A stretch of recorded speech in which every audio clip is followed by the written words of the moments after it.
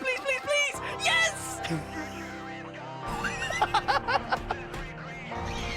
Yes!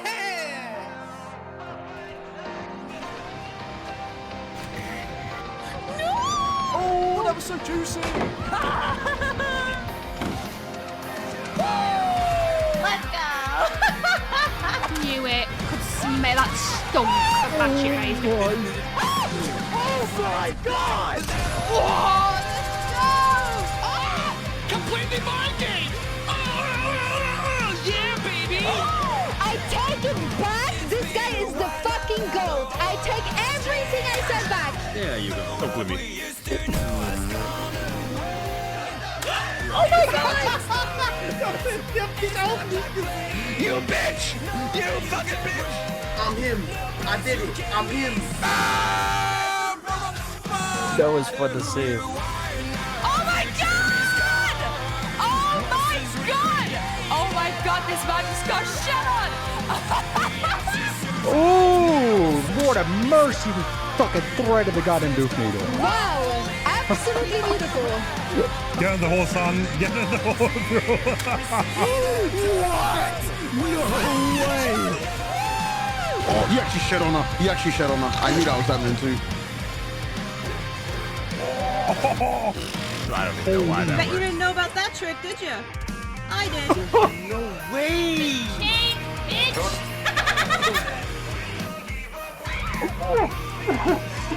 Nice! We fucking take those. Oh my god! Yeah! What the fuck? It's blood favor, it's blood favor.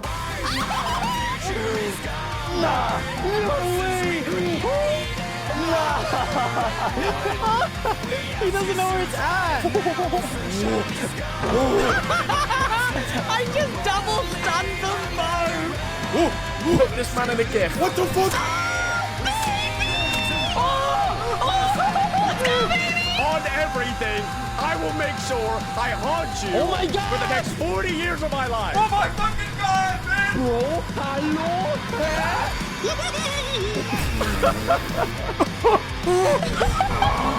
That's hard. Yeah, nice fucking try! I hit that. I don't know what else to say.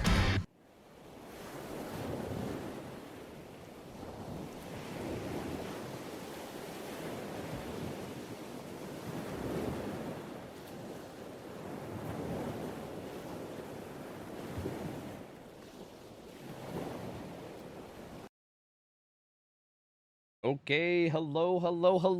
Welcome to the tournament. Hi. So with me, we have my boy Ralph casting with me. So hello. Hello, friends. Hello. Yeah. Say hello. We have a pretty sick schedule today. Pretty good games incoming. I'm pretty excited. This is going to be such a good day of games. We have the whole bracket set up here that you can see. Although today we're going to be doing basically 4 of the games of the first round bracket, and then 4 of the games of the first round bracket will also be done tomorrow. So between today and tomorrow, we're going to be doing the first round of, what would you call it, round of 8, I guess. And we're going to be saying goodbye to half the teams, which is like kind of insane, honestly. The more I think about it, the more I think it's kind of wild. But it's going to be such good games. I'm very, very excited. I'll be flipping through these screens. We have like some roster screens here as well for you guys to see who's on the rosters, just so you guys maybe, you know, if you're a little bit unfamiliar, you can maybe kind of, you know, see exactly like who is on what team and what's happening. The very first matchup we have today is actually with Maurice's Pieces versus Jiggy, which is what's going to be being set up right now. And man, I'm pumped for it. Ralph, how you doing, dude? How's it going? I'm feeling great. I almost said looking great. Don't know why, but hey, I'm excited. I think we're gonna have some really good matches. Yeah, I'm excited as well. I'm looking for, like, you know, some upsets. You know, I want that Cinderella story. I want that underdog to, you know, come through. Something amazing. Yeah, same. I'm hoping so as well. So this is going to be an interesting tournament because essentially this is going to be balanced like very heavily towards like a competitive mindset. Now, we're not really going like full actual competitive balancing, right? Like if some of you guys are competitive watchers and you watch things like DVD League or whatever, they basically have like very strict balancing in terms of like many tiers with like very strict balancing. We try to keep it relatively simple. There's basically 2 tiers of balancing with like S tiers and non-S tiers, but they still do have a good bit of balancing, and they're going to be restricted at least a little bit. You're not going to see any of the bullshit like Last Stand, you know, new perk that came out, like getting stuns on window vaults, like you know, all the perks that are super impactful, things like Sword of the Burden, like you're not going to see any of that. But there still might be some things that you're like, whoa, that's allowed, but it's going to be pretty good. We do have this first best of 3, by the way, which I can go tell you right now exactly who they're playing. We're gonna have 3 sets between these 2 teams, and oh, these are good sets. Okay, well, the first set, I think people were a little, you know, they get a little bit weird about this set, but the first set is Huntress, but we're putting it on Cool Tower, and that's mostly for you, Ralph, by the way, because I know every time I've ever cast a tournament with you, and we've had Huntress on records, I know you you tilt like crazy every time we have Huntress on anything other than Macmillan. So we have her on Macmillan just for you. That was specifically for you. I did that. But then we also have Wraith Dead Dog Saloon and Demo on CT as well afterwards. So that's the current best of 3 that's going on, and very excited to see these play out. And I think these are all 3 really good sets. I think Wraith and Demo are some of my favorite sets to watch. Huntress, you know, it could be hit or miss, but I think from like a streamer tournament, I think this is going to be really good. Like I think this might be end up being a really solid, a very solid like killer to play considering who is in here right now. So yeah. You said Wraith on Dead Dog, like out of the other sets are the maps that those killers are going to be playing on. There's like normal maps, you know, the usual like comp maps for them. Correct. Yes. Like Wraith Dead Dog Saloon is like extremely like that's like the standard. Like that's like the absolute standard. Yeah. Same thing with like Demo and CT. I mean, that's like pretty much what everybody. That's like everyone's go-to all the time essentially. So yeah. It's all pretty standard outside of the Huntress CT. Gotcha. Again, balancing might be a little bit less standard, but I still think for the most part, it's going to be pretty solid and pretty good. So while we're kind of getting everything set up, I think in order to help you guys get to know these teams a little bit better, we can maybe, I think I maybe have a little bit of treat of you, or a little bit of a treat. One of our lovely staff members has made these pretty sick videos. So here, let me go ahead and hook you up, and we can introduce you to Team Jiggy. Let's do it.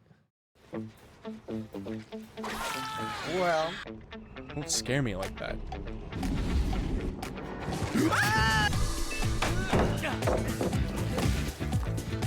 Oh, and I'm still juicing. Oh! Oh! Oh!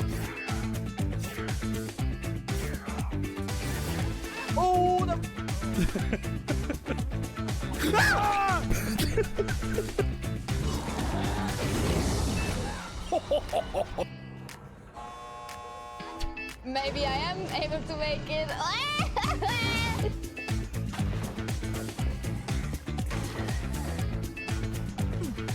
Are you healing?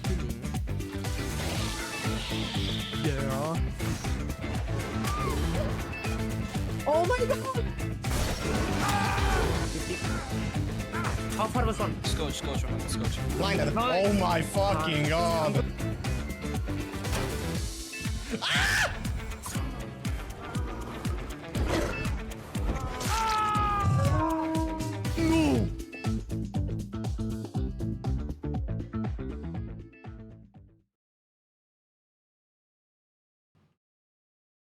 All right, we are back. This team, I'm really excited for this team, honestly. I think this team is one of those teams that I think could go really far in the tournament. I'm really excited for it.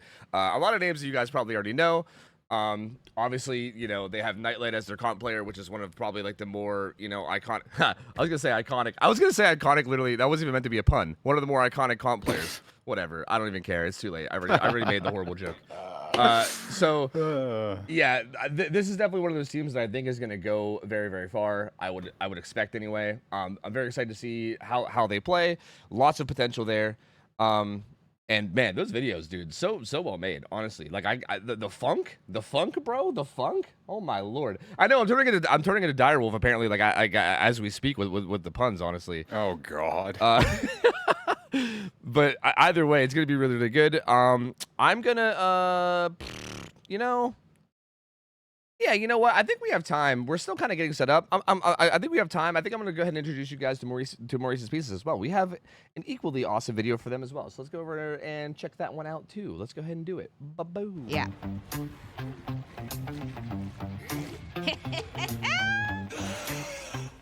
Disappeared. Yo, yo! Wait, parkour!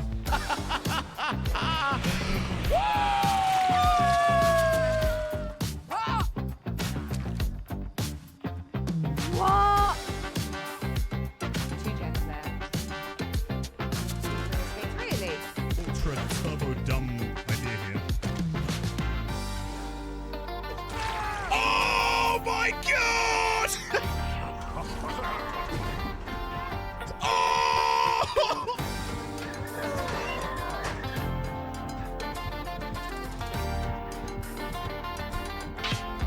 Open the door, go on! Oh, what's that? No way out? Thank you so much, Foxy. Thank you. Ah! Oh, it's a tight loop. It is a tight loop. It is a very tight loop. Oh, it's tight. Oh! There! Ah!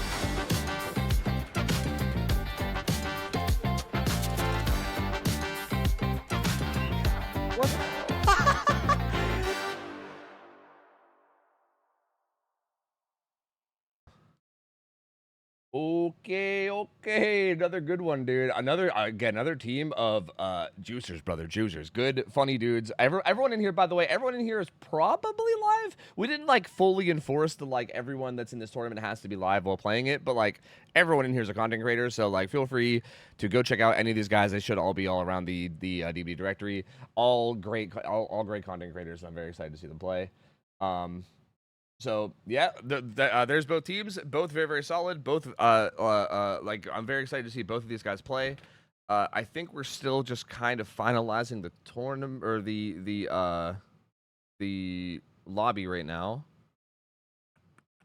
So I need a quick moment for that. We're gonna be starting out with Huntress CT. Sorry, I'm gonna say that we're gonna start with Huntress CT. This is a kind of interesting set because I'm not really sure how this is gonna go. A lot of times with Huntress, you can see gameplay be a little bit more like campy at times, but I'm not sure if that's gonna happen this time. To be honest with you, with these kind of gamers, I'm not sure if that's gonna happen. Is it so? Which team picked Huntress? Is Sparky's the Huntress player? Yeah, am I crazy? Let me go take a look, and I will be able to tell you that. It looks like yes, you are correct. Yeah. So they are the team that picked Huntress for the record. And then the other team, Jiggy, picked Wraith.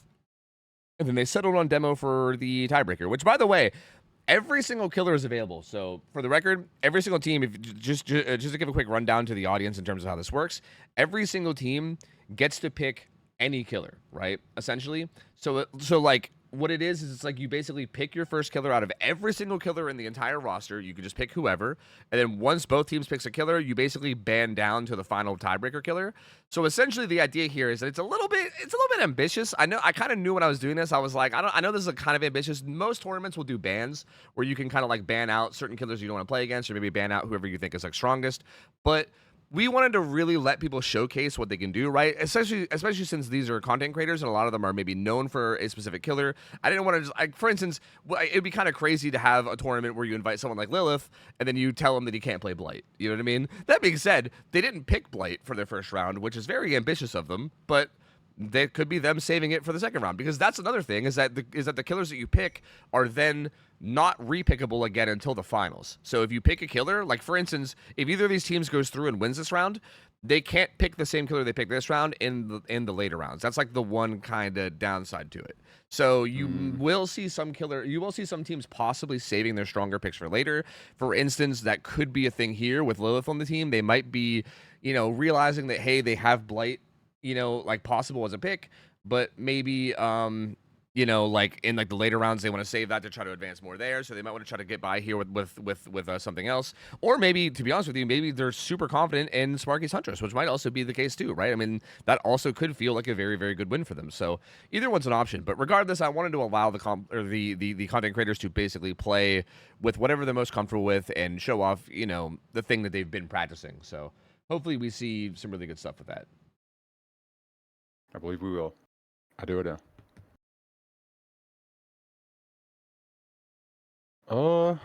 Looks like we might be ready. Yeah, I believe we're just setting up and getting ready to go into the game, I believe. Builds are checked. Things are ready to go. Also for this, we're going to be using the very classic kind of a scoring, by the way, that most like comp settings use, which is basically 3 win conditions. It's going to be generators completed, hook stages, and then fresh hooks in terms of all 3 win cons. So basically the standard of what you've seen if you've seen any other competitive setting. If you've not seen another competitive setting, then, you know, we'll have to try to address it more and more in between rounds when we have time. But right now, we are currently loading into the first game. So give me a moment. We're going in. Yep, we are going in. We are going in. We are certainly going in. Oh, I'm excited for this one, dude. I'm excited for this one. All right. I'm excited to commentate and actually be able to look at the game in the game. Jesus Christ. Yep. Oh wait, I think we have the new fancy hotkeys and stuff too, don't we? We do. Oh we wait, do. my volume. Sorry. Wait, what just happened? I just got.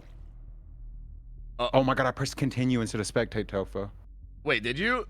I sure fucking did. Wait, I think mine's.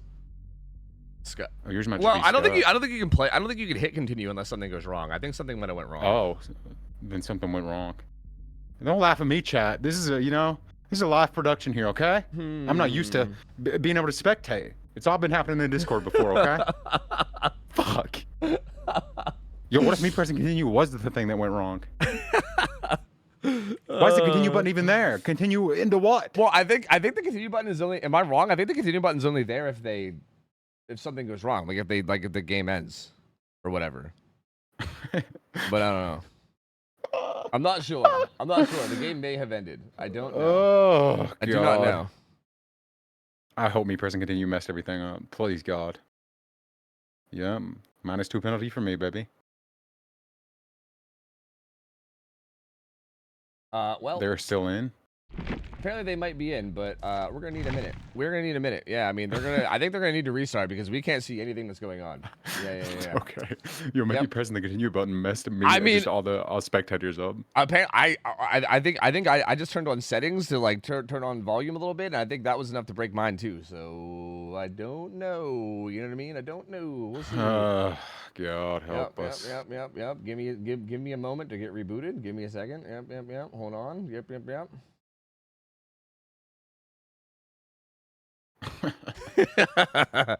Oh Lord.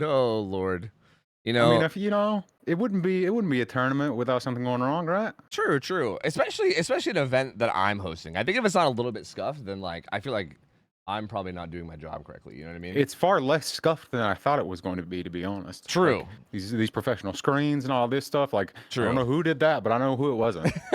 True. That's true. That is true. Yeah, same. Fucking same. I agree. My staff out here trying to make everything look professional, and then they leave it in my hands, and then it all just goes downhill. You know. God.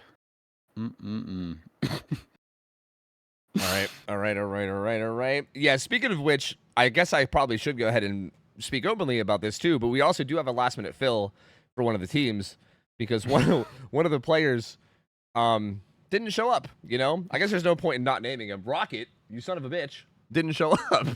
He might have overslept. Maybe he forgot it was the day. I don't know. I'm not sure what happened. Yeah, he ran out of fuel, exactly. So Maurice's Pieces is actually getting a last minute comp player fill as well. But I believe we found him a very, very good player. So like, I think they'll be chilling. But yeah, Shout outs to whatever comp player is filling in, whoever the hell they are. Who are they? I'm gonna be honest. We had multiple people that were like willing to do it. I don't even know who staff out it on. I kind of put it into their hands, but we had a bunch of like good players that were like willing. So like again, shout out to the comp scene in general because like the fact that we literally needed someone within 10 minutes and we like hit up we hit up multiple people and like multiple of them said yes. So yeah. Okay, you gotta get back in the lobby. Yeah.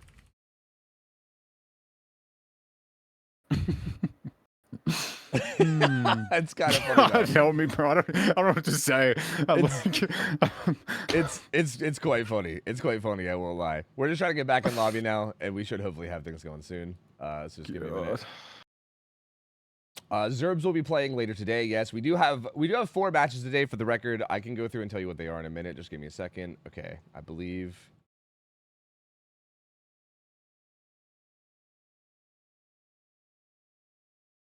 we should be good. The 4 matches we have today, by the way, just to give you guys a quick rundown. The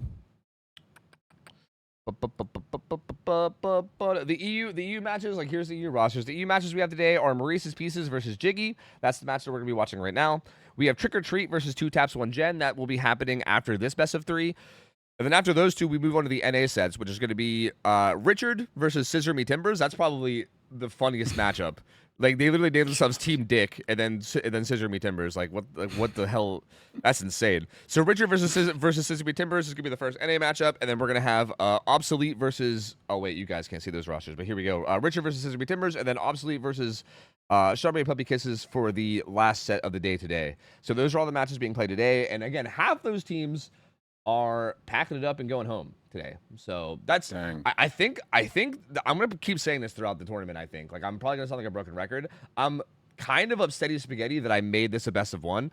I'm a little like regretful of it. I know that we had to, like, based on like it being, you know, like just 2 weekends, and it would have been way longer if we did it otherwise. But I'm very upset to see how these teams go home after one game. Like, I really want to see a lot of these teams play, and I'm really sad that half of them are gonna be gone. You know what I mean? But that's, you know. So why'd you do it? Event 2.0. Well, because we were like, okay, we were either gonna do 8 teams with like a double elimination, or we're gonna do 16 teams, and we went with 16 teams instead. But maybe.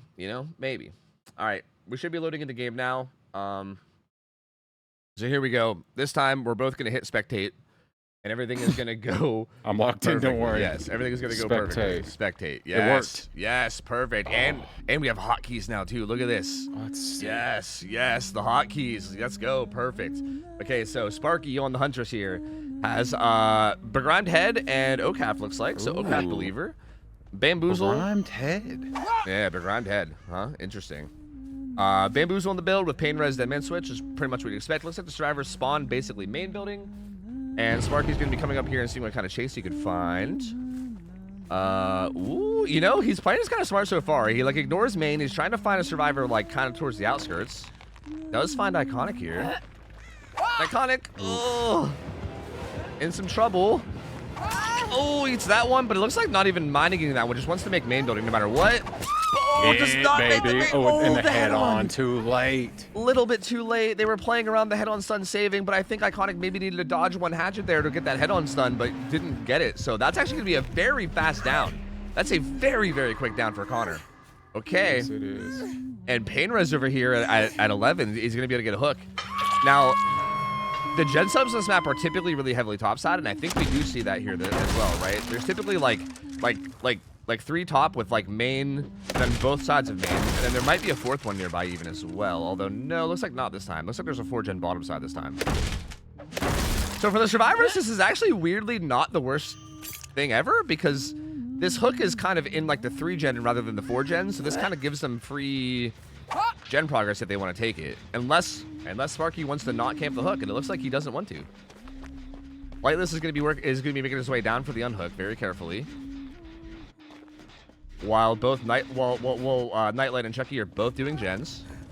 Whitelist is going to come in and get the unhook for free. Hatchet not landing during any kind of actual frames that matter. And Sparky looks like he wants to stay on the flightless here. Looks like he does not want to actually go after Iconic, who's injured. Wants to stay on flightless. Yeah, and finds flightless. Wonder why. I wonder if he just got it so early he can afford it or what. Ooh, this is kind of risky. He's swinging at the pallet from the outside of the map too, kind of like if Flightless would have got that stun, that would have given him the stun with the map. So this is much better. Getting stunned on this side does not give him the map, so you're kind of keep him zoned in this corner. He insta breaks, and Flightless kind of makes a move for main. Eats that hatchet. He does make it in, but this door's broken out, and Flightless is going to be in some trouble here. He has BL if he can get to the drop down without dying. Just hold that hatchet. Never mind. Throw it. Great. Hit him. Good. So yeah, great hatchets from Sparky though. Great hatchets. It looks like they're trying to crank that gen over on the side here. This is kind of the current top side 3 gen that they're trying to worry about. Chucky Enjoyer might end up getting hit by Pain Res. He does. Pain Res gets hit on Shaq. It looks like Iconic and Nightlight are over here at 2 trying to knock out this gen. This is basically the final gen in the gen setup on top side, so if they can get this done. Ooh, but the hatchet coming through forces Deadman switch, so that gen will not pop. And they're going to have to bail. This is... Oh, that was actually really close. This is 2 survivors off gens now, too, so that's gonna be putting a hurt on their gen progress. It looks like it's just committing to Iconic, which means Nightlight should be able to get that pull. Yeah, no, it is there for the pull. Yeah, but Iconic now going to be in some trouble here. Ooh, needs to dodge a hatchet. Does not manage to do it.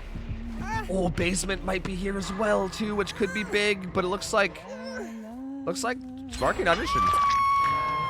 Big gen pop. Okay, this might seem like not a huge deal, but like Chucky popping that gen bottom breaks up all the bottom side gen subs now, so this hook is not currently in a gen setup, right? There is no protectable gen setup now on top of this hook. There's 2 down here near Shaq, and then there's 3 up towards main. So in theory, you can't really camp out this hook, but it looks like Sparky's not too interested in camping out the hooks anyway, to be honest with you. He kind of just wants to get out there and chase people. And I think he can afford it. Like, the first down he got was, I mean, almost as early could be. Yep. Looks like currently, I'm not really too sure what Chucky Enjoyer is doing, just stealthing. I think he wants to work on this bottom gen, but he's a little bit worried. The gen progress is a little concerning right now. The Hunter just came in. Iconic's gonna be Death Hook. Okay, FTP on Iconic, so Flightless gonna take the injury state. Oh my god. Such good hatchets. If he just held it, he would have made it, but he didn't know. I mean, it's one of those tough scenarios, right? Where like maybe you think Babushka, but you don't know, right? And now this is gonna be Flightless's second hook, right, in basement. Looking a little hairy, bro. Looking a little hairy, but let's see what gen progress is like. Iconic still working on that gen at 2. Nightlight, I believe this is the gen at 10. So two topside gens are being done. Chucky Enjoyer, I think, is going to be stealthing down here to get the possible pull if they allow it. So basically, if the Huntress goes far away, like they are right now, Chucky Enjoyer will most likely be able to go down there and get the save. Iconic getting found again, though. This is not good. Iconic's Death Hook. And another good hatchet. Oh, good God. crouch, thank God. Oh, thank God. No, Iconic. But where's she gonna go? She does not have exhaustion anymore. Litha's gone. Has to watch this window. Oh, my. Great zoning, though. Great zoning. Wait. Oh, no. No, too late. Just too late on the firecrackers. And Iconic's dead. This actually could be a big result now. This could be a very big result now. One's dead. Flightless is also Death Hook, so if Flightless ever gets caught in a bad position, that's 2 dead. And as soon as 2 people are dead, the game becomes basically over. So Flightless has to be very careful with positioning here. Nightlight's back on the gen 2. That's very close to popping. And Chucky Enjoyer finds himself in chase down here bottom side. Needs to have a really good chase, honestly. Like, we need something here from Jiggy. Oh, God. I'm just clenched this entire time. like I'm actually just clenched and I just can't speak. Going through that pallet's so good. So good. And okay, so gen number 4 pops, but they just now started the last one. Chucky Enjoyer doing a no look juke there. That's terrifying. He's doing a really good job of being slippery here. Playing a big 50 here, but wins it. Wins the big 50. Oh. And wait, is he just leaving the chase? He is. He finds Nightlight. He didn't know where he went. Oh, okay. Finds Nightlight, though. It gets a nice hatchet on the Nightlight. Oh, my Lord, bro. I see why they picked Huntress, bro. Yeah, actually, I was over here talking about, like fucking talking about Lilith on the Blight, but, you know, like, maybe this is the strongest set for them. God damn. Jesus. Sparky is popping off. Oh, my God. Kicks a gen over here. Now, what's interesting about this, too, is with the final gen coming up soon, this actually becomes a very interesting scenario where he probably really wants to find either Nightlight or Chucky Enjoyer, ideally, and get them on hook. Because they're both fresh hooks. And if you can get them on hook and secure that, that's actually a good bit of hook stages for Huntress, I would say. Like, typically Huntress games, I mean, keep in mind, I don't think any of this is going to be played super optimally, but Huntress is not typically 4K a lot. And typically it comes down to, like, stages. So if you can find one of the fresh stages and get them on hook and camp them out for all 3 stages, that could end up being a really, really good result. And this gen is getting very, very close. The current gen setup is very split. They only have this one main and then 2 bottom side very far away. So there's really no way to actually protect this for Sparky. He's going to have to commit to someone eventually. Very good stealthing for these guys, though. Flightless is stealthing edge map over there. Yeah, currently Chucky's splitting a bottom gen, and Nightlight's aggressively doing a top gen. Flightless is stealthing because he can't get found. I'm a little surprised that Flightless is stealthing, actually. I feel like this might be it might be a bit of a miscall here. I don't know, maybe I'm crazy, but I feel like if Flightless could hold a chase for any amount of time at all, maybe they're worried about that. But if Flightless could hold a chase for any amount of time at all, they could let him die to let the other two get out. Oh, what a hatchet. And this could be basement. Unless he wants to greed for more at the exit gates, which he could. I guess in theory he could hook anywhere because he is Huntress, right? Like this hill hook should be pretty much unsavable. And Nightlight injured. Okay, but they're way far away. Ooh, I say way far away, but like... Oh, he has no hatchets. Yeah, no, these guys are 100% going to leave. There's no possibility of saving this guy. Well, I say that, but here they are healing. I mean, I say that, but... Are they actually going to try and make a play? There's no way. There's no way. They're hooked on a hill against Huntress. There's no way, right? On a hill against Huntress with Lovecraft. Like, what are you going to do? It is possible that maybe they try to open the gate close and see if they can bait the Huntress into leaving. Because in theory, you could bait a mistake here. No, it looks like maybe they were talking about it, but they decided to leave. In theory, you could try to bait a mistake, but it feels like it's way too risky. They exchanged the flashlight for some reason. I don't know what that was. Sounds like a sketchy drug deal. I don't know what the hell was that about. To get to take this kid before we leave. Like what the fuck? Bizarre strats. I don't know what that was. It was like a thank you. I'm not sure. Yeah, I have no idea. That ends up being 8 stages with 3 fresh stages, though, which is actually quite a good result for Huntress. Like, this is actually, I would argue this is, like, above average, considering all the survivors play really well. That being said, I don't know exactly how disciplined and you know, and like, coordinated every team is going to be, so this feels to me like a pretty good result. But I guess we'll have to see what happens when we see the killer from Jiggy, right? Because this is still definitely winnable. All it takes is like one big slip up, and you could very easily get a 4K. So it's really gonna boil down to like how disciplined the survivors are from Maurice's pieces. But if they play a good game, this is absolutely winnable for them. I would say that was a pretty solid performance from Sparky. Very, very solid. So no, it was a wonderful performance to watch in general. You could tell that he was really, really comfortable, or it seemed like he was really, really comfortable. Like, I mean, he barely had any misses whatsoever. His aim was like on point, man. Like, God. Yeah. Like I feel like the amount of like 50s he won with hatchets was actually so gross. I feel like typically in comp match and like any comp match I've seen with Huntress, and especially chasing really good players. Like these are all very good players, right? Like it is not easy to hit people like these with hatchets. But he was winning so many of those 50s, like holding the hatchets for like the perfect amount of time, like being patient but like not too patient, like not being overly patient, and like letting and like letting them get away with things. Honestly, just such good play. Like I actually. Very, very solid. I think it's going to be hard to beat that. Like, I think trying to match that is going to be very, very difficult. So, and did you notice all like the, you know, the close, like around the corner hits and stuff like that he got without velocity? It's crazy. It's crazy how that works. No velocity. You're such a Rose Root hater, dude. You're such a hater. I mean, it's nuts. He didn't have shiny pin though, so you know we do got to deduct points for that. You're not wrong. Like, not a shiny pin believer. You hate to see it. He's on his path to shiny pin. I believe.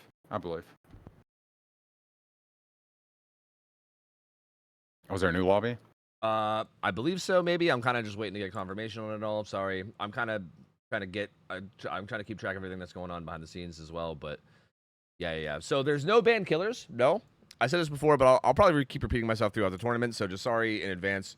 But basically, every team is allowed to pick whatever killer they'd like. But if they pick a killer, they then can't follow up with that killer again until the grand finals. So like, again, in theory here, like, let's just say that Maurice's Pieces wins every match they play. Huntress got picked on this first round, so they cannot pick Huntress again until the grand finals. At the grand finals, it opens up and you can pick everybody again. But the whole way until the grand finals, yeah, so like, that's kind of the important thing. Like, some teams might save strong killers for later, right? Especially if they're feeling particularly confident. But you know, it all depends, right? Like, it's if you have someone on your team who's like a god tier, you know, XYZ killer, you might want to save them for later, but at the same time, if you don't pick them and you lose, then you never get a chance to play them at all, right? So it's a little bit of a weird, like, strategic, like, it's hard to really, you know, it's a tough strategy. I'm very curious to see how people tackle it, because I will say, I'm not going to go into like every single team's pick so far, but I will say I have seen some teams that I know for a fact have really strong killer picks who have not picked them first round, right? And then others who have. So it's interesting to see. I think how teams navigate that is gonna be interesting to pay attention to. And I think there's definitely gonna be some situations later rounds where we might end up seeing teams that don't have that good of killer choices left, and they kind of have to like play with like scraps. So that might end up being a bit of an issue later, depending on how people play around, you know, their like picks advance. But you know, that's kind of just something. It all opens back up at grand finals, which makes sense. I feel like that's normal for any type of tournament that does something like this, because being able to see, like, you know, say like Sparky's team that we just saw making it to grand finals again, and then possibly whipping out the old Huntress again, that would be insane. Yeah, exactly. And at that point, it makes it so hype too, because like you haven't seen it for so long, right? Like it's been so long since you've seen it, and you're like, oh, now we get to see it again against this team that like won the other bracket. You know, yeah, it becomes so hype. We were thinking about reopening them for even like the regional finals as well, right? But we decided against it because if you guys don't know, like the way the bracket works right now is that we have like basically all of EU in one bracket, and we have all of NA in one bracket, and essentially it's best of threes up until the finals of the actual brackets. So basically like this match over here that I'm pointing at, and the one that's also corresponding near Ralph's cam, those are like the finals for EU and NA. Those will be best of fives. So it's two. So basically whoever gets to the grand finals will play 2 best of threes and then a best of 5, which is what? That's like 4 killer picks. So basically they're basically gonna have to have 4 unique killer picks, and then once they make it to the grand finals, that's another best of 5 where everyone's allowed. So yeah, it should be pretty interesting to see how they navigate it. And again, I think Maurice's Spaces is looking pretty good so far. I mean, like Sparky disgustingly good on Huntress. We know they have Lilith on Blight still to bust out, and who knows what other things they might have going on. I mean, I'm not 100% familiar with every player in this lobby with every player in this tournament to know exactly how good they are at everything. Like Sparky's Huntress there really impressed me. That was phenomenally well played. I agree. I very much agree. And we already know who's gonna play killer for Jiggy's team, yeah? Or Team Jiggy, rather. You know, maybe Jiggy's team. Yes, it looks like it will be Slender, yes. Okay, well, and this that didn't do much for me. No idea who that is. Yeah, Slender is someone that's like new to me as well, but I'm very curious to see how they play. I know of them. I know that they run the P100 website, where they like where they keep track of a lot of people's P100s, which is awesome. I love that. I love to see that kind of community stuff together. And I know that they're very good at the game. I've seen them play before, and I know that they're very good. I've not seen them specifically on Huntress, and I do think that this is one of those situations where it becomes very interesting because this is like a set that was forced onto these guys, right? So, like, how does that end up working, right? Like, I think these are going to be the most interesting ones of all, right? Like these sets where you could probably join, by the way. I think these are going to be the most interesting sets at all, by the way. The ones where you're basically forcing people into a set that they're not possibly comfortable with, right? Like, those are the ones that I think are the most interesting, where I think it's going to be the most volatile, right? Like, how do they handle this even though they didn't choose it, right? Like, they weren't the ones that actually chose this, so they have to just kind of adapt to it. That being said, they did do these picks and bans, like, a week or 2 in advance, so they've had time to practice, right? Like, they've definitely had time to practice. It's not like this is just sprung on them this morning or anything, but still, right? If it's a killer you're not comfortable with, how comfortable can you get in like a week? You know what I mean? Like, there's only so much you can do. And I mean, you know, like, I'm assuming it was a team conversation as to, okay, who's going to play this killer? So they picked him. So yep, 100%. I'm assuming they were confident. Yep. I believe Thunder Killer is also a her as well. So yeah. And yeah, this should be spicy. I want to see Shiny Pin, bro. I feel like everyone's sleeping on the Shiny Pin. They are, Tofu. They are. One day they'll wake up. One day they'll all wake up. So someday they'll see the light, bro. Someday they'll see the light. I don't know when it'll be, but someday they will see it. I mean, I kind of respect like the begrimed head for Mangled though. I mean, it's not like a terrible idea. It's Mangled, you know. Yeah, I really don't think it's a terrible idea either. I don't think Huntress, especially ever since her buffs, I don't think she's that reliant on add-ons anymore. Like, I feel like it used to be such a big deal. But, like, for instance, even without Oakhaft, you can still, like, you can't unhook against her, right? Oakhaft used to be something that you needed to run, especially in comp, people would run it because it let you, like, basically deny unhooks altogether. Like, you can hatch it and then M1. But they buffed that. Like, they gave her, like, somewhat base kit. Like, shit, that was, like, 2 years ago at this point, wasn't it? I don't even know. But they gave her that somewhat base kit, and you don't even need Oakhaft for that anymore. Oakhaft is still good, don't get me wrong, but, like, you don't need it for that anymore. You don't really need Babushka because they added some of that base kit, although Babushka is still kind of good. You can kind of run whatever you want, honestly. Like I think like Bergrand head solid. Yeah, true. Like you don't think OCAF is needed? See, well, they didn't do anything to her base kit like recovery speed. I don't think. Like I'm pretty sure it was just you know base kit like amount of hatchets, and then gave her like pretty much base kit babushka, and that was it. Yeah, I thought there was something like OCAP related, but maybe there wasn't. I don't think so. Well, they tested like a base kit like triple shiny pin, and she moved at Mach 5. Whenever you put shiny pin on top of that, but that was clearly a bad idea. But outside of that, no. Like I think that was it. I'm pretty certain they didn't change anything to the base kit like recovery speed whatsoever. Well, what just happened? They're remaking lobbies though. Oh, okay. But no, I think shiny pins. I think shiny pins necessary. Like, even outside of like you know, the power at being able to deal with people like unhooking and stuff like that. It's just like after you get hits through like windows when they're vaulting for the chance of like possibly being able to get another follow-up shot, and just all those situations. Period of once you get throw one, just how much quicker you recover and can possibly get something else, or just even the snowball potential in general with getting something else. Yeah, that's fair. I guess I get the idea. Like if you actually do land the hatchet, then you can kind of follow up with your next one faster. See, I feel like to me, I typically imagine that like if you land the hatchet, I feel like if the Huntress isn't doofing up, then I feel like they should get themselves into a position where the follow up should be hard, if not impossible. I guess that was kind of my thoughts towards it, but I'm not 100% sure if that's like, you know, well, I mean, reliable. like.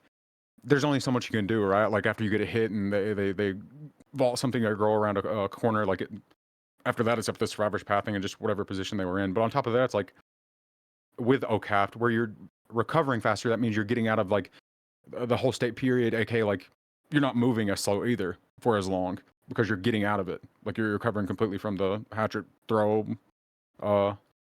recovery animation. So it helps you even more with like just overall position period as far as being able to like follow up with anything at all. Yeah, I mean that is true. I mean, I guess in theory to even get you back into like your movement speed faster, right? Like it kind of gets you back into like your 4.4. So yeah, true. Like in theory, like they kind of just get less overall no matter what. So yeah, I guess it's a good point. See, you know when they get even less tofu when you shiny pin on top of that. True. Facts.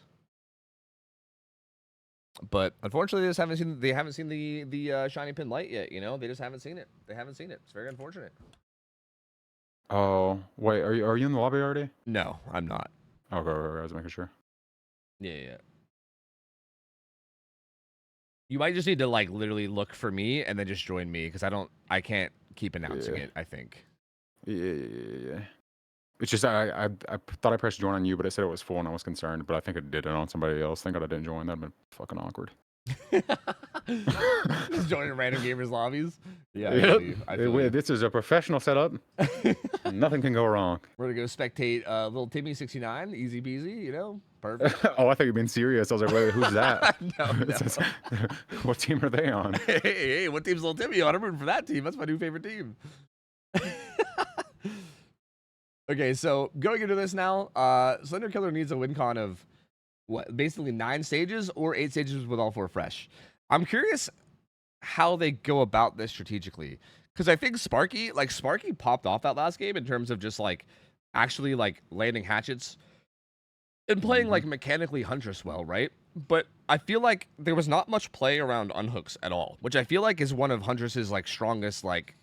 It's like one of the things that she's strongest at is like her ability to camp hooks, her ability to like force unhooks, to like make unhooks tricky in general. So it's interesting that Connor Sparky didn't play around that at all, and I'm curious if Slender Killer plays around that, or if they go with like kind of a just traditional just go chase people kind of a like play style and just hope to execute it better. Because I personally feel like Sparky did just about as good as you could possibly hope to do. Just leaving hooks and chasing people, right? Like, I feel like if that's the way you want to go about it, I feel like, because if you do that, you have to do better than Sparky did doing that same thing. And I feel like Sparky did an amazing job already. So, like, I'm curious what the strategy is here. I feel like if it was me, I think I would try to play more around the hooks. Like maybe like get a hook and like a gen setup, protect the hook, protect the gen setup, right? Like try to play like some kind of like a strategic way around the map. Again, it might be kind of risky because it might not work out, and you might not be able to get the stages if the survivors play really, really well. But I feel like just leaving the hooks and just chasing people, to me, feels a little bit more risky because I feel like you need to really, really, really pop off in order for that to actually get enough to get the win here. So, I don't know. Here we go, though. Here we go. We're in it. Begrimed head as well. Interesting. Yeah, Begrimed head. Same add-ons, actually. Agitation this time, though, which does make me feel like it is going to be a more hook position type of playstyle now, right? I mean, there's no bamboozle, which means you got to be really, really careful around main building, right? Main building becomes very, very dangerous. But Agi means that, like, if you down someone mid-map, for instance, you can carry them anywhere you want. You can have, like, basically any hook you want on the map. It's very, very good for getting hook for getting good hook positions. So curious to see how that plays out. This is kind of a bit of an odd spawn because Sunder spawned top and they all spawned bottom. Ghost Arcade currently cleansing a totem for inner strength, and everyone's kind of just stealthing right now, trying to not get found immediately. Ivan gets sent out to do a gen quickly. This is something I think you might see common, is because every team's allowed one comp player. Ivan, as you know, he's filling for Rocket right now. Ivan is one of like the best chase survivors in this entire video game. Like if there's like a list of survivors that you never want to chase in this game, Ivan is somewhere on that list. Like he's somewhere very high on that list. Like that, he is disgusting in chase. So this might end up being kind of a common theme that you see with teams where they might send their comp player out, especially if they have someone like Ivan, to try to get chase first. But Sender Killer not going that was after a hit with shiny pin. I'll say it. I'll say it. Yep. True. Ooh, loses this 50 as well. Ghost Arcade doing a good job greeting this. And Sender Killer just leaving it. Okay, leaving it. They're currently split on gens right now. 3 different gens are being split, actually. And gonna show up at Jiggle's gen. Jiggle only a smash hit for exhaustion. So nothing really clean to get away from this. Needs to just play her life. Ooh, dodges that hatchet very clean. Trying to make her way down. This is really good from Jiggle to run down to bottom side, getting away from the unblocked gens. Actually gets far enough away that Sunder feels like they just have to bail. So far, really good start from Maurice's pieces. Very, very good start. I'm just staying clinched, bro. I don't know. Like, I just stay clinched every time the hatchet goes up and it's like a tight situation. I'm just clinched as hell. Ooh, Ghost Arcade gets a surprise M1 to the face. And oh, God. Playing around this jungle gym pretty well so far. This is going to be a bit of a 50 at this pallet. Ooh. Oh, wins the 50 though. Gets away from that hatchet too. Great play from Ghost Arcade thus far. Oh, doesn't win that one though. Thank God you charged it. Thank God you knew he was gonna do it. But 2 gens are gonna pop for this, and there's a third one very high prog too. So that's 2 gens top side. This hook should go bottom side, but let's see what the killer does. Carrying kind of mid map. Now, see what I prefer here is I think mid map's not terrible, especially considering it's pain res as well. This might hit Jiggle Death's hook or gen. I mean, it does. No pain res, but it does hit Jiggle Death's hook. I mean, now how many gens are over here? There's like 4 gens. I mean, you're kind of in dead center of the map though, so it's a little rough. There's only 2 gens top now, right? Like they popped 2 topside gens. There was kind of like a loose 5 gen up here though. Come to look at it actually. Actually, yeah. Wait, was there a 5 gen up here? Is there still a 3 gen? Wait, there is. Wait, there was a 5 gen top. Oh my God, never mind. I take back what I said. This is actually a great hook position. Because yeah, there was actually a 5 gen up here. I assumed it was just a 4 gen. They got an insane gen spawn. Wow. So yeah, this hook actually ends up being in a pretty good spot. That being said, they allowed the unhook for free, which is not great. This is what I mean. This is the kind of thing that Huntress excels at if you actually are like paying really close attention to rotations and everything. But if you allow an unhook for free, this kind of takes away that like that strength that you have, right? And it forces you to do this, which is just get back into a chase again, right? Ghost Arcade watching for the window. Does have Lithe, gets the vault with Lithe and gets some distance. Oh no. Making his way up towards this top left corner. Godrock here did not spawn. He's got to try to make his way around to this 4 lane, but this is trouble. This is problems. Problems team. Problemos team. The gens are getting progressed. Oh, is that hatchet though? Yeah, the gens are being cranked right now though. So like, this down does need to happen fast. There it is. Good death spot though, considering what gens are being done. Way far away. Will Slender be able to recognize this and actually carry far enough? Yes, walk by that hook. Yes, perfect. Yep. Decent gen, or decent hook positioning, but I think they should pop this gen before DMS. Yes, that gen pops, so the 3 gen's now broken. There's basically 2 gens top, 2 gens bottom now. This is a really tough spot for Slender. Very tough spot now. Because you're kind of playing towards the tunnel out, right? Like, you want to get the kill, but at the same time, it's going to be hard now. Like, by the time this kill comes in, the gens will probably be done. Jiggle gets away from that one as well. Very well played. Ivan currently cranking a gen very close to the hook, too. Oh, Lilith found to this jungle gym. This pallet's still up, just thrown. Turn back with the hook. Yep. Going back towards the hook. Lilith. I mean, these guys all playing their chases well enough to not take hits here is really important too. Like, if small tags come in here and there, like if like a quick hatchet lands here, like a quick hatchet there, this can turn into like a very volatile situation fast. So these survivors are doing a really good job of avoiding these so far. Lilith runs up to try to get the unhook, but that's the bait away. Could have maybe just stuck that, to be honest. Ooh. Ivan's here now as well. Are they actually gonna try to pull this? This is really scary against an O-capped Huntress. Oh, nobody's on a gen currently. They're all around. Only 2 hatchets. Okay, Ghost Arcade does die. He's dead. Whoa. Yeah, oh, this no, is actually he's dead. This was really sloppy. They got no gen progress. They swarmed the hook and then didn't get the pull. Very Not even sloppy. risking it, just M1ing here. Gets the down, yeah. And also sees Ivan here as well, I think. Oh shit. Still has 1 hatchet left. No, this is Jiggle. Sorry, this is Jiggle. He's gonna go ahead and take this hook. This could get monked because this could also be a pain res. Potential DMS. Firecracker prey, but nothing. Ivan's still cranking this gen. Has a good bit of progress. The problem here is that if, you know what, Jiggle actually could bait this chase. Ivan let himself get pain res DMS. Never mind. Everything I was about to say is gone. Everything I was about to say is gone. I was gonna say if he doesn't get DMS and Jiggle can bait this chase, they can maybe pop this gen. But never mind. Pain res DMS comes in. Oh man. And Jiggle just now started a separate gen. Down here at like 7. Oh no, dude. Oh no. Let's see where Ivan's stealthing. Ivan can't get found here. If Ivan gets found, this is big problemos. Like, he really needs to stay hidden. He's currently stealthing behind that rock on the side. Slender's gonna go check on this gen. We'll find Jiggle. This should allow Ivan to get the unhook for free. Yep. But now Jiggle. Ooh, they keep baiting this pull up.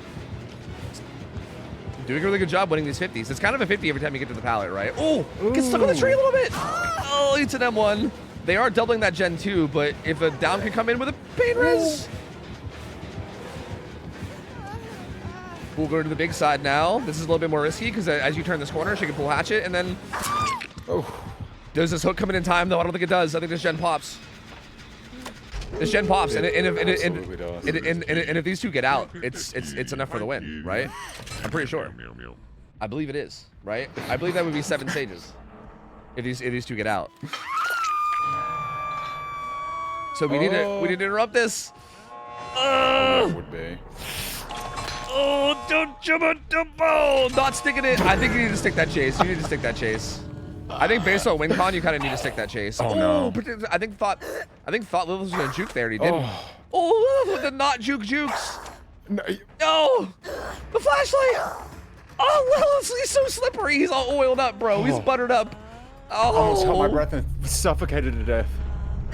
Well, that ends up being 7 stages, if I'm not mistaken. 7 stages to refresh. So I believe Maurice's Pieces ends up winning this by 1 hook stage. I believe that ends up being a 1-stage win for Maurice's Pieces. So, yeesh, that was close. My lord, this is gonna be, bro. I'm excited now. I was wondering how these games were gonna be and if they were gonna be close, but I think this is telling me more and more that yes, I think it will actually indeed be close.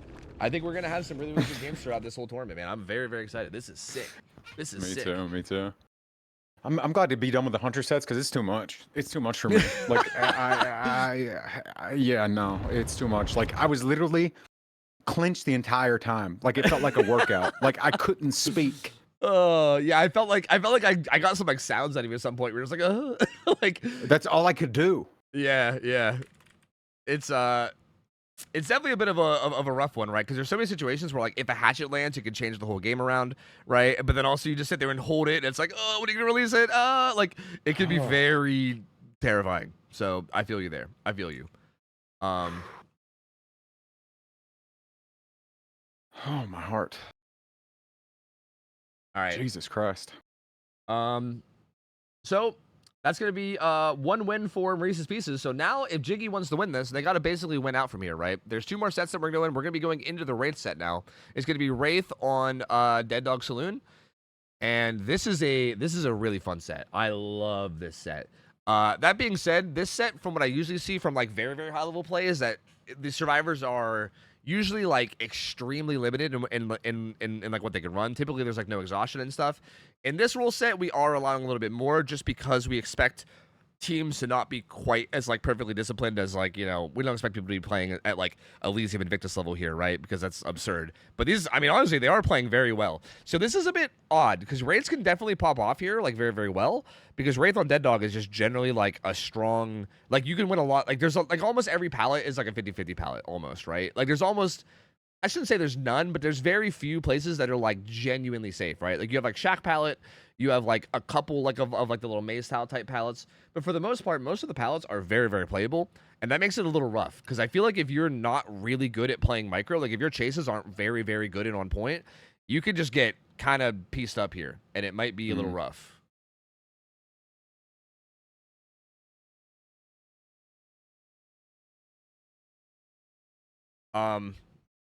So yeah, I'm curious to see how this plays out. Because in theory, I think if the survivors actually do like buckle down and play this really, really tight and play this really, really well, this could be a situation where the Wraith does get kind of dumpstered, though. You know what I mean? Like, in theory, because like this is like a hard thing to really talk about without like, I don't know. I want to make it clear that like everyone in these lobbies are good. I feel like this is the kind of thing where if I say this, it might like people might get offended, because I think a lot of people maybe don't understand how much better the like very high end comp teams are sometimes. You know what I mean?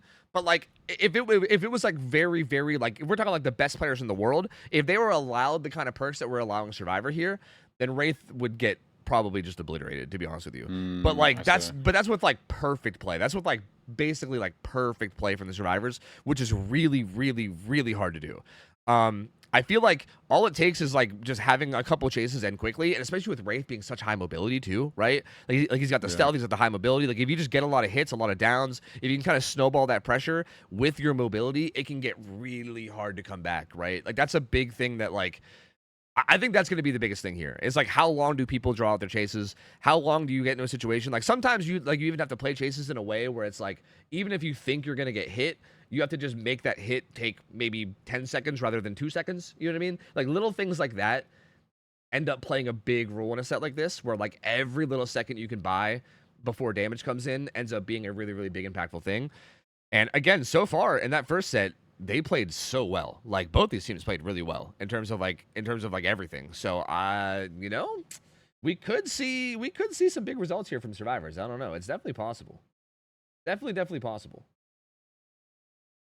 I don't know what's gonna happen, but I can't wait to see what happens. Same. I'm excited. I would expect in terms of builds, we're probably gonna see the thing about Wraith here is that I don't know, man. You can see almost anything in terms of builds for Wraith. Like, I feel like we allow a lot of stuff, right? We do allow, like, Pain Res DMS, like we just saw on Huntress.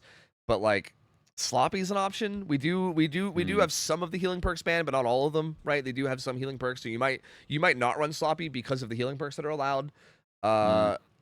It's hard to say, though. I feel like Bamboozle is always on the table because of, like, main, you know, like because of main building. Like, you can run, like, Bamboozle and, like, Shadow Dance, and you can maybe shut that down. But this is one of those tough sets where I feel like as killer, I'm not sure. I'm really not sure what you do in terms of a build here. Like, there's a lot of different things you could do. So, I don't know. I'm excited to see. Yeah, I'm not sure. I'm excited to see who does the juicing, you know? Like, who out of Survivors for both teams, like, you know, have really, really, really good chases. Yeah. There is just a lot of potential for that. But, I mean, also whoever's playing freaking Wraith. Yeah, I think... just showing how much experience they have. I think this is another kind of one of those like maybe things that get maybe like misconceived a little bit. I think a lot of people might view Wraith as like kind of a like lower skill ceiling killer, maybe, right? Like more like simple. But I feel like Wraith actually has a lot of like high end stuff that you can do, right? Like I think being like a really good Wraith is actually not like a simple. It's like I think a lot of people act like Wraith is just like, oh yeah, he's just M1. He just like is like kind of fast and then he shows up in his M1. But no, there's a lot to like knowing when to stealth, knowing how to use your speed and stealth, knowing when to uncloak and like how to zone with your uncloak and stuff. Like there's a lot to it. Yeah, baiting uncloak and then making like good reads whenever they're gonna try and like vault to stop you from being able to kick and stuff, stupid stuff like that. Yep, exactly. So I feel like that's gonna be interesting to see, especially considering Wraith was the choice from Jiggy, right? This was Jiggy's choice killer. So like, I would suspect that throughout this tournament, something that we might see a lot is we might see the teams that picked the killer end up winning the set decently often, especially because there was no bans, right? Like again, I know this was a little bit ambitious of me, but I feel like the no bans rule, again, I wanted people to showcase what they can do. I wanted people to play whatever they were most comfortable with. I wanted them to be able to show off their skills.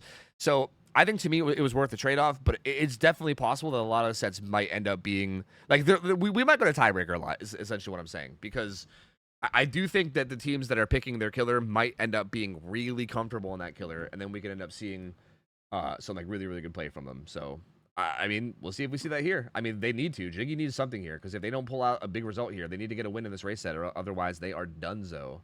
They are donezo round one. Okay, and like completely donezo, yeah, like go home done. Yeah, it's single elimination. Yeah, like if you lose here today, like essentially one of these teams are not coming back. So one of these teams are gone after this best of three. Which again, evil, Tofu. It's kind of I it's kind of tragic. Like I kind of regret making it a best of one. Like I'm not even trolling. Like I kind of wish I didn't. Like I'm already thinking about like next tournament and how I want to set it up so it's not best of one next time, because I'm sad, bro. I want to see these teams play more, dude. I don't want to see anyone go home. But we'll see. We're booting up now, and it will be Slender on Killer again. So we just saw Slender on Huntress, just barely come short of the win con. But now we'll be setting the win con, so it'll be much more on us just to get whatever kind of result we can get. And here we go. Spectate. I pressed it. Let's go. Big spectate button. Ooh, the build. Couple of hex perks. Lots of hex perks, bro. Devour Hope, though. Ooh, brother. They have Wretched Fate as well, which is like the Obsession does gen slower after a gen pops. And then Crowd Control to block windows. Hex perks. Looks like Shadow Dance and Swift Hunt. That was that might have been a tactical let's not chase Ivan play. You can see, look at him. I don't blame him, bro. I don't blame him. Look at him. Why would you? Bro, this strategy is so disgusting. They're all stealthing in bushes while Ivan does gens. That's crazy. Ghost Arcade got found, so they kind of ruined the strat. But that's a crazy strat. That's a crazy strat. Holy shit. Strat. That's the strat that makes sense. To hell with chasing Ivan. Bro, they're actually metagaming the shit out of this like one comp player thing. I kind of respect it. That's wild. I mean, Slender Killer did end up finding Ghost now, though. But I mean, the thing about this is like, again, Ivan's like one of the best chase players in the world, right? It's not like these other players are like pushovers. Like look at this. Ghost playing this very clean. Very, very clean. Gets away from that one with no hit. Pallet gets broken. They're all on gens. It looks like Slender are gonna come up and interrupt this main gen. Ooh, BL though coming through from Jiggle. Ooh. Makes his front pallet. Now again, these are the kind of pallets that can be really sketch. It looks like Slender actually just opts to kick it though. Doesn't want to play around with it. Okay, starts to leave and then comes back. Ooh, the fastball, and that should be a hit. Well, is it though? No, it's actually. Oh well. Now it is.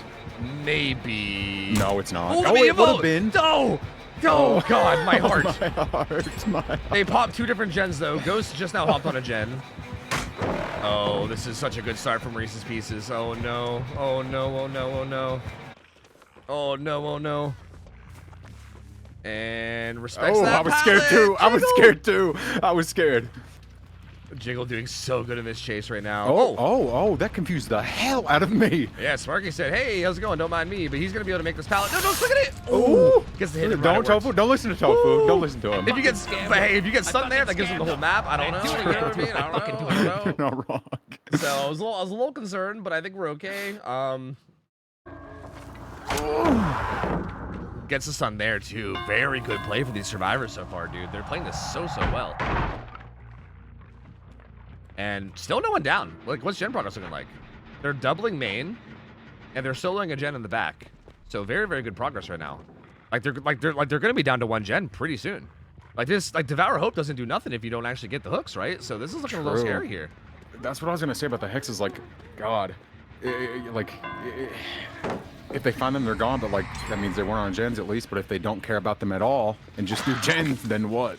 First down comes in now. Can also no, but this gen pops. Are they get interrupted too? Oh my God. Oh no! Does get the hit there on the Ghost Arcade, but they're down to 1 gen left, and they're already doubling. They're already doubling this top gen. Ivan is doing gens much slower because of Wretched Fate though.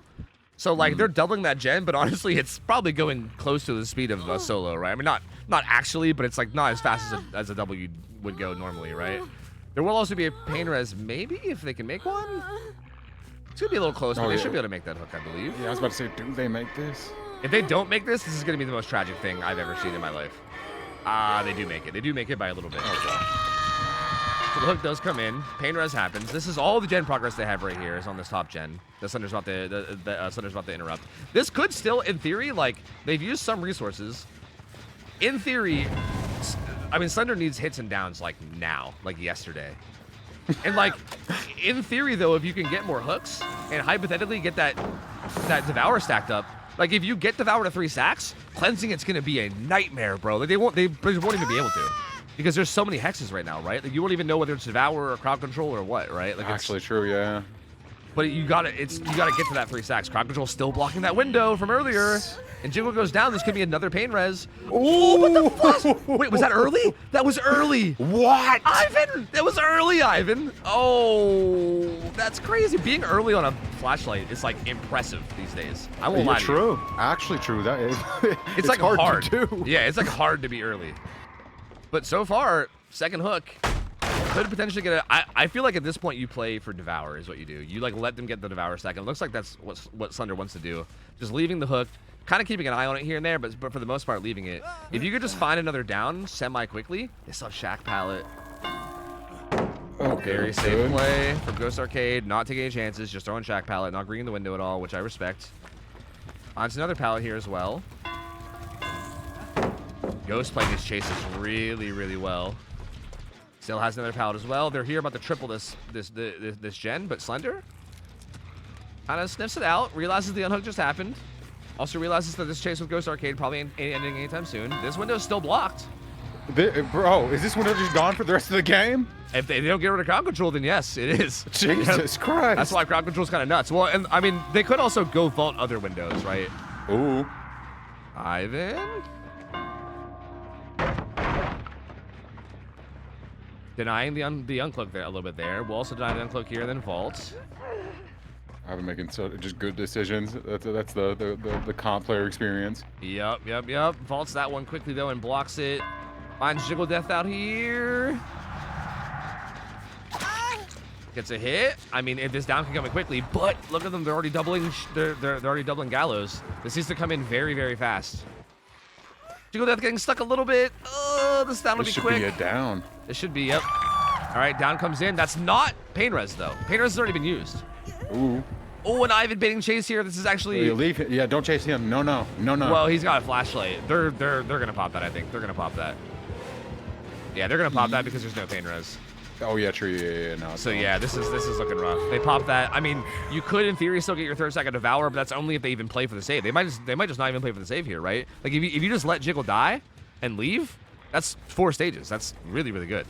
So they might even just play for the Exegate and just try to go. Like there's really no reason to even risk this if you don't have to. But no, I do think Sunder Killer should just play to protect gates. Yeah, just play to protect gates and like let them pull. I mean, 3 stacks of Devour now. If you could find a fresh hook, Ghost or, well, 1 Ghost, right? Ooh, they don't know about Devour. They don't know. They lack the critical information. Oh, hello, Devour Hope. Hello. And Sunder wants more, too. I don't think Sunder's going to get any more. Well, actually, might get Jiggle. Because they can't body block, right? They can't take hits. Exactly. Oh. Ooh, overshot that a little bit. Taking a little too much space there. Fun fact about Wraith, if you're right on someone's back and you have the purple Swift Hunt like they have, You're like within lunge range. You can basically Oh my just god, lunge that and window was blocked. So Yup. she couldn't vault. it. Yup, from earlier. That's the crowd control, baby. That's the crowd control. And yeah, these guys are just saying they literally can't risk it. They can't risk it because Devour. They literally cannot risk it.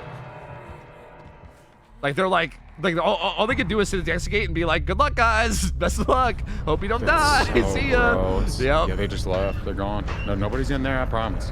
Yep. And I think, Slender finds Ghost Arcade, and that ends up saving the result a good bit, right? Because this ends up being, I believe, 7 stages to refresh now. That's what this ends up being. So that saves that a lot, dude. That was very close. In theory, if they don't unhook there and they just focus on getting the exit gate and leaving, that could have ended up being a 4-stage game. So that was huge clutch from Devour there. Like that gets them such a bigger result. 7 stages 3. Insane. Yeah, I think 7 stages 3 fresh is much it's much more like workable with. I don't know if that's the way I want to say that, but you know what I mean. You know what I mean. You can in theory work with that. So I feel like that makes it a little bit more reasonable in order for Jiggy survivors to try to make something happen here, and they need to. They need to. This puts Maurice's pieces in a pretty good spot, I'd say. I mean, again, I would argue this is like a. I think for what I'd expect, this is probably about an average, or like a slightly above average result from what I'd expect here. But I still think it can go either way, right? I don't think any of these games are necessarily like guaranteed in terms of like whether one side's going to stomp or not. I think for instance, all it takes from survivors is like one bad slip up for games to snowball very very hardly out of control. So you never know here, man. I mean, if you're Maurice's pieces, if you could find a way to get 8 stages this game, that's all you need, 8 stages, then you're good. You're good, and you're going through to the next weekend. So a lot on the line here. We'll be figuring out who. Hold on, we'll be setting everything up. God, I feel like, man, where I've like always watched through Discord and stuff, it feels like I'm watching like, a stream literally, because I am. But now that I'm like actually in their POV, I think it's making me so immersed, bro. It's like I'm playing killer. So I'm sitting here like holding my breath, clenched, like my palms are sweating. Like I can't. That's so funny because usually, I mean, that's something that's great about the extra spectator slots, right? That's what you mean, because you're actually able to spectate now.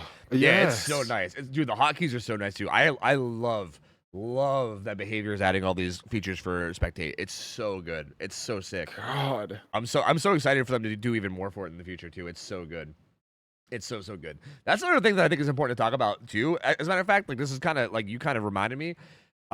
Nerves are definitely affecting people here, right? Like 100%. Absolutely. Like I feel like if you're not used to playing in tournaments, like for instance, I participated in some other tournaments myself, and bro, I did not play as well as I know I could, because I was like, okay, I get that thing. I don't know if you do this. I get I get the thing where like when I'm nervous, I gotta pee like every 30 minutes, bro. I'm like nervous pissing, like every 30 minutes. I'm like fuck. Yeah, I get nervous. I get nervous piss, bro. I can't help it. You know what I mean? And that was happening to me during my tournaments, bro. And I could not. I was nerve stricken, bro. I could not. There's no way I was like playing my best. You know what I mean? And I imagine that's probably what's going on here with all these gamers as well. And that might be a big thing in terms of like, who can actually win these is who can maybe just stay cool and calm, you know what I mean? And who can just like keep their chill and actually just play their game. God. It's a lot such harder a hard than thing to do. Yeah. No, exactly. Yeah, literally. It's so hard to do. And especially whenever you actually start like any type of like second guessing and you're nervous and you get indecisive, blah, blah, blah. That's why like whenever I see, or it's like with a lot of tournaments where they can have some like somebody else on their team or whatever, like in their I don't know what you want to call it, coaching, like what do you call it? Yeah, helping, teaming. Yeah, just like sitting and calling, giving advice. Yeah. I mean, currently we do allow that to an extent. Like, I don't know. Actually, I'm not even sure if you're familiar with the rules here, Ralph, because I know like you've been in and out in terms of like this kind of stuff. But like we currently allow, like when the killer player is playing, we don't allow the comp player to help them, but we do allow the other content creators. So that's currently how it works. Like on Survivor, obviously everyone's already calming anyway, and there's really no like there's no need there. But when you're on Killer, we allow the other like content creators to kind of help you with like decision making, macro, and all that jazz. But the comp player has to stay muted. Well, they don't have to stay muted, but they can't actually help. They can. I think the official rule is they're allowed to be a cheerleader, and that's it. They're allowed to be like, sick, good hit, woo, let's go, or they're allowed to be like mental, they can be like, hey, keep chill, but they can't be like, I don't know if you guys have ever seen like an actual comp player sit in a call with a killer before, Like it's disgusting, bro. Like I've played scrims with like laser in my ear before, and it's just it's just stupid. It's like literally cheating. Like he's like, oh yeah, they're 100% like stacking the gen at 3, and there's a person rotating behind main right now at 12, and I'm like, what? And I go check, and exactly what he's saying is happening, and I'm like, what? Like how? Like he just like the actual game sense of those high level players is just insane. It's insane. It's like literally cheating to have them in your ear. It's wild. So I was like, I can't. There's no way I can allow that. You know what I mean? Having that and then that beating like any of your second guessing, because you're already nervous and second guessing, and you're not like trusting your decision. Having the confident voice in your head be like, yeah, do that. Yes, this, that. It sounds so relieving. Yeah. It really, really does. Yep. Exactly. It kind of like I see, but to me, I also feel like it kind of takes away the like expression of the killer itself. You know what I mean? Because I feel like that's almost like a part of like the skill expression is like, basically your ability to be able to detect that kind of stuff, right? Like I think certain things like maybe if you forgot who's death hook, or if you forgot what exhaustion perk someone has, I feel like that's the kind of thing where like normally that's like more reasonable for someone to remind you. But I feel like the actual general game sense is something that I feel like should be a little bit more reliant on the actual player as opposed to just kind of being. I agree. Yeah, as far as like match integrity and stuff like that, and hell, even just how enjoyable it is to watch somebody on the outside. Like I do like seeing like somebody playing and not having that, and it just being all them. So they can show, it's them showing off their game sense and skill entirely. I agree. Yep. And to be honest with you, I do think a lot of these players are going to have like very, very good game sense and skill. Like I don't I think a lot of these players aren't necessarily going to need like the voice in their ear. So I think it's going to be fine anyway. And like I think now you'll know. Like I think what I like about this is that you'll be able to know that it is them, right? Like you'll like for instance, like you'll know it's not like, oh well, they were just following the instructions from some like top tier god tier player, right? Like you'll know like, oh, if they were making good plays, it was on them. So like I personally love that. I think it's a better showcase of like what these guys can do, because I do think a lot of these content creators are very, very good, man. Like very, very good. I think that's my favorite thing about these tournaments is just being able to really, really highlight just how good these players are. Like there's so many people that like surprise me whenever we see them in these tournaments, and you see just like how much they clutch up and how just how much they like absolutely juice gamers. It's crazy, dude. It's crazy. So I agree. I'm excited to see it, man. I'm excited to see it. All right. We got game 2 of Wraith starting to get ready. What's the win con again? No, it's 7 stages, 3 fresh. So 8 stages is the win condition for Maurice's pieces to maybe just close this out. Again, they could close this out right now. We could have our first team going through to the the quarterfinals. They could be going through, and we could have our first team eliminated here, which would be. I mean, I was gonna say it would be wild to see Jiggy eliminated first, but again, it'd be wild to see any team eliminated first, bro. Like I don't know. Every time I think about saying that, I'm like what team would get eliminated first? Where I'd be like, yeah, that's whatever. Like I feel like every team feels so strong, and I feel like nobody should be like losing, but at the same time, people have to lose. You know what I mean? Like it's bizarre. It's so bizarre. I don't know. Like one of these teams has to go, and it's wild, man. It's wild. But I guess we'll see. I mean, we'll see what they can do. We're getting into the game now. I do think the build last game was spicy. I'm curious if we see something like that again. There was no corrupt intervention, and there was just like really aggressive like triple hex plus pain res. What do you do about that? Like, as the survivors, like, God, it's so weird because like, I mean, I think they had the right idea. I think it was just a matter of like not maybe calculating for Devour Hope. Because I mean, I think the idea is like if you don't do the totems, then you can kind of just focus the gens. And then like as long as you get the gens done fast enough, it doesn't really matter, right? Like if you just hold your chases and get gens done, then it doesn't really matter if the totems are up. Like who actually cares? You know what I mean? But it's risky because if you let the totems get going, right, and they have something like Devour, then suddenly you're in like a point of no return. So it's it is. It's kind of like a weird like high risk, high reward type play style, but yeah, it worked out. I was gonna say it worked out for the survivors last game. It almost worked out really well for the survivors last game, but it just barely kind of clutched up at the end for Sunder. This time we got Surge as a perk we don't see a lot in most competitive settings. So we have Ruin, Surge, Bamboozle, and Corrupt. So very interesting build. But I could see it could pop off here on a map like this, on a relatively smart map. Generally speaking, Surge is not very commonly used in like high level play because typically chases intentionally go away from gens, so it's hard to be in range of gens when you get the down. But that being said, if they make mistakes or if you just catch them in a bad position, it's still possible. Like, it's not like it's impossible. Right now, Chase is being held by Flightless, doing a good job so far, but this should be a hit. I wonder if that's what they're relying on with Surge, or if it's just where it's dead dog, or maybe there's a good chance they're just like, you know, hey, we know we're going to avoid the comp player, so there's more of a chance that they actually like run into a worse position to go down or something. Yeah. They're just trying to take advantage of it. It is interesting because I feel like they maybe wanted something that worked with Ruin, right? I mean, Ruin's gone now, so I guess maybe, you know, that synergy doesn't really matter anymore. But I think they maybe wanted something that worked with Ruin. But it's interesting because, like, Pain Res is right there. You know what I mean? Like, it's right there. You could use Pain Res. You know what I mean? Wireless actually going down here, so bringing that power a little bit too hard and goes down. That's a pretty fast first down. They have a little bit of progress on Gallows, and then a good bit of progress on like the end of the street. We'll go ahead and call this 6 because EU clock is dumb. Okay, this is 6 right here, and got a very high progress. No pain res. Nightlight was clearly a little bit worried about that, but it's not coming through. Lilith gonna interrupt Gallows. God, is the lack of pain res gonna be the thing this game? Because like, what do you do about this gem progression? Yeah, Your Ruin's gone. You only have Surge. I think Surge is very bold here. Honestly, I think it's bold, and I think it's, you know, where's the line between brave and stupid? You know, I don't know where the line is. But I do think pain res here makes a lot of sense, and not having pain res here might hurt a lot. Like even right here, like a pain res on this gen would have done wonders, right? But I don't know. Right now, it looks like Iconic's still trying to pressure Gallows. No BL, though. They're kind of just splitting. Okay, yeah, because BL's currently on hook. That's why. But trying to pressure. It looks like they're okay with Flightless going second, maybe, unless they're going to try to go for a last-minute unhook. I don't know. Nightlight's actually coming in right now. Yeah. And so is Iconic. Two of them there. Yeah, they're coming in for the double pull. They got to be quick, though, because if they let them go struggle, this could be bad. But no, they're there. And yep, classic double pull. Yep, nobody going down. Taking first hit and running away. Actually immediately hitting. That's interesting. They immediately hit Flightless off hook. For the record, I don't think Dead Hard's allowed other than S tiers. So I don't think it's a good idea to do that here. I think you could have just hit Iconic for the free damage. Great pallet play so far from Flightless. He should be able to make this. Yep. Guys bounce landing, so he gets some distance as well.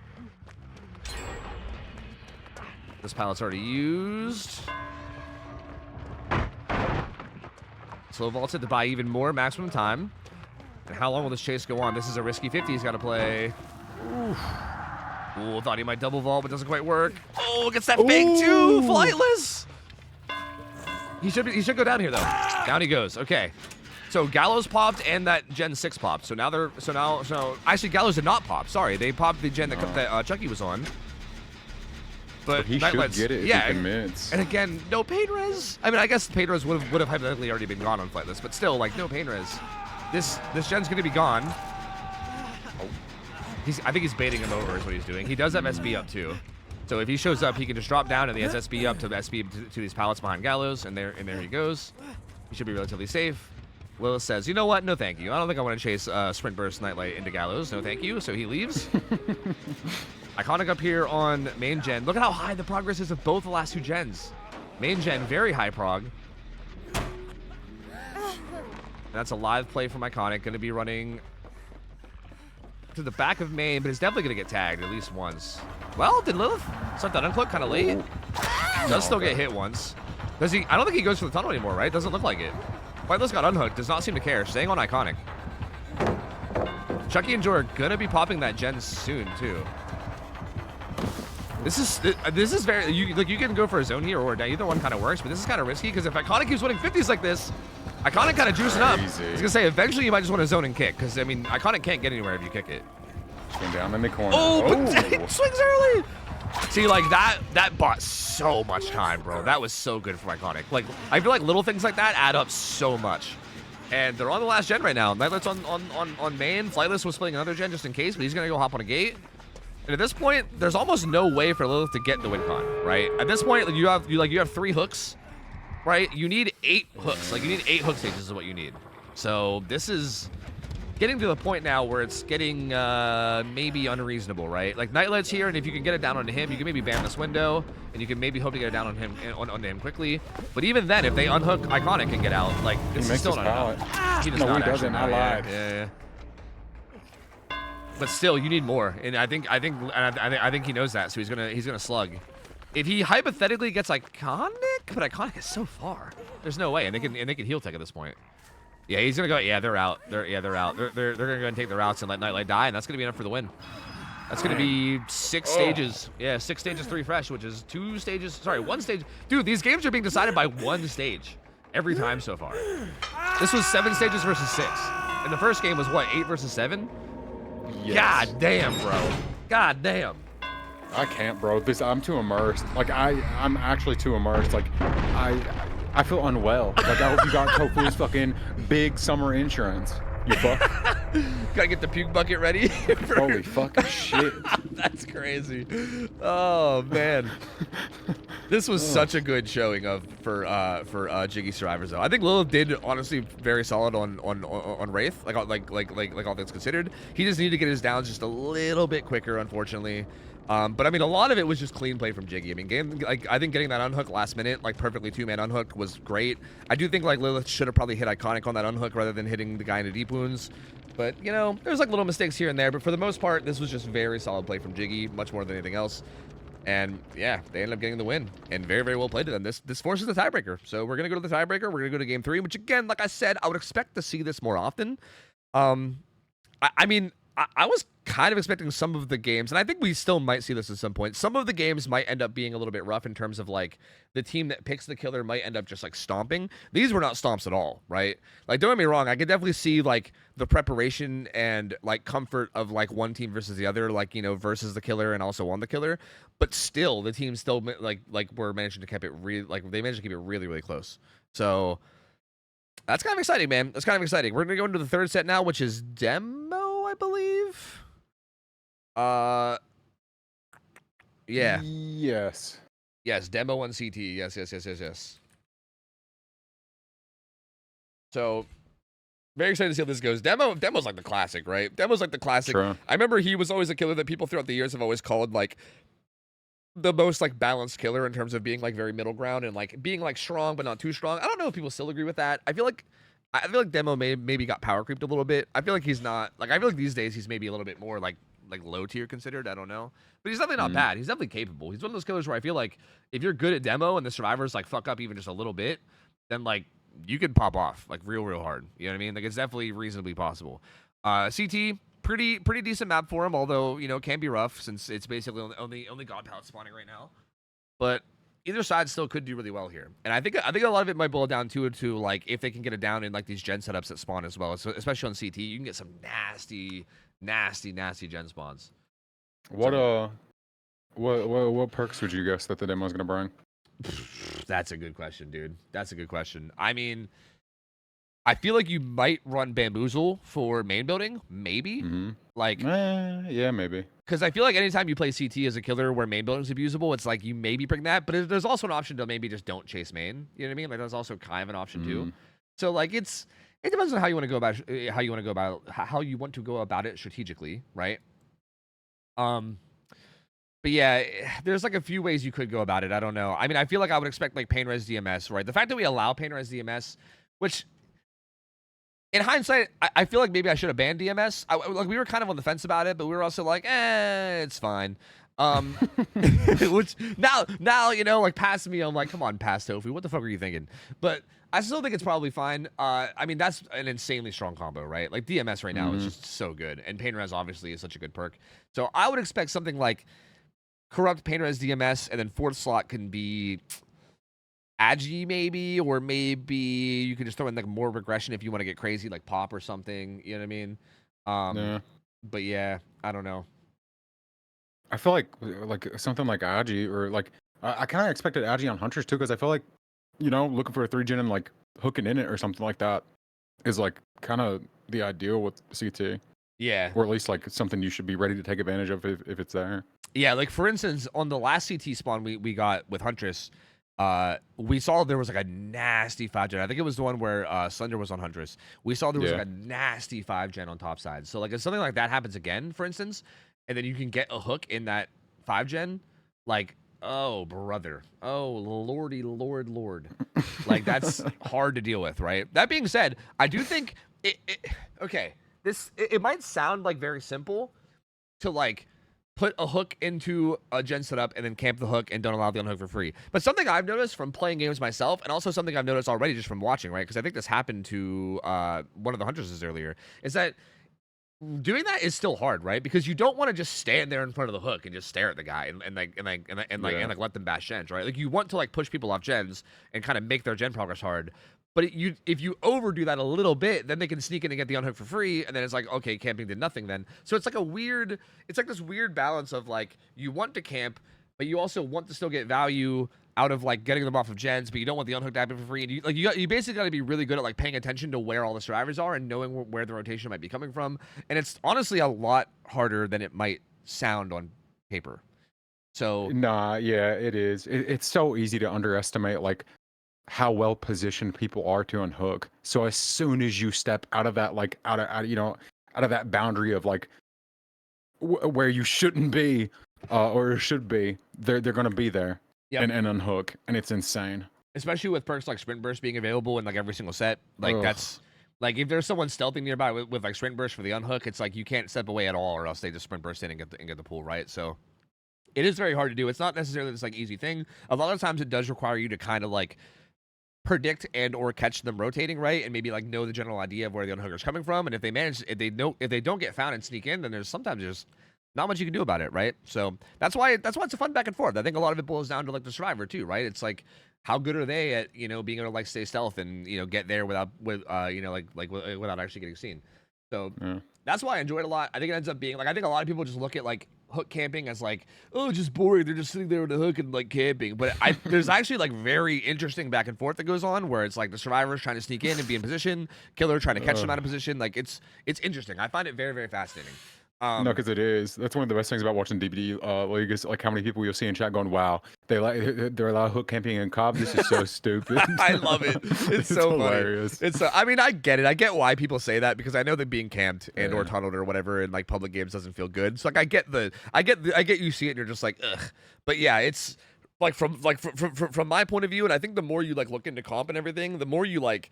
It kind of becomes like some of the more fun parts of the game, if anything, to me. Like, I think how people handle certain scenarios, like how you handle a person getting hooked, like how you handle the unhook, how you handle everything like that is a big part of, I think, what makes people good versus not good. And I think that's, to me, like one of the most fun parts of the game, if anything. Yeah, because like at the highest level, like those are the positions to where, you have the chance to outplay and just play making potential. So, which is what feels good in general in competitive games is outplaying your enemy and making good decisions, and it's great. It's great to see. Yep. 100% agree. And we're going to the set now. So we're going to the final set. This is demo. This is for all the marbles.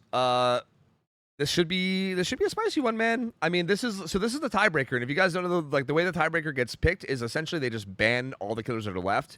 Like there's like 40 killers, so they like ban a lot. They banned a lot of killers. They basically just banned everyone that they don't want to play from both sides. So you end up with like kind of like a true neutral, right? Like it's like neither side gets a killer that they really don't want, but you also probably aren't giving them what they really want to because you're banning that, right? Like you're not gonna like leave like Blight up against a team that has like Lilith or something, right? Like clearly, so you're gonna like clearly ban some things like that, and you end up with a killer that's basically just neutral, which this one ended up being demo. So we have a demo game here, and we are pretty much ready to go. So let's see. Jiggle is going to be on demo here.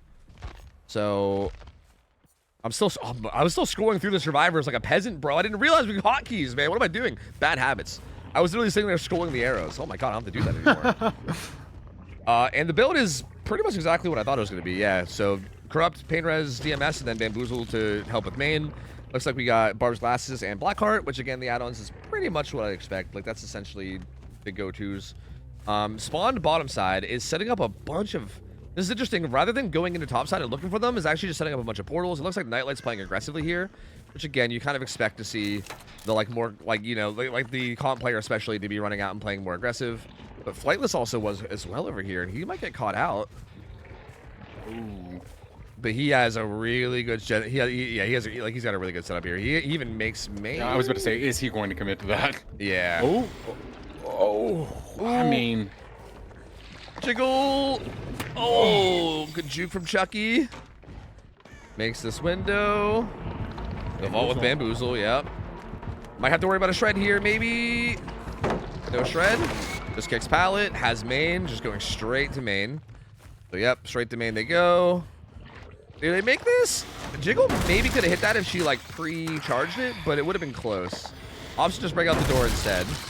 So far, really good start from the survivors. Chucky's got too much distance around main that I don't think Jiggle wants to go for it anymore, so she's gonna go ahead and teleport down to bottom. She shows up here at the Gen 5. I think this is the one that Flightless was doing, right? Yeah, Flightless is already gone. He's out of this. He's making his way downtown. He's going straight home. Straight home. Straight to main, baby. Straight to the infinite, baby. It's just like old 2016 to be. Although this ain't an infinite, and she has bamboozle. So smart though. He just holds W. Smart though. It's easy. He's using his distance. This is rough because there's already going to be nerves, and now even more nerves because it's the tiebreaker, and this is the set. Yup. 100%. This is where nerves are really rough, right? Like your team's like relying on you. You know, it can get really hard. Good hit there though. They are splitting 3 gens. 2 of them are about to pop, and Chucky's is like halfway. So very good gen progress so far. Zone's a bit. Flightless might be in some trouble here, especially if a shred comes through. Ooh. Oh my god. Good patience on that window. The discipline, bro. The exhaustion's back up now too, so if Flightless can get upstairs, but he won't be able to get upstairs. He'll be going down, but will that pain red's coming time before Chucky's gen pops? He forces Locker to try to buy even more time. Who's there? Nightlet's there, all ready for the unhook, it looks like. Already stealthing for the unhook. Jesus. Yep, he's already pre-stealthing for the unhook. Chucky let go for pain res. We got a skill check in to see it. Pain res does come in though. So the gen does get regressed a bit. It might get DMS here as well. No, I think they DMS'd a different gen, right? They must have. DMS must have popped on a different gen. I think maybe Nightlight might have popped it on one of the top gens. But immediately leaving that hook, not even thinking about playing around it at all, just immediately wants to come over here and chase Chucky Enjoyer. Oh, man. I think maybe it was expecting a juke, but then the juke didn't come in. Yeah. That's one of those unfortunate situations where it's kind of a 50 where like you're like, do they juke, do they not juke? But great play from Chucky so far. Winning all these 50s, gets the pallet. Oh, God. Just send it. Just send it. The hit comes through, yeah. But 3 different gens being worked right now. Look at that. All 3 of the final gens with progress. Flightless most likely on main with bounce landing. So even though he's injured, he's relatively safe. That's a great shred, though. Great shred. This definitely keeps the game alive. You're able to get another pain res. Hopefully get DMS somewhere. Flightless might even just get this unhooked, is honestly how they might play this. Iconic pops. Nightlight's gen gets hit by pain res. And I think he wants to not get DMS'd. So he might wait a minute. He did, yeah. Flightless is chilling up here with BL. He's going to get pushed off. Does he just get the pull? No, he just leaves it. Yeah, he just leaves it. He could have in position for the pull. Yeah. Yeah, no, that's going to be something for the pull. Ooh, does he get seen, though? I think so. I think so, yeah. Yeah, he does get spotted. So what Jiggle probably should do here is honestly just chase Nightlight. Just, like, commit to him a little bit, right? Like, even if they send somebody else, that means that they send someone else off a gen, right? Which ends up being kind of worth. But instead, like, Nightlight ends up getting for free. So there, like, that's what I mean. Like, that's like one of those minor mistakes that you see come through. I think a lot of times it's because of nerves, right? Like, you're not really sure what the right decision is, and you might also be nervous. But committing Nightlight there would have at least, like, forced someone else to rotate and get the pull, which would have at least been pretty good for, like, gen progress. Good fast down, though. Problem is that this won't be a pain res. And we're down to the final gen right now. Nightlight's currently cranking main, and it's the last gen up. So something's still gonna have to happen here. Does he have a gamer hall? Like, I think there's one semi-close to main, but not like top of main. Yeah, there's one kind of close. All the gens are top though. Probably should teleport maybe up there somewhere. I mean, if he's gonna do it, he needs to do it rather soon. Okay. Huh. I think did not TP topside actually. Stayed bottom. Oh. Actually finds someone rotating though. Finds Iconic. Interesting. Adrenaline. Oh, but they had adrenaline. Oh my god, Toxic Swift. Not like this. Toxic Swift. That would have been if they got that down, bro, and like actually got them in the basement. Like what were they gonna do? Yeah, that would have been really good. This ends up being a really good result for Jiggy though, because I think they just get the gate and go here, right? The gates are pretty far from basement, and it looks like Jiggle really has no. I just read it's Jiggy versus Jiggle. Oh, that's kind of funny. I was so confused. Yeah, sorry. The survivor team is Jiggy, and the killer is Jiggle. Okay, so this is, you know, a little odd, but I think Jiggy's actually going to get a really good result here against Jiggle, because I think they're just going to leave. Like, these gates are nowhere near the basement, and Jiggle looks like she has no intention of leaving this basement hook, so she's going to secure this hook. But this ends up being, I think, 4 stages, 2 fresh. So not the best result, for sure. Like, I would say this was a phenomenal performance from Jiggy survivors. That, like, first chase, just taking a while around main building, bought them so much time. They had so much gen progress, and it was just so hard to come back from that. I'm a little surprised that Jiggle didn't maybe try a little bit harder to like, defend those gens topside, because there still was kind of a 3-gen up there. If they could have went back and maybe tried to hold it a little bit. But ends up being 4 stages, and that puts Jiggy in a position where, at this point, their killer just needs to go out there and either get 4 stages with 3 fresh hooks, or 5 stages to win this. But again, it's literally not impossible for Maurice's pieces to still win this, right? Like, if they can have like a super good juice to survive around, like we've seen crazy things happen. Like, it's definitely possible. This was definitely a solid survivor result, but nothing is out of the equation yet. So we're not gonna, you know, we ain't gonna start counting chickens or nothing yet, but they're gonna need something good here. They're gonna need something good here. Counting chickens. Counting chickens. That's right. Hey, come on. You're a Kentucky boy. You're supposed to appreciate this. Come on. You know, don't count chickens yet. That's right. Oh god. Don't go counting your chickens. Don't go counting your chickens. I agree. That's right. Don't. That's right. Don't count them. Leave them uncounted. Not at the wrong time. Leave them chickens uncounted. That's right. That's right. God, that was such a rough position, because it's like, if you leave that hook, they're gonna get the unhook, and then if you don't get anything, like, after leaving, like, you get less of a result, yeah? Yeah, I think maybe that's what they were worried about. Like, I think maybe they were scared that if they left that hook, they weren't going to get any other hook at all. I mean, that has to be it, right? Because that's the only way that that's worth it. Because I feel like that's definitely an odd result, or an odd way to play that, especially since the gen was still up. Like, I feel like maybe that was like a point of like lacking confidence. Like, maybe like the nerves are getting to them there, where like maybe the chases were rough and they were just like, oh, like I'm not feeling good in like these chases or whatever. But I feel like if you're playing with like relative confidence there, I feel like you should leave that basement hook and just try to get anything else, right? Just to try to get any kind of other like other hook, maybe more fresh hooks, maybe like more overall stages. Yeah, that's the thing. That's the key word though. Maybe, you know? Yeah, especially because like it's not like you had Nightlight on the hook, so yeah. Yeah, true. Yeah, like if they would have got down there and got the unhook, it could have been 3 stages, right? So you're not wrong. It is kind of one of those risks where I feel like it's a little tough to navigate. But I feel like, I mean, at the end of the day, it's more just like, are you okay with settling with 4 stages, and do you think that's like good enough to win, or do you want to try for more? Because to me, I mean, again, it's up to them. It's their decision to make. But to me, I feel like 4 stages is a very hard result. It's like I feel like 3 stages is like obviously worse, but it's like I think both those results are still very hard. So to me, it's like you might as well go for more.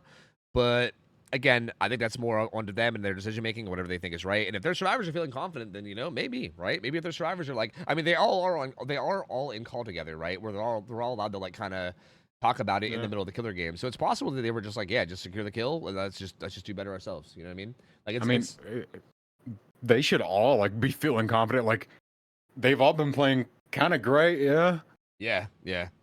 Yeah, they've all been playing. Like, I'm very, very impressed with the play so far. Because I know a lot of these guys as well are like killer mains, right? Like a lot of them are not. Like, for instance, I'm pretty sure Chucky Enjoyer. I mean, obviously Chucky Enjoyer enjoys Chucky.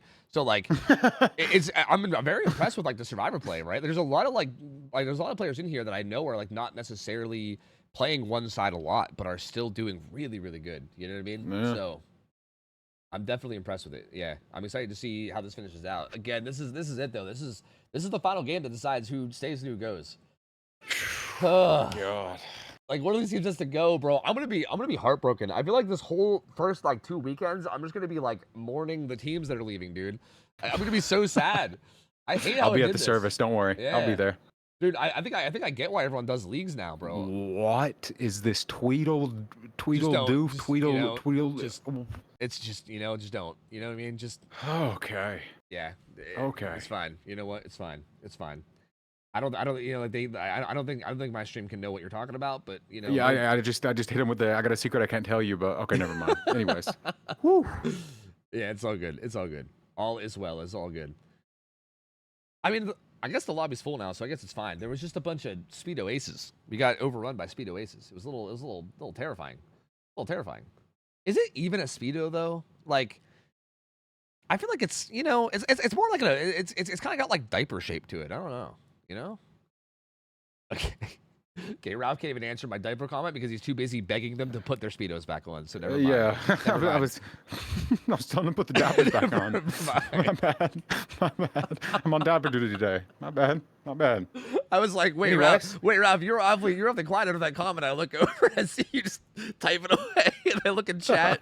Oh God, brother, my lord, my lord, dude, holy.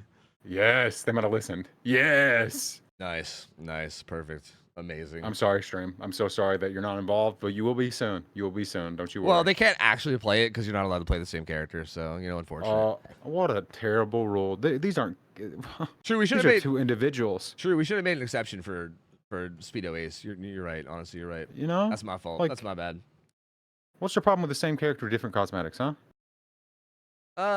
It's still kind of confusing. It's still not worth it. Okay. Okay.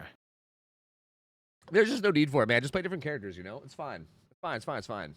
Dang, I almost baited them into like breaking the rule. You know, that was the setup. True. Lose some points. Now you're bodied. You listen to me. That's what you get. I'm a caster, not a rule maker. Yeah, true. That's a good point. Trying to bait. They said, "Are cheats allowed?" Bro, you got them all crazy now. Holy fuck! You got them all crazy. I'm curious to see how they go for this now, though, because I think what's interesting about this win con at this point is that you don't really have to play for like to 4K at all anymore, right? You don't have to really play to even get like a super big result. Like I feel like a lot of like okay, like typically if you're like the first killer especially, it's kind of interesting because like the way you play is kind of reliant on how the beginning of the game goes, right? Like if you get like a really fast down, sometimes you're like, oh, maybe I can try to get this tunnel out in time to make the game a 3v1 and then maybe get like a 4K. If the first time doesn't come fast enough, then you're like, okay, I can't really tunnel out in time. So like I should probably just, you know, spread out hook stages and try to get a lot of fresh hooks. But like this killer can just completely abandon the entire first half of that conversation we just had and just go for fresh hooks, right? Like you can just completely ignore the idea of tunneling someone out if you want to. I mean, you still even could go for the tunnel out if it's there, but like you don't have to by any means, right? Like for instance, if you get 3 different fresh hooks, then all you need is 4 hooks total, right? So if you just kind of get out there and chase people, and if you just end chases like somewhat quickly, then all you got to do is just get 4 people on hook at any point, and then you're basically good, right? So yeah, just that small task of ending chases quickly. And also, like, I know if I was one of these survivors currently, knowing what the win con is, knowing how important like literally every single like chase matters, it just the nerves out of and the pressure on all of that is rough. Yeah, is extremely rough.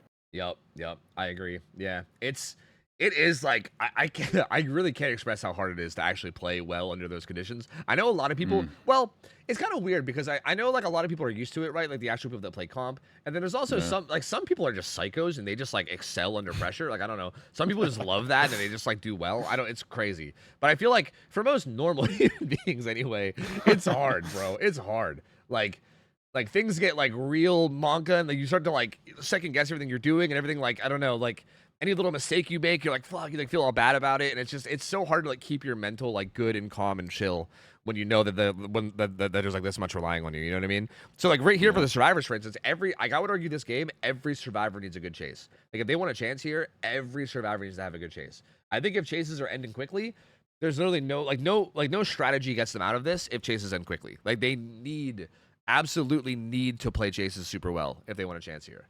So, like, that might be a bit nerve-wracking, right? That might be a bit nerve-wracking. But we'll see. I mean, so far, these survivors have done really well. Like, in every other game so far, we've seen them do really, really well. They've had really, really solid chases.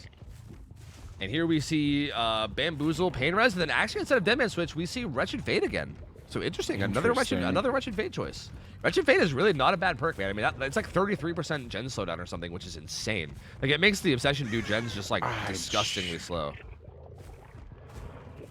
We're not going to talk about what I just did, okay? Did you hit continue again? Yep.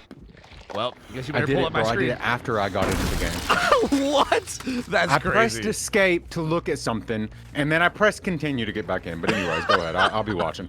I'll be watching. Holy fucking shit. That's wild, bro. That is wild. So far, it looks like most gamers are stealthing. Of course, Ivan aggressively doing gens right in the middle of the map, as you'd expect. This seems to be their go-to strat. I love this. I love that they're metagaming like the comp player thing. I think some people might look at this and get like upsetty spaghetti about it maybe because they're just like, oh, well, obviously like Ivan wants to get chased or whatever. But like I think this is cool. I think the idea that they're playing around this and they're like, yeah, just let Ivan run out and do gens super aggressively. And then what's the killer do, you know? Like I kind of want to see what they did on Dead Dog Saloon, but even more so. Like full on just stealth and like no one do anything until Ivan gets chased. Like that, you could even go that hard with it if you wanted to, right? It'd be really interesting. But they are actually doing gens though. They're stealthing a bit, but like not fully. They are stealthing around here. Does he find them? Does see Ada, so she has chase for the most part. Just kind of a tough one. Like Ada's still pretty far out. Just kind of holding distance, maintaining distance, running way top. These drivers have done a good job of just getting their distance and holding it. Oh, I think Slender kind of cut through as well and gave even more distance, so Sparky's out of here. Wait a minute. This tough win con looking a little bit more achievable for the drivers all the time. Does have a chase here with Sparky. Oh. Ooh. Okay, hit comes through on Sparky, so gets a good like zoning break there and gets a hit. Lots of pallets here though. Sparky does get into main. Does he make this window? Oh, the window's on our side. Didn't even go to the window. Sparky in some trouble here. Sparky in some trouble. Baits the window though. Good. That's a dodge a shred. Ooh. Gets away from it. That was so risky, bro. Oh, that was so risky. Oh my god. And Sparky is kind of going to a spot to die here, but kind of just going edge map up here to die. The old comp corner. Ye old comp corner. Down goes Sparky, but that's a good bit of gen progress. They popped 2 gens. They're currently doubling another one. Ivan, I think, is going to be already pre-stealthing for the sun hook. Oh, but gets spotted. Wait, Slender should chase that. I mean, at least try to get damage. Okay, instead just goes for the hook here. And we'll have pain res. I mean, if the pain res hits this gen that they're doubling, this is also, like, Lilith is affected by Wretched Fate, right? So this gen's going a little bit slower than you'd expect. So there's the pain res. I haven't actually just hopped on a separate gen. But Slender coming over here, placing a portal. Finds Ivan. Ooh, doesn't quite land that. Sprint burst giving good jukes. How do they handle this now? They're still just doubling this gen. They just want this gen done. So this gen does get finished. But Ivan now is going to be able to come in and get the unhook for free. Might get hit once for it. And actually just hit Sparky on hook. Which again, I don't think we allow any kind of like, I don't think we allow anything that makes that typically a good play, right? Like there's no dead hard unless it's an S tier. There's obviously no like OTR, there's no borrowed time, there's nothing like that. So for the most part, when we see killers hitting people on hook like that, I think for the most part, that's just not very good. Like I don't know if there's very many situations where that becomes like a pretty good play. I guess maybe if they have second wind or something, but maybe that's it. Sparky doing a good job in that chase. Ivan's there, but like it seems like you don't want to chase Ivan. But these two are doubling the gen at 1 as well, so they're currently doubling 1, and then also Ivan's doing like 9. And Slender's gonna go back towards 9 where Ivan is. But it seems like they're like afraid, like I'm not really sure here. You gotta commit to something, right? Like it seems like they're afraid to chase Ivan, but at the same time, you gotta chase something or somebody, right? So heading up towards 1 now. See, this is where the non-Ivan players are. So, you know, it might be a little bit more suitable. It does find Ghost Arcade. No shred here. I guess I'm 1. I mean, I guess if it's safe, I'm 1. Oh, messes up the shred. Oh. They're not playing on ping or something, are they? I hope not. Because like, for the record, if they ever load up and they're on ping, then like you're able to restart. But that seemed like a little bit odd. Like they tried to pull that shred really early, but it felt like it was too early. And the survivors are doing really good. Considering the win con, they're close to popping the last 2 gens. They only have 1 hook right now. Oh, Ghost Arcade going around the back of this LT wall.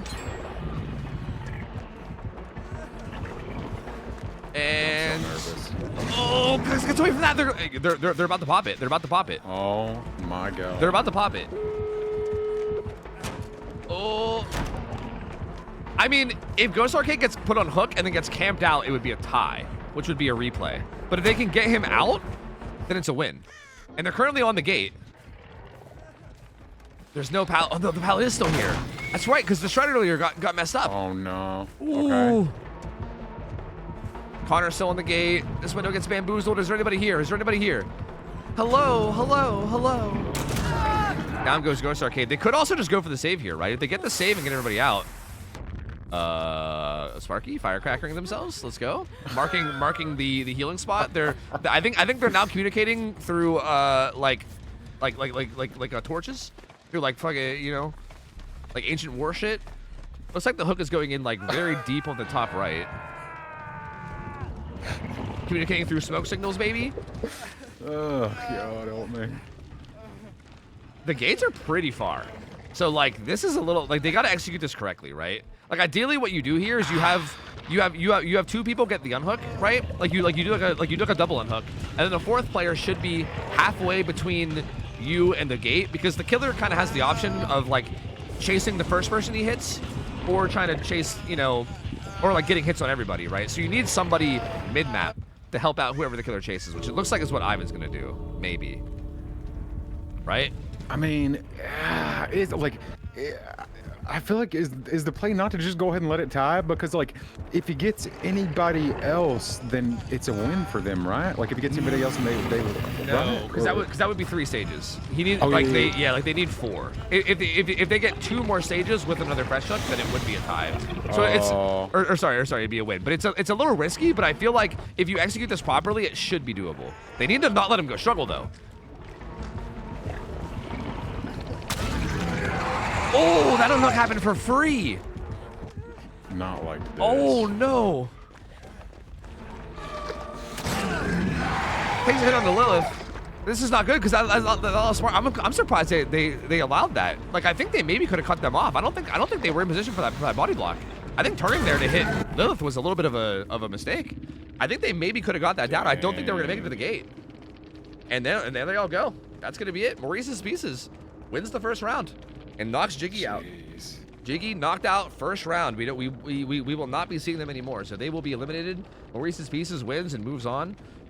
So congratulations to them. What a crazy best of 3, bro. That was so close. That was the first set of this whole damn day.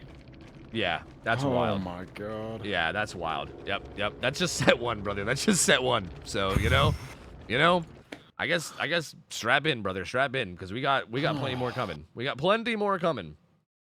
Jesus Christ. So GG. Ivan with the last minute fill, by the way. I don't even know, like, for the record, what we're doing in terms of like him or Rocket going forward. I guess maybe they just have Ivan now. I don't know. That man, true. Yeah, he came through, bro. He came through, because that was crazy. And they worked with him really well too. So like, honestly, very impressed. Like very, very solid. So the bracket, I don't know if it'll be updated just yet. It might take a second for them to update it on the back end, but that will be our first game done. Our first best of 3 on the bracket is done. So Maurice's Pieces moving on, and Jiggy unfortunately getting knocked out. We will not be seeing them anymore. Okay.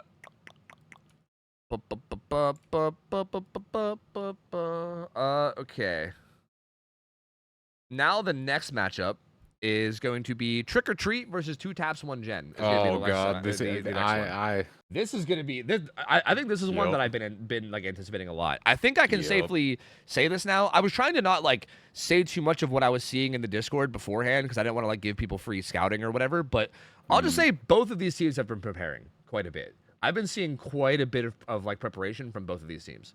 So this should be a really, really, really good one. You know, I think while we're getting everything set up, we do have a Franchi video to give you guys. So I think we can just quickly go take a look, and let's maybe meet 2 Taps 1 Gen. Let's go take a look. The game's right.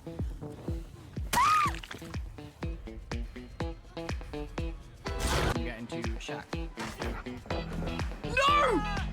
Shit, I forgot to let go of kick. Oh, I killed her. Fuck. I might be being dead. If he does that. I'm not here. Bye-bye! He's dropping it. It's for me. What the fuck? You're not hitting this, little bro. Put the fries in the bag. Right, chat.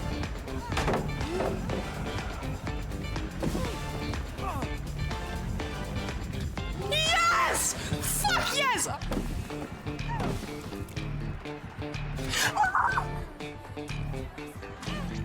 Yes! Hell yeah! Wait, one more time. Look.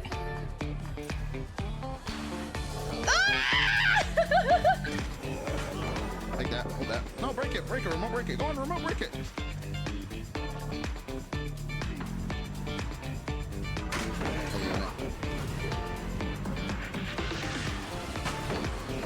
Double trouble.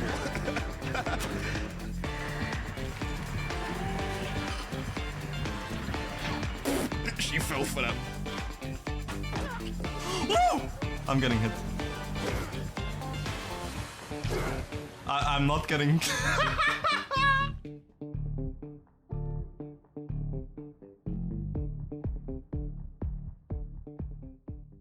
Okay, we are back. Ralph stepped away real quick for a bathroom break, but he's coming back.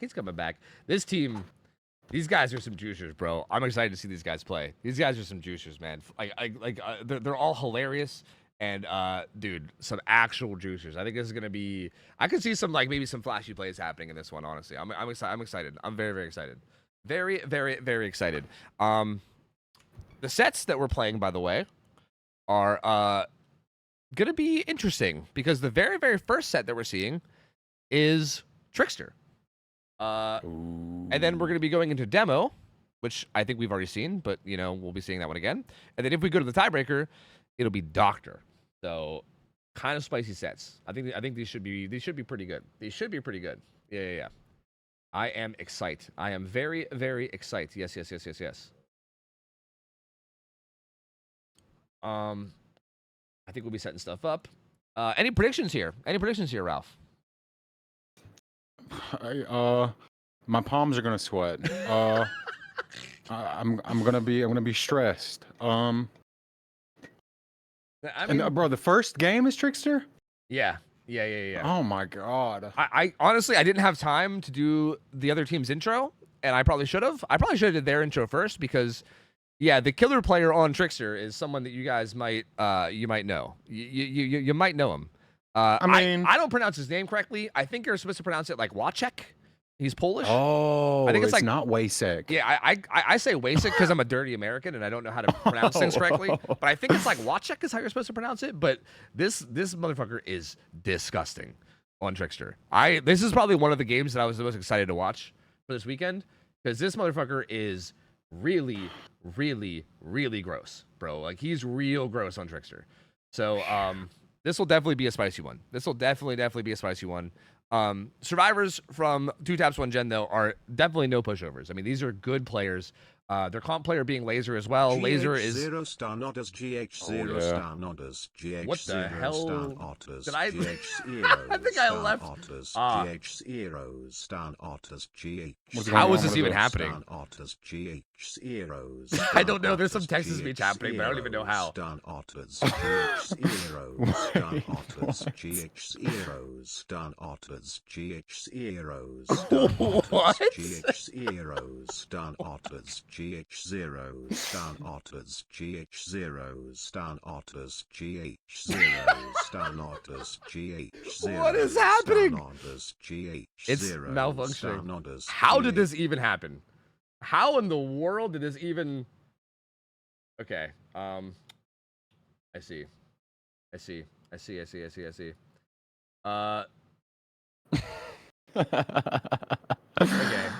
Oh, welcome everyone to the most professional, most produced tournament you've ever experienced in your entire life.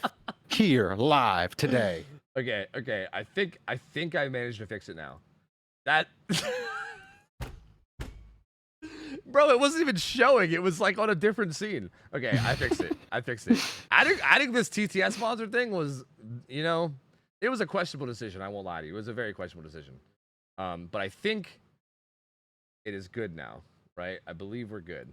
Okay, sick. Yeah, I think it's fixed now. I think we should be good. Hey, that was pretty good. That was pretty funny. I won't lie to you. I won't lie to you.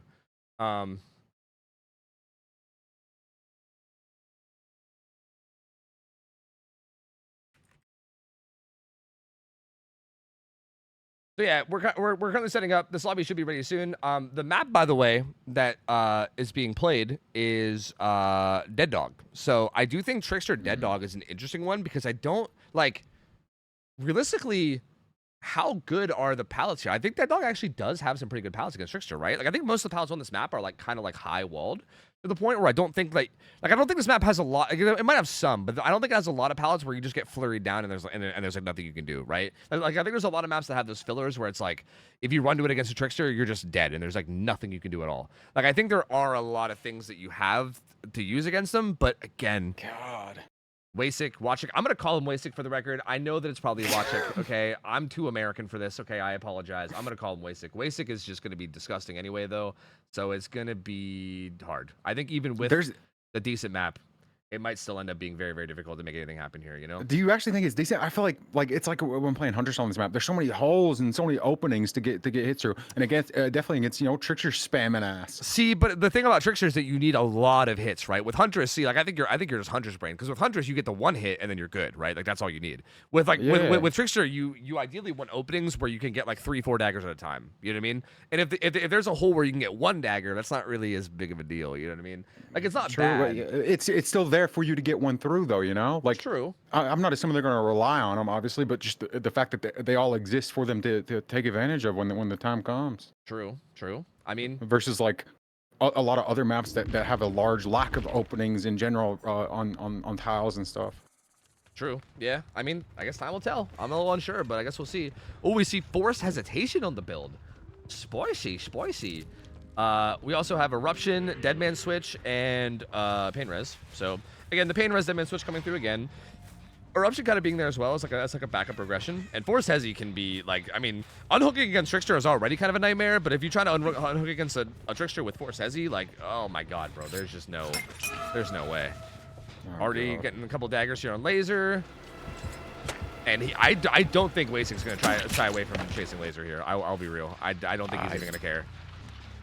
From the picture that you painted for me for what? Oh god, from Wasik. Yeah, I don't think he is either. Look at that, already injured. Yep, already injured. He should be able to make this vault. Baits the vault though. Baits the double vault. Not it. Ooh. And main event coming. Oh, doesn't want to get stunned. Doesn't matter. Goes down. Those holes. There's those holes. Yeah, it's just so hard to survive against this. And the gen progress, not really there at all right now. Ali's on the gen up top of main, and Mia's kind of rotating back behind Gallows right now to do one. Oh, Class get got that hit. Carrying. What? Wait, I think he's trying to stop him from going basement. Did that stop it? Wait, I think that was worth it. Because Laser does get out. Yeah, that was definitely a called for hit. That was definitely a called for hit. Shit. Wasik really wanted to go basement, and I think Laser was like, yeah, I get out with one hit, so take one. That's huge, actually. That's actually really huge. If he goes basement there, he's done for. There's nothing they can do. That was actually a super clutch play. And that means that first down that he got basically is completely circumvented, right? We're basically right back at square one again. Although it does find a lot of daggers, and I'm kind of eating my words right now about these pilots being good against Trickster. Bro, I told you, son. Instant main event pop. Ooh, Ali. Oh, sorry. This is Mia. Yeah, Mia actually pathing away very well, using her distance really, really well. Ooh, he's watch out there for M1. Does go down though. They're currently doubling this like kind of middle gen. It should pop, and then I believe Alichu is still working on main as well. So these two gens will pop. But Wasik really wants his basement. He really wants his basement hook, and he will get it now. Because yeah, I mean with Force Hezi, I feel like even without Force Hezi, it's like how do you save against basement? You know what I mean? But like with Force Hezi, bruh, you know, bruh. I wonder if they expect Force Hezi because it makes sense. It seems extremely lethal on Trickster. So I wonder if the survivors expect it or not. I feel like they probably don't. It is a bit of an odd one. I mean, I feel like they might expect it as like a possibility, but I don't think you would like guarantee it. Because I do feel like Trickster's already like in my opinion, I would argue that I think Agi might be better there, right? To like help you get the basement better. Because I feel like even without Force Hezi, basement is already just disgusting. You know what I mean? I mean, obviously it makes it even more disgusting, but I see them with like the little one love tab dagger there. You love to see that. Just kind of a certain dominance. Ooh, is there a survivor on that gen back there? There was not. They're currently working on a gen very far away. Alichu's doing the gen very, very far. And Laser's kind of hovering near basement, but I don't think... they're probably just going to let this guy die in basement.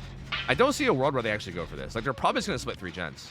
And that's what they're doing. Yeah, they're currently just splitting 3 gens. They're doing 3 gens that they can find the furthest away from the basement is what they're currently doing.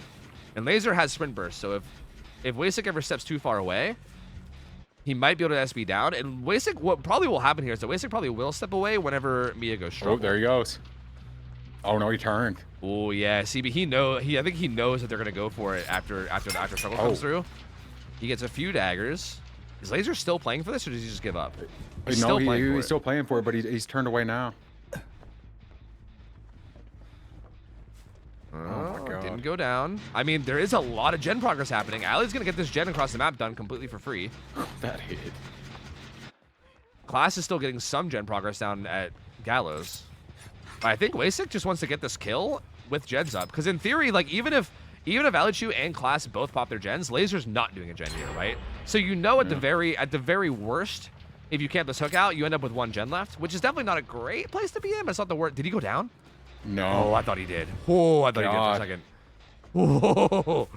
I mean, Laser's a very smart player, so I don't feel like I would expect him to be making any major slip-ups. Oh!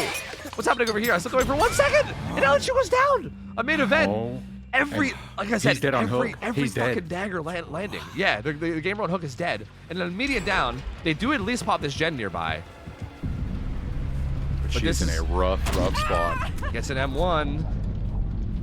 Goes into the map as well, so it's a bit better for her. Dude, I barely clicked back to that main event. It was just dagger, like everyone landing. I didn't even have it like until you said something. That was insane. Yeah, just landing every single one. I think he'll be able to make this to the pain res as well now. He didn't even use the pain res on that first hook. Laser's currently on the last gen, but it will get pain res. And DMS is up too, so if he doesn't let go, it might get DMS as well. We'll see. He does let go. But pain res still comes in. And there's also kind of a 3-gen here at Gallows. I didn't even really realize there's a 3-gen here. Oh, this is... They might be going in for the own hook. They might be 4K here. This is going to be so hard to do anything against. With him having Eruption and pain res DMS... This is a nasty gen setup, bro. Oh, this is... If the survivors... Okay, this is like the kind of position where if the survivors get outs here, it's going to be very impressive. This probably should be a 4K, honestly. Like, we'll see. Like, they definitely... Like, the survivors can if they play this, like, super disciplined and well, and are, like, very careful. But again, the level of trickster play we're seeing from Wasik is insane, and it's just going to take, like, one little mess up for this to be a 4K, so... Yeah, like... Is this even possible? I mean, they have exhaustion. Like, Alichu has bounce landing for Gallows, for instance. Like, there's SB on Laser, so Laser can do... I mean, Smash Hit's going Class, so Class is maybe the one that has to be the most careful, because he doesn't really have the, like, free, get out of jail free type exhaustion that the other ones have. But the other two have those, like, get out of jail free type exhaustions where they can just sprint burst away, bounce landing away while they pressure gens. And I mean, eventually he'd hit the kick limit, right? If he tries to hold this forever, if you're not dying, and you're forcing kicks, he eventually hits the kick limit, right? It's just, even getting in, I think, to get the progress is looking really sketch. Looking really, really sketch here. Oh. Yeah, and finds Alichu here. This is going to be damage at least, if not a full down. He might even commit for this full down. Yeah, main events. Ooh. Good pathing into that back room, though. Oh, I spoke too soon. I mean, you kind of have to play a 50 there if you're Alichu, right? Like, you don't know what direction he's going to come from. You have to just kind of send one and hope for the best. They are doubling, and this isn't pain res. But I don't think they're going to pop in time. They won't pop in time. unless they die for it. I think you might die for this. I think you maybe just die for this. Just for the result and just for the extra gen? Yeah, I agree. And they do. Well, they don't even die for it necessarily, but they pop it, and they could be in trouble here. He lands one on the Class real quick. That's... Laser doesn't go down, though, and Class now can go get the unhook. Wait a minute. They're pulling something out. Laser goes down, but he's going to slug him immediately and go look for the others. Has to reload. Yeah, has to get daggers. They're actually making something. This was big. I think Wasik might have actually messed up a little bit by committing to that and getting the pull. Or sorry, getting the hook. I think he could have slugged Alichu, right, and went back to defend the gens. Yeah. It would have been a better decision to actually like secure that position he was in with the 3-gen. Yeah, for sure. Alichu goes down over here. This will see, even this picking this is interesting. If they don't have gate progress, I guess this is a good call, because like as long as you can get this kill in time before they open a gate, then you kind of are in a position where you could easily get one more, right? Because Alichu's dead, and if you can find either one of these two now and get them down, then you end up with like 9 stages, and you could in theory still get a 4K if you find them both fast enough and kill them both fast enough. But it's gonna be hard because they're most likely gonna split off now. Yeah, they're gonna split off. They're both gonna go separate directions. Laser's gonna stealth and try to not get found. Laser stealthing like right near this gate, and Class was kind of going wide towards the other gate. This is gonna boil down to how well they stealth this. This was a really good turnaround from 2 taps on Gen though. I'm gonna be honest with you, I thought they were 4K'd. I thought they were 100% 4K'd. Like I obviously there's always like the chance to pull something out, but this was such a tough spot. But yeah, they were perfectly on that Gen like the moment they needed to be. That was so good. Did he see her on the door?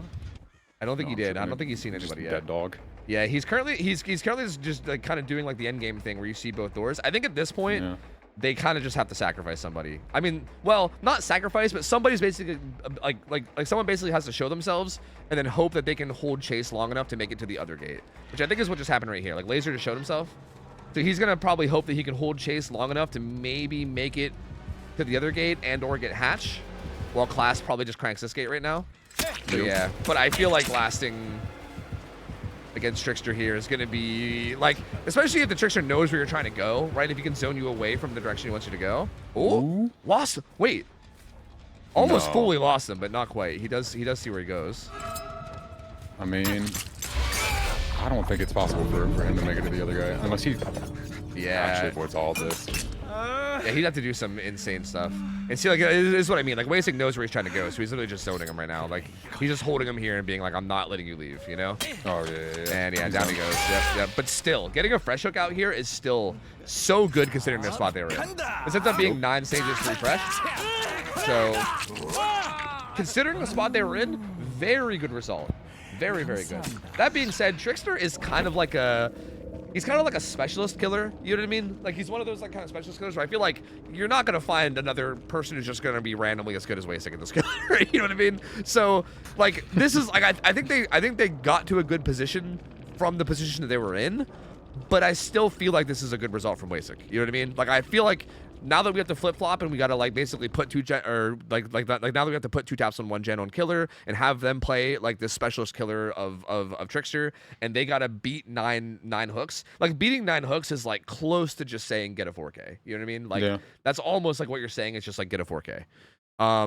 So gonna be a tough spot. I mean, it's not impossible. I think that was really huge of them to clutch that out and not get 4K'd. So like that, it at least like leaves the door open for them to maybe get the win here. And I think if they could, like in theory, if they got the win here on this set, like this is again like Wasik's Trickster was maybe one of the killers I was the most excited to watch for this whole tournament. And if they could somehow get a win against this, like that would be absurdly good for them. Like that would be such a like they instantly become one of the strongest teams in like the tournament for me, because that's scary, bro. To like beat a specialist killer like this at on their own set would be so good.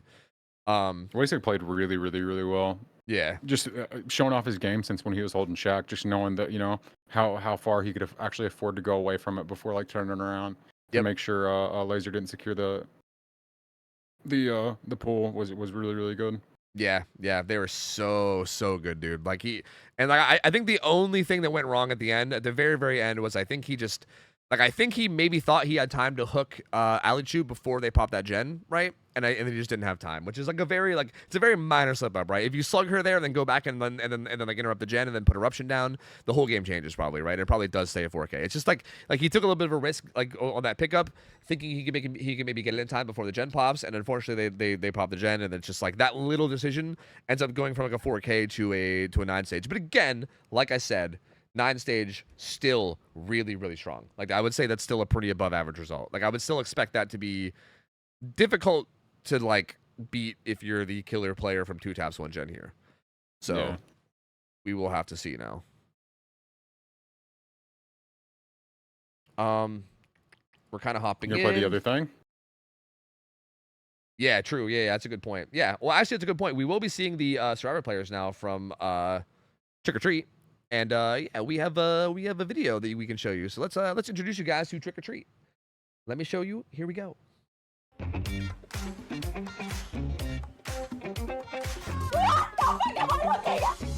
Yeah. Oh.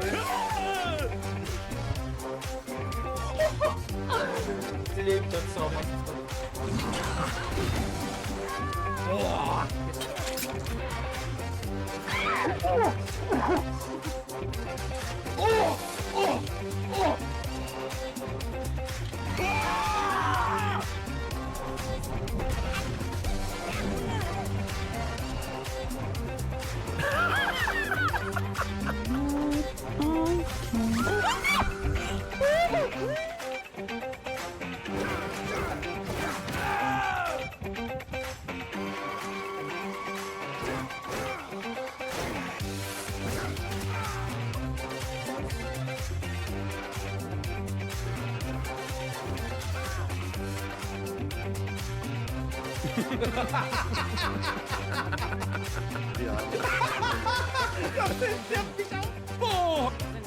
Oh mein Gott! Oh, ich hab sie! Oh mein Gott! Ich hab...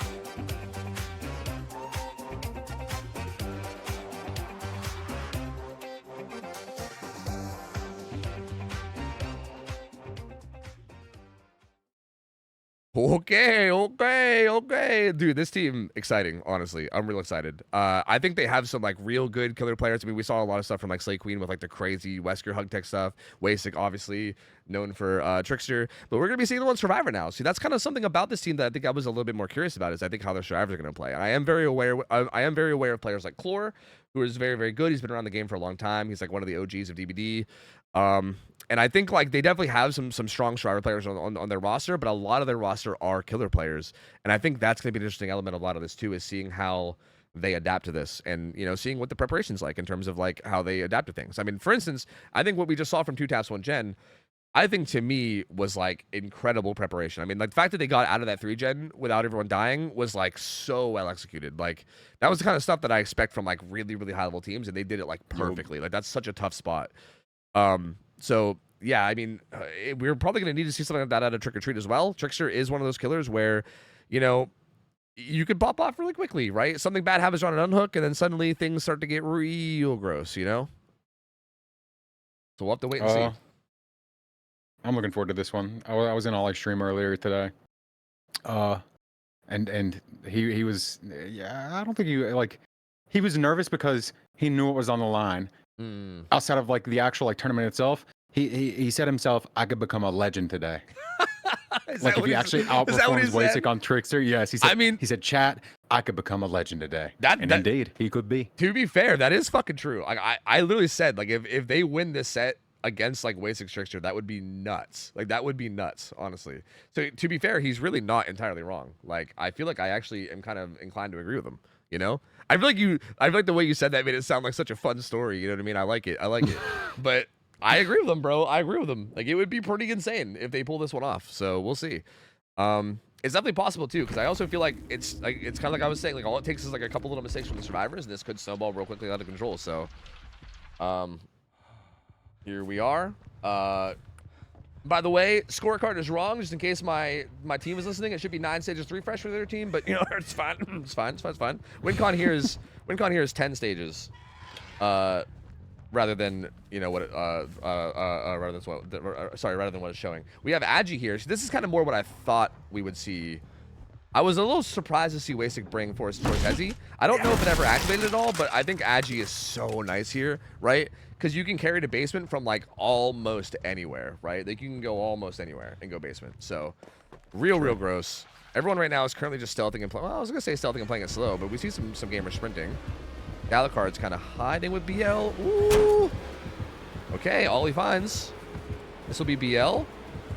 Chase is kind of just staying up here top, so I'm expecting gens to probably be done across the map if possible, although this is kind of where the blocked gens are. Or this is where the unblocked gens are. Gets some damage, okay. Doesn't quite get that dagger, but lands a few more there. Dalakard in some trouble. It's probably going to be dying here. Ooh. Oh, he's going down. Takes a hard prediction. It doesn't quite go where they want, but did die far away from basement at the very least. But it still could be a pain res, right? Looks like Chlor might be pre-stealthing here for the unhook. So he's going to try to not get found here. Mana doing some progress here out on main. Pain Rose comes through. Slay Queen working on Gallows. And we'll see. If Chlor manages to sneak in here for the pool undetected, this could be a very good spot for them. And I feel like he is. He's going to be able to sneak in. Ollie not even really looking for it. Is just going to head out and try to pressure the gens. Finds Slay Queen. SB, though, and Slay Queen gets her pretty far away. Takes 1 damage day. He's almost out of daggers. All he has is main event now, but if he can catch up enough to get a main event off, he could still get this down. It's going to be kind of close. Smart drops down. I was nervous about that. That was actually... I think he thought that she would just kind of mindlessly go to the front window, which honestly I probably would too. But Slay Queen taking some good pathing around the back. And Flashlight clicks towards the pallet. I'm not sure what the communication was there, but calming to the kill or something. I don't know. Mata still cranking this gen. Might get hit by another pain res, and it does. Chlor working on this gen. Dalakar looks like they are going to be stealthing now for the unhook with BL. And this is typically how like plays go, right? Typically, like you have one person kind of stealthing around for the unhook while the others just crank gens across the map. And if at any point the killer is able to find the person stealthing for the unhook, it becomes like a really big play because you're basically forcing another striver off of a gen to get the pool. But that's not really happening so far. Like so far, they've been able to get these unhooks relatively for free. Dalakar actually was there. This is interesting. They're being a little bit indecisive. This might come back to bite them. Dalakar was there, but they were like, maybe we don't want to pull yet. Maybe we want to get more hook time. But now Dalakar gets found, so this does put them in a tough spot now, right? This puts them in a tough spot where somebody either has to get off their gens and come over, or don't trade the unhook. Uh-oh, this actually could be really bad. He's getting near the hook. You don't want to die anywhere near the, like, you don't want to die near the hook. That's like the last thing you want to do. Okay, Dalakar does get some distance. But is also heading towards basement area.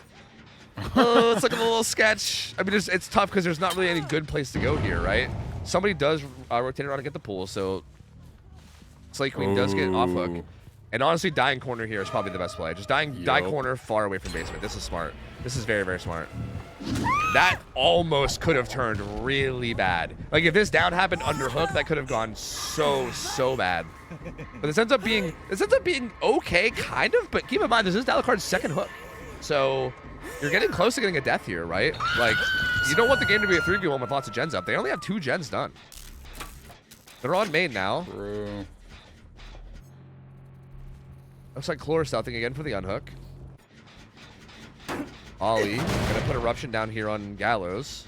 And Chlor needs to not get found here. This is very, very important. And Ollie's looking for him. Ollie's looking for him. This is huge from Ollie. Oh, this is actually such good game sense play from Ollie. And he's right here, isn't he? Oh, he's right around this corner to the left. Just look up there, Ollie. Oh, no! Ollie! He was so close! If he finds him here, this is devastating. Wait, he dropped. Did he hear that? He didn't hear that. Oh, that was so close! That was so close. That was like possibly like, that might have been the difference between a 4K and not a 4K here, maybe. I mean, to be honest, they still could be if this goes badly, but Chlor does at least get the stealth off, and he will get the pull. He also has Will Make It, so he'll be able to get Dalakar back to full pretty quickly. Ollie is nowhere near in position to get the tunnel out either, a whole way across the map now, which is also kind of an interesting decision, to be honest with you. The fact that he didn't stay clear, like near that hook at all. He decides to just completely leave and play around these guys instead. And now that Dalakar's death hook, Dalakar needs to play extra safe, right? Like, you need to make sure you don't die. But then again, Slay Queen getting chased here, she might also end up death hook here soon. I'm so scared. I'm so nervous for him. Same. I am as well. This palette is not good against Trickster at all. But you gotta play with what you got, I guess, right? Trying to just buy as much time as possible. Trying to hopefully get a stun, but can't make it happen. Oh, thank God. Does eventually die, but buys a good time in the process, right? I mean, it's good. Like, you gotta play your life and just buy precious little seconds. They pop Gallows. And the current is, well, actually, okay, sorry, they did not pop Gallows. Gallows is still up, and they're also working on behind Gallows as well. And like I said, Dalakar needs to play real sprinting here. Like, don't sprint here. Don't sprint. Oh, Dalakar, stop sprinting around. Dalakar. No. Oh, wait, Ollie didn't see them. It's okay. No, he didn't, bro. Oh, they're scared the shit of me, bro. My heart. Oh, like, you gotta play to not get found here, bro. You're scaring me. But Ollie does find Chlor over here behind Gallows. And this could be a pain rest too, which would be very, very good. Yeah, this is also where all the gen progress is, right? All the gen progress right now is on these 2 gens. Oh my God. Great stun though from Chlor. All their gen progress is here though. So like, if you're gonna like, Chlor needs to make sure that if he's gonna die, he manages to get away from this somehow. Because if you get hooked right here, like, that's where everything is. Oh, the hit comes in and he has Lithe too. That's really good. He uses Lithe plus the hit damage to get away. Although stays kind of. I don't know about this. I don't know about this. You heard her. I don't know about this. I don't know about this, Chlor. I don't know about this, Chlor. What are they about to pop? They're across the map doing 2 other gens now. They just started 2 other entire gens. Oh, you're actually So, right. you know, it's actually fine. Chlor is just lasting so long on the chase that it doesn't matter. Like, I thought they would try to get him out of here to do these gens, but they literally just did 2 other gens. Like, those 2 gens have progress, but they said, yeah, fuck those 2 gens. And they're just doing other gens completely. So, yeah, Chlor's gonna die, but look at all this progress. They popped the one across, like the whole way down the map. Mata might get pain res here, but lots of progress now on Water Tower as well. That's basement. But even here, like, if this gen pops, I think they could just leave, right? That would be 7 stages. So, yeah, in theory, if they pop this, they can just leave. They don't have to save Chlor. Yeah, they don't have to save Chlor at all. Now, if you're Ollie here, you definitely want Mata. You definitely want Mata if you can find him. I think Mata knows that, right? So he was playing a bit stealthier, and he will not get found. Like, Slay Queen here is only worth 1 stage. You know what I mean? So you don't... Like, you know, like getting the injury is good, but... Saved as well. Ooh, some good daggers coming out of there, but not enough to get the down. They pre-throw Shaq. I think Mata's already on the gate. If Mata leaves, if Mata leaves, they just need 1 other person to get out. Like, at that point, you're already securing 3 stages plus a fresh, right? So if there's any other person leaves with them, then they win. Like, any other survivor. Mata plus anyone is a win. And they're all there, so yeah, they're definitely gonna be getting out. Yep, there they go. I mean, I'll be real, this was a very, very good effort from Ollie, though. Like, that was... Again, considering how much of a, like a, I don't know, you don't want to call this like a guaranteed set, but this might be one of those sets that's like, this might be one of the hardest sets to win, right? Is against like a specialist killer who is extremely good at that killer, right? Like, that's such a hard set. Like, this is one of those sets where you almost chalk it up to be like, we likely lose this one, so let's make sure we win the other ones. And considering that might be the mentality going into it, they honestly did so good. Like, they, like, on Survivor, managed to not get 4K'd in that really tough spot. And even here, Ollie honestly played that very, very well. Like, he played that so well. Literally, I think if he turned and found Chlor in that one spot where that person was on hook, that might have been the difference. Like, that honestly might have been the difference. Like, that was so close too. He did such a good job looking around for him. Like, he made a good game sense play, but just barely couldn't find it. It was so unfortunate. So I think that would have been it. Like, Yeah. or I mean, obviously he would have been in a far better position, but God, that way, oh God, just not looking in one little place as he walked around, fucked everything. Yeah, that's how it can go though. That's how it can go sometimes, man. It's crazy. Oh It's God, crazy. man. Yep. Oh. And so that's set 1 going to Trick or Treat. So Trick or Treat up 1-0 now. That puts 2 taps 1 gen kind of on the back foot, right? But we are going into their killer set now, right? So again, big thing about this tournament, I'm going to keep saying, I'm going to keep repeating myself. So I'm sorry in advance for how annoying I'm going to be. But the fact that we did not do bans at all, right? There was no bans on killers. Well, there was no bans other than tiebreaker. Like, every team is allowed to pick their killer before any bans happen. So that means every team can choose whatever set they think they have the absolute highest chance of winning on, right? So I would expect to see some one-sided sets. I'll be honest, like, even the sets people picking are not as one-sided as I thought they'd be. Like, the teams are putting up really good fights. But point is that, like, that was a set that obviously Trick or Treat felt really good about, and they did get the win on it. But now we're going into a set that 2 taps 1 gen feels really good about, and that is Demogorgon. They're playing on Demogorgon. Demogorgon on Cool Tower, and we'll see. We did just see this set in the tiebreaker for the last best of 3, and it's definitely a bit of a tough one, right? Like, CT, pretty strong map, but I feel like it's one of those things where a lot of it just boils down to how you play your chases, how quickly the chases end. If the chases go on for a while, Demo definitely can struggle quite a bit, and I'm curious to see how they play it, like, strategically, you know?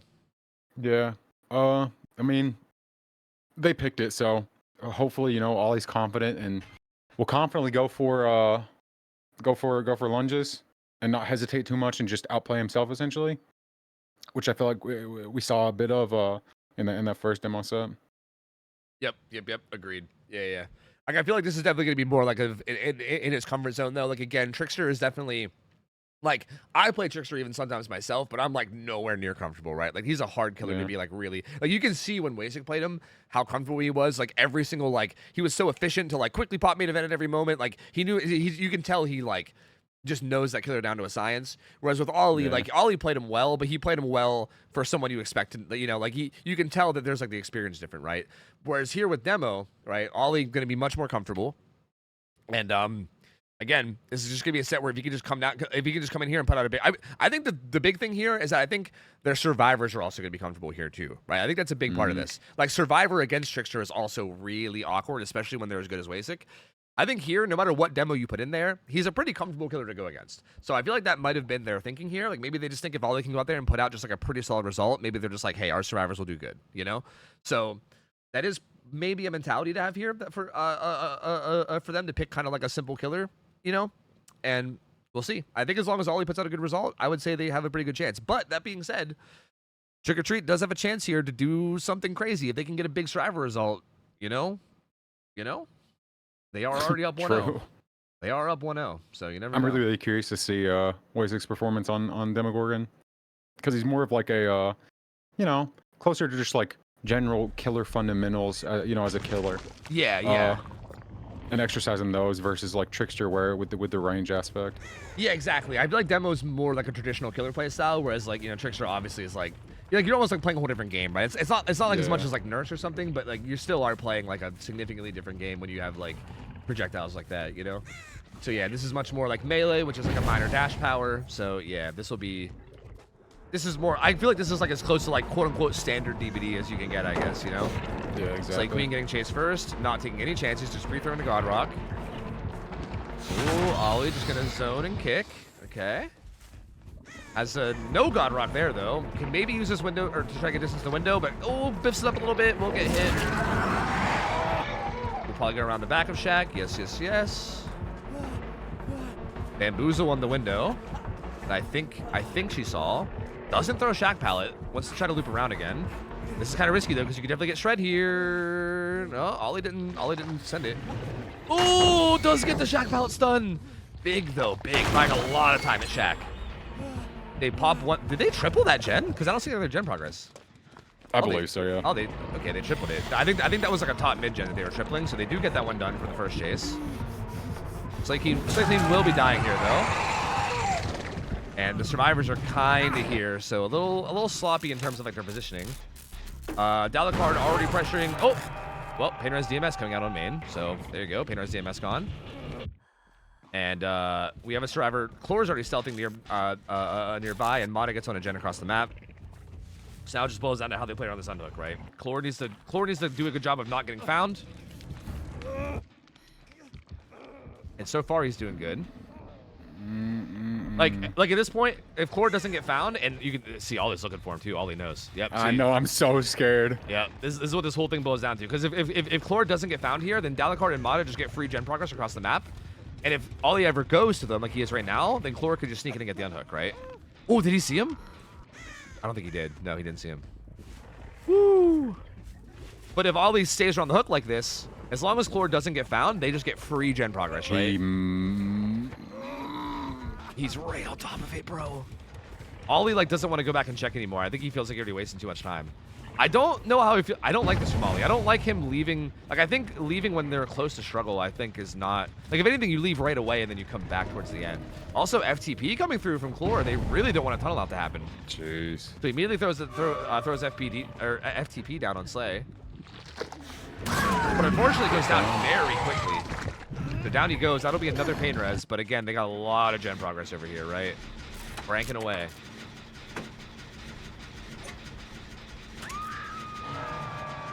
Pain res does hit Mata's gen. If they're smart, they might be able to see, but that would reveal Slayqueen. So no, Slayqueen's going to be stealthing for his unhook. You might want to pop Deadman Switch somewhere, right? Because if Ollie just runs over now and interrupts one of these like this, there you go. Deadman Switch does come out and blocks one of the high progress gens. The other one does pop though. And immediately rolls back. That was actually really good timing to put down that portal. Immediately comes back. Chlor aliving to main, so see ya. He said, hey, exhaustion perk to main, don't mind if I do. And he's out of this bitch, so he's at main building now. Looks like Slayqueen stealth back towards Shaq. And Ollie kind of just left in the center of the map now. Not really, not really any chase. Any like obvious chase to take, right? Like you could try to go after Chlor here or try to find someone else. Chlor is upstairs, we heard. Oh, my God, bro. Shit on bro, that was crazy. Yo. Oh, bro, he's crazy. Yo, that's wild. That was disgusting. That's insane. That was gross. That was so gross. Yeah, this is why you definitely got to make sure you hover the drop that is in the window for sure, because that was nasty, bro. That was real nasty. They're gonna double their other, yeah. So they're gonna double this gen bottom side that they popped, or that they were doubling. They have another gen like left side that's really high progress, but that's basically it right now, right? They have just that. They have that one gen with high prog, and then they still need to get another gen done from nothing.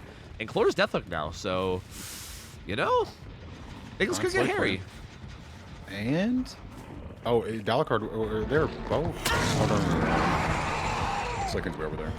Yeah, Dalakard has BL. I think wants to try to make this hill with BL and does get up.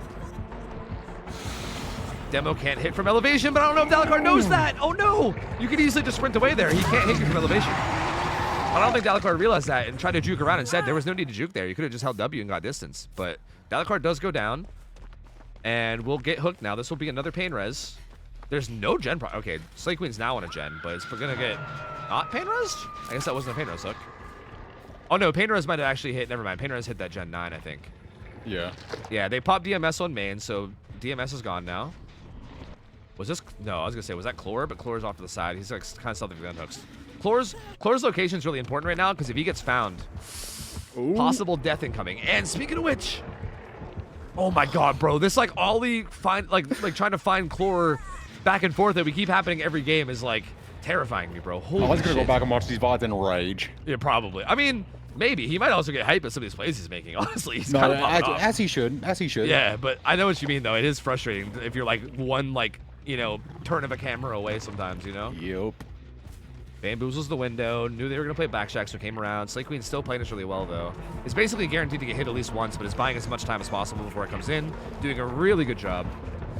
Is eventually gonna get hit here, but we're gonna take that distance and go up towards this maze tile. The problem here is you are going towards the gen that has progress, somewhat, or like I should say at least one of the gens that has progress. This is where the resources are, so you know you gotta do what you gotta do. Ooh, what a shred! Yeah, that wasn't that long at all. I mean, they're not about to pop these gens like. Yeah, the gen progress is not. Yeah, he's probably gonna make it over to where Mata is. Yeah. Yeah, most likely. Well, Mata's doing a gen way right side right now. That is pretty far. I'm not sure if he'll even go back there. He might just interrupt main, which I think he is. Yeah, he's not. Oh. Makes sense. Dalakard up here with BL. Will just BL away. There's still a lot of resources over here. There's like this double maze tile that's usable. And of course, super stealthing. Yeah, well, really he is trying to make sure they don't get found. He's like bottom middle, so he is kind of center map, but he at least knows where the killer is, so he can just kind of be on the opposite side of objects from him. So yeah, he's doing a good job of not getting seen. Mata gets found at main. Not at main, at Shack. My bad. And he has this kind of dookie tile here at 5. This better than nothing. Goes for a shred, but is short. Lands that one though. Good shit. Mata heading up now towards this like little jungle gym and then discount double window set up. His pallet's broken though, and he makes pallet. Oh, he makes pallet gym here. Yeah, he does make the pallet gym. He could use that to make main pallet now, which is a pretty good pallet against Demo. The curvature of that's way too awkward, but almost. I mean, they're on the last gen now. They're tripling it. He tries to go down under pallet, but they're tripling the last gen. It's right beside them. It's gonna pop. That is the final fresh hook though, and this could still end up being a pretty good result. Like they're gonna have a lot of stages.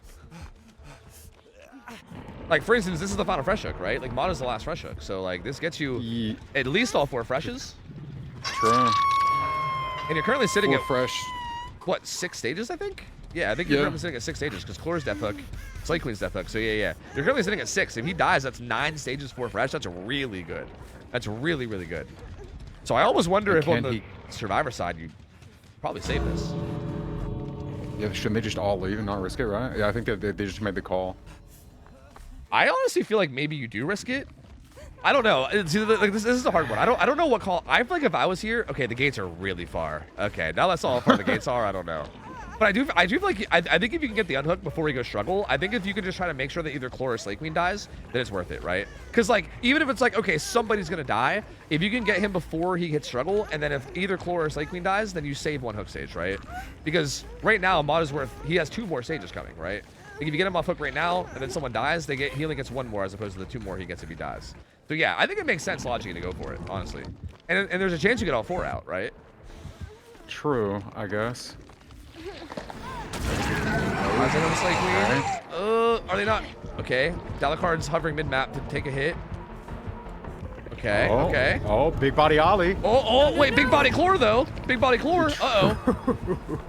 Oh, but no. Big body Ollie's stronger than big body Chlor, but big body Dalakard. Oh, the hit gets taken. I think they're out. I think they're all out. There they go. They're all out. Yep. Wait. Yeah, they're all out. Yep. They all got out. Crazy, bro. 7 stages is what it ends up being, right? I think. No, 6. No, 6, right? Because 6 were no. Yeah, no, 7. 6. No, 6. It was 6 because there was 2 death hooks and then 2 people hooked once. Yeah, it was 6. Yeah, 6 stages. Oh yeah, true. Fuck. Damn, that ends up being 6 stages for fresh. That was such a good endgame clutch from them, though. That's so good. Like I feel like that is a significantly different result than 8 stages for fresh. Like that's significantly different. So when I said 9 stages earlier, I think that was just NA math coming through is what that was. Sorry, my bad. That was just NA math. It would have been 8 stages if he died, I believe. But yeah, that's honestly a very solid result from the survivors. That's a little scary, I think, if you're 2 taps 1 gen, because again, they need this set. They need to win this set. They cannot lose the set, otherwise they're out of the tournament completely. Like, this was the set that they chose, and they need to come through. I still think, don't get me wrong, 6 stages 4 fresh is still, like, not a horrible result, right? Especially with, like, all the things that are allowed on Survivor. I definitely think it's, like, possible/reasonable to beat that. But definitely not. Like, I think the fact that you got all 4 fresh hooks especially, right? Like, even if someone dies, as long as they, like, keep it below 6 stages, and, you know, they make sure that not all 4 people get hooked, I still think it's pretty possible. So, but I just feel like this is, I feel like you would want more of a buffer on your set, right? Like that's how I feel about it. Like I feel like if this is the set we chose, I would want more of a safety buffer than this. You know what I mean? Like this is, I don't disagree. This is cutting it a little close, like to where 2 taps 1 gen survivors have to really step it up, like right now, and have a really good performance. Otherwise, they're in trouble. So, God, that was nerve-wracking. Yeah, that was really nerve-wracking. Yep, that it was. That dude, that end game was so good though, dude. That was so good. Oh my lord. That was rough. Cause like after they got the unhook, even whenever he turned around, it's like, where are you really like, where are you like blocking, you know, body blocking at the LT wall? Like the window didn't matter because they just go around. And even if they got the window, like he would have had to, you know, been that far ahead and actually ready to go to the other side and body block that. But then they could have really kind of set up for that too. I don't know. That was a rough position to be in. Yeah, honestly. It is a really tough spot from Killer there, especially, right? And I'm pretty sure, if I'm not mistaken, Ollie is not like he's like, I think he's been playing a lot of Killer and like training for this tourney, but as far as I'm aware, on like the regular, I don't think Ollie's like a huge Killer player. Like he plays Killer sometimes, but like, you know, he's not like a Killer main by any means, right? So I feel like a lot of this too is like him figuring out a lot of stuff on the fly, right? Yeah. And I mean, again, I think he did really good. Like for instance, he was even like doing like the game sense thing of like looking for Chlor on the unhook, and if he found him, that would have been huge. Like he was so close to making like insanely huge plays, but like they did manage to stealth it out. Like the stealth from Chlor in multiple situations in these matches has been really good in clutch. So I mean, hats off to Trick or Treat as well. Like I don't want to take anything away from them. They're also playing phenomenally here. Like, but I don't know, it's really cool to see. Everybody is like, I'm super impressed with how like prepared everybody seems. Like I mean, I don't know a lot of the people, period, just because I'm me, and you know, I don't know anybody, but I mean, it seems like all these players so far that we've seen today like came prepared, you know. Yeah, 100%. I mean, this one in particular, like this exact matchup, I think might be the 2 most prepared teams we have. Maybe not in the whole tournament, but maybe on like the EU side. Like I know for a fact that both these teams, just from like keeping an eye on like their like team chats in Discord, these teams have both been prepping a good bit. Like they've been doing a lot of practice. They've been doing a lot of like team stuff together and like, you know, talking strategies and stuff. Like there's been a lot there. So this was the matchup. This was like one of the matchups where I think I was the most sad about one of these teams having to lose. Like again, I'm kind of sad about every match. Yeah, the hell with you, Tofu. Fuck past Tofu. Past Tofu fucking sucks. I agree. Past Tofu does suck. Yeah, I should have found a way to make this double elim somehow. I mean, look, I did make it's best of 3s at least. You know what I mean? Like at least you got to lose two killers, but like, Yeah, I mean, yeah, I don't know. It is sad to see some of these teams go because like these teams in particular, like they did actually put so much time in that like it sucks that one of them has to go, right? Like one of these teams is going to put in a bunch of time and then have to leave after day one, and it's just going to be whoever doesn't outperform the other, right? I mean, they both took time to prepare, so they both are here, and just whoever can execute better is really what it boils down to, right? So I mean, fair is fair, you know. True. It just sucks because it's like sometimes that's what you need. You need to go down to losers bracket to feel that pressure and also get through the nerves of your first matches and your first sets. True. But past Tofu said, "Fuck you, go to hell." No, you don't have a chance. Next tournament, okay. Next tournament. We're already like considering another one. So like next tournament, okay. It's coming. Don't worry. It's coming. It's coming. Thank God. We're going. We're good to go. Here we go. Wasik on Killer. Again. Playing, is that Unbound? Unbound, is that the one where, I think that's the one where like when you get a hit and then you vault a window after, you get like 10% haste for a little bit or whatever. It's interesting. Yes. Very interesting choice. I can see that actually popping off on a lot of these maze tiles. Interesting. Oh, is it not? It's 7% now. That's right. I think they reduced it. It was 10 or something for a while. I don't know. But yeah, I think they reduced it. Either way, you get haste after getting a hit and then vaulting. But yeah, I mean, interesting perk choice. I'm wondering how if that pays off. Finds classed. Deep top, and there should be at least one free hit here. You might just take the M1, yeah. He'll take main, and this will be on bound value. He's gonna vault this. Bro, look at that haste. Bro, it's not even. That's crazy. It's not that much haste, but I mean it's enough. It's enough to throw people off. That's for sure. Like all distancing is gonna feel a little awkward right now. Like this is gonna feel so awkward, right? Like class is probably like right now if you're classed, like I bet the comms there are like, what the hell? How did I not make that? You know what I mean? Like that's like I think that's the kind of thing where Unbound comes in huge because it throws off those timings, right? Like these players are so comfortable with like distancing in terms of like how much like space you need to get away with XYZ thing, and that just throws it off so much, and that first down comes in so quick. That's rough. That's really rough. Yep. And then Eruption comes down here. Laser's here with BL. He's gonna come down to this path palette. This path palette's pretty much a god palette. No chance really doing much here. Just insta throws it. Is he making his way to the pool? He might just go pool because the other ones are still on gens. Yeah, I think he's just gonna go pool. Matter of fact, Mia gonna go ahead and use that pallet and make her way up to this side. Oh, the killer failing though. I think it's gonna go back for the tunnel out. I think once the tunnel out. Yeah, it's heading back towards the unhook. Once this tunnel out into class, it looks like. Class at main window, he knows though. where he went. Yeah, he knows. The problem, yeah, I think that's the problem with this. Is trying to get a tunnel out without Bam here is going to be like, I think Unbound over Bam is an interesting choice, and like I can see like obviously it's already gotten value, but like if a survivor already has distance, like especially a really good survivor like Class that already has distance at main is rough, bro. That being said, he didn't stay. Ooh, kind of unique path back over. Okay, makes it to the Scott palette. Insta breaks it. Gens are being worked right now. Three different gens are spread across the map right now being worked. And if Class can last a long time here, this is gonna buy them a lot. These are 50s. Oh God. Oh, Class. Oh no, he was doing so good. I mean, he played that palette about as good as you can, right? I mean, that's a rough that's palette. literally what I was gonna say. Like that's kind of all he was, gonna do. Yeah, yep. They did pop one gen though. Another one's being worked. Well, two more are being worked. They're getting kind of close. So, like, almost close to 3 gens popping. But Wasik does have Eruption. Wants to put him down if possible. Waiting for the cooldown. Eruption going down here on this gen at 5. And looks like he doesn't want to step too far away from the unhook to get the other one. Yeah, Laser's going to go ahead and pop it. And they're currently splitting more gens, too. Looks like they're doing 11 and 2.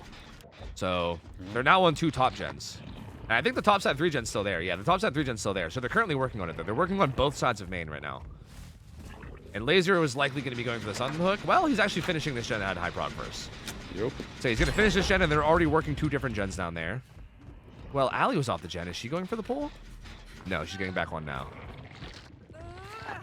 Wasik might just secure this kill. I think he's just coming in. Yeah, but I mean, I think he's gonna at least force a 1-for-1. He's at least gonna punish him front hooking. I think he doesn't want to let him have it for free. So they either need to 1-for-1, which they might just do. They might just 1-for-1 it. They're getting some progress. No, they're not. They're not. He dies. They have some progress, but like, not a crazy amount. You know? Mia has to try to leave this gen over here too, and first hit comes in. Crouching, unfortunately, did not work. She has lithe if she can. Yo! Oh, unfortunately, doesn't catch that shred out, and she goes down. And Wasik immediately looking for more. Doesn't even think about picking. Immediately just starts looking for more. There's no pallet here. This got used earlier. So Allie's in some trouble. Gets hit. What she had to work with here, a double window. Sprint burst is already gone. Has a god pallet there, but I think Wasik just gonna go back and take this hook maybe. The Gen 2 pops. There's a really good Gen split now. That breaks up the Gen split. I mean, kind of. I mean, like, the last gen's still kind of on this left side, so he almost has, like, a weird, like, left side gen setup, right? Actually, yeah. The gen setup's really not horrible. It's, like, 11 main and then, like, 8, which is, like, still kind of close, right? Like, it's not super easy to hold, but it's not the worst ever, I guess. Painter's coming in on that gen 11. Oh. Laser gets found, but he has BL and distance on main, so he's kind of chilling. He's got this pallet he can pre-throw. And he'll, didn't even pre-throw it actually. He's just, yeah, he actually has a lot to, he's got plenty to work with. A window facing main as well. This is like Laser in his element. I mean, this is not a chase that I would want to take. That's for sure. That's for sure. I wouldn't be wanting to take this chase. That's for damn sure. But it looks like Wasik, he does. Ooh. And hey, what's a get to there? That's some good shit. Wasik said, yeah, but I ain't no bitch, Tofu. And then he took the chase and fucked him up. So hey, I mean, touche. Allie was working a gen, but they're all injured now. This is getting really volatile. He finds Allie. Yeah, Allie gets found too. Has to, like, at this point you have to just die deep corner. Yeah, like this is smart, just running really deep into the corner, buying as much time as you can, circling objects. But yeah, you're gonna die, right? Like, you're gonna die. Laser gets the pull. Does Wasik slug? He does. He does. He has a gamer hole right there on, on the hook though. Yeah, he knows exactly where they both are roughly. Oh, I shouldn't say exactly. He roughly knows where they both are because they just unhooked. So he can come right back here and know that they're both roughly in this area. Sees Laser, so now he knows where, now he does know where they both are because there's scratch marks here, plus there's Laser. Looks like he does want to chase. Oh, I don't know the angles, the geometry. I'm assuming he's gonna portal back up. Yeah, I think Mia will likely be getting the pull. Actually, she bailed away from it. I think she was going to get the pull, and then I think they maybe called out the, or not the pull, the pickup. But I think they called out. This is actually really good. Stealthing here, not getting found is really huge. That's a really smart play. Because this kind of puts Wasik in a tough spot where he's like, oh, I thought they were going back for the pickup, but now they're not. Where the hell are they? You know what I mean? And now you gotta go, and now you gotta play around that. He's gonna port back top. This should allow her to get the pickup for free, right? So yeah, they should go pick up now. And Laser has BL with main. As long as he buys enough time here for them to, like, you know, get healed up and split up, then we should be being chillin'. Oh, he blocked the window too. Yo, that was sick. Oh. Yo, Wasik's fucking. Oh, I bugged out his camera apparently. Wasik's fucking sick though. Holy shit, bro, what the fuck? Oh yeah, he's portal face now. I kind of made him portal face. Yep, no, I bugged him out on my end. Yep, that's my fault. That's my fault. But that was nasty, bro. Hook comes through there. That was likely pain res. We'll check on portal face real quick.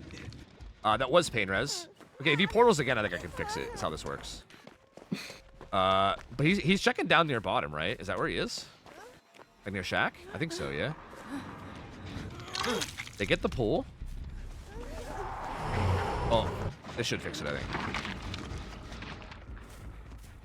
think. All right. They get the pull for free, though. Like, completely for free. He wasn't able to find anybody after the hook. So that's a little rough, right? They're kind of like, that slows down his pressure a little and allows him to recover at least slightly. But he does seem to find Allie here. Oh, and the down comes in here as well. This is a potential. Okay, this is. Not only is this a potential fresh hook, this is the winning hook, right? I believe, right? Maybe? No, that's 3, 4, 5. Yeah, this is the. No, 3, 4, 5. No, this is tie. This is a tying hook. My bad. This is the tying hook. And a math again. This is the tying hook, though. That's pain res. And now one more hook wins it. So it's at best a tie now for 2 taps 1 gen. And they're both injured, both here. Yeah, they're both really injured and here. Much. They have to like last and chase long, and there's no pallet here. Yeah, it's over. There's no. It's over. It's all over. I think Trick or Treat clutches this up and wins it. It's Jover, boys. It's Jover. Yep. Down goes Mia. That's win con. If you just throw Mia on hook, it's over. And looks like Trickster, or sorry, I called Wasik Trickster. That's kind of funny. It looks like Trickster here knows that. That's fucking wild of me. Holy. Looks like Wasik knows that. And There it is. There it is. That's stage number 7. That's gonna be Trick or Treat. Actually 2-0ing too. That's the first 2-0 that we saw. I guess we only saw one in our set, but that's gonna be our first 2-0, which is still again kind of wild. That means that you won your set, and then you also win whatever set the other team feels the most comfortable on. So very, very well played from Trick or Treat here. And man, 2 taps 1 gen, like so close. Like they play smart and they make such good decisions. But I feel like it's just barely not enough. I feel like micro-wise, Wasting's just kind of getting the better of him a little too often, and Chases are just ending a little bit too fast. And again, I think that the end game of the survivors of Trick or Treat, getting I think being able to save those like extra 2 stages does come through so clutch as well. Because they wouldn't even be at WinCon yet, right? We'd still be 1 hook away from even tying the game at this point if it wasn't for that. So nasty shred there as well. That was impressive, man. That was super duper impressive. Like I've not seen anything from. I almost called him Trickster too. Holy shit, from Wasted. From Wasted, ever. Yeah. But Jesus Christ, I don't know how. Like he's really really good. Yeah, I mean, I know him as like the Trickster guy, right? But I mean, his demo is nasty, bro. Like even like flying off of main and blocking that window earlier, like that's so gross, bro. Like such good play from demo. So just seems like maybe just might be one of those like mechanically gifted players, man. I don't know. You know, some people are just like that. I don't know. I hate those people because I wish I could be like that, but some people just got the gift, I guess. Yeah, he has Unbound, so he can vault this. This Unbound has been doing work too. Like I was a little skeptical on it, but I feel like it's been doing so much work. Like even right here, he gets that F1 easily with Unbound. It's just so hard to play around that. Who came up with the bright idea for Unbound is what I don't know. I mean, it used to be only 5% and no one ran it. They buffed it a little bit, and now suddenly it's seeing a lot of play, so. That's crazy. And down goes Alley. This should basically be 4K. Yeah, I don't think there's any way Laser gets this done, right? Basically just 4K1 from here. And just super good play, man. Just actually just so nuts. So nuts. But this is another team that we're seeing get knocked out, bro. I don't wanna, dude. Fuck. Man, that makes me so sad. It really does. I'd love to see Ollie, like, you know, get the fire burning after all that and just wreak havoc in a loser's bracket or something. But, you know, you suck, so it's whatever. Hey, past me sucks, okay? Current me agrees with you, okay? Current me agrees, okay? But like me from like a month or 2 ago when we were setting up this tournament, yeah, that guy had terrible judgment, bro. Fuck that guy. And man, just out of these first 2 sets, I wonder how many people's, you know, brackets that they filled out have been already True, yeah, that's one other aspect as well. True, I forgot about that. We have fantasy brackets, by the way. I think it might be, actually it's too late. It's too late because the game's already over. But we have fantasy brackets. And some gamers have filled them out. I wonder how many gamers are like punching their desk, you know? God damn it, man. God damn it. Laser here with BL. They're cockroaching it pretty good here, man. Like they refuse to die. But it's coming. It's coming eventually. He saw his main window here too, so this is like a very obnoxious setup. He can loop back around and make it to his pallet, but then he can kick it with Barb's or break it with Barb's glasses. Yup. And now he's just kind of looping on nothing. We'll see how long he can survive at this double window. Looping on nothing. That would have been a good team name, Tofu. Damn. Yeah, looping on nothing would be a good team name. I'm gonna keep that in mind. If I ever get invited to a tournament or something, I have to make a name. I'm gonna keep that in mind. Laser doing a really good job. He's doing good though, looping here on nothing. He got a lot of distance there and is now using it. Great crouch. Yeah, but he's big body wasting though. Oh my god! Oh, the not like this. Oh, put him in the montage. Put him in the montage. No. Big 50, huge 50. Holy shit. Oh. Looping on nothing, baby. Looping on nothing, bro. Looping on nothing. Resilience helping him out a little bit here too, but no crouch on that one. He goes down. And that's it. That's the GG's. Laser though, you know, showing off a little bit before they die. I respect it. So man, there you go. Well played. I guess I'll stay here for a minute to see the celebration Mori, right? Because I'm sure we're gonna get a celebration Mori. But tough, dude. Tough. Again, you hate to see 2 taps 1 gen go because I think they played this so well, man. They did such a good job. But like, just a little bit stronger for Trick or Treat. I do feel like, again, it's gonna be kind of hype because I feel like none of these games are blowouts, right? They're all like relatively good, solid, close games. So it's getting me pretty hype, you know? Like I'm pretty excited to see what we keep getting. And that's it. So 2 taps 1 gens. thank you guys for playing. You guys played fantastically. Again, maybe next time we're gonna do a double limb or something, so that way maybe it's not quite as harsh of like a goodbye day one. But unfortunately, it is goodbye day one. So GG's, well played, and Trick or Treat moving on. So we'll be seeing Trick or Treat in the quarterfinals. Yep. That actually is the end of the EU side of the bracket today. So each day we're doing basically 2 games of EU and then 2 games of NA, right? Like we get the EU games out of the way early, that way the EU gamers can go to bed or whatever, because it's probably late as shit over there. But we're gonna be going to the NA side of the bracket now. So we'll be seeing some new teams, some new teams. And I believe our first matchup is probably one of my favorite matchups in terms of just 2 team names. We got team Richard versus Team Scissor Me Timbers. That's right. Team Richard versus Team Scissor Me Timbers. So it's you know, Or matey. What's there more to say? You know, Dick versus Scissors. I don't know. And the sets here are interesting. Sorry, what's up? No, go for it. I was gonna say that the sets here are really interesting because I feel like the picks are not who I thought these teams would pick based on who I see on their rosters, right? Like if I took a look at their rosters and I was like, okay, who who are they gonna pick? It looks like Richard chose Nemesis, which is a very, very like Nemesis might be like the most not comp killer out there because he's like one of the only killers that has like heavy RNG with zombies, right? But we still wanted to allow him in case there was like Nemesis bans that wanted to show off their stuff or whatever, right? So we still did allow him, but I honestly didn't expect anyone to pick him. But Nemesis getting picked from Richard, and then Scissor Me Timbers chose Plague. So again, a very odd one because I know that like for instance they have like Hex on their team who I know is like a Huntress main, right? But that might be one of those like saving it for later rounds, or maybe they just maybe there is something about Plague that makes them feel confident. I'm not sure exactly what the strategy is there, but it's interesting choices. It's not what I'd expect from this set. Like I'd expect both these teams to pick somebody differently, right? And then the tiebreaker that they ended up banning down to was Deathslinger. So that's a good one too. I love Deathslinger. That's a good, solid like middle ground tiebreaker, I think. So yeah, I don't know. I mean, I feel like I heard Zubat like mention something about like it just being crazy that Nemesis is on Blood Lodge for some reason. So maybe they just saw that and like took the opportunity for whatever that opportunity is. I'm not sure. Yeah, I'm not sure either. I mean, I think Blood Lodge, maybe he just thinks it's like a bad map for him. I mean, we were basically trying to put him on a map where hopefully the zombie RNG could be like the least impactful, right? Like if you put him on like an indoor map, for instance, like I don't know if you've ever seen Nemesis played on like Midwich or something. It's disgusting, bro. Like the zombies are just like completely quiet and they'll just like you'll just turn a corner and bam, you're like dead. It's horrible, bro. So like we tried to put him on a map where like we thought there would be like the least amount of zombie RNG, right? But even then, it's like there's always going to be some, no matter what, right? Like, there's no way to completely avoid it. So, yeah, I don't know.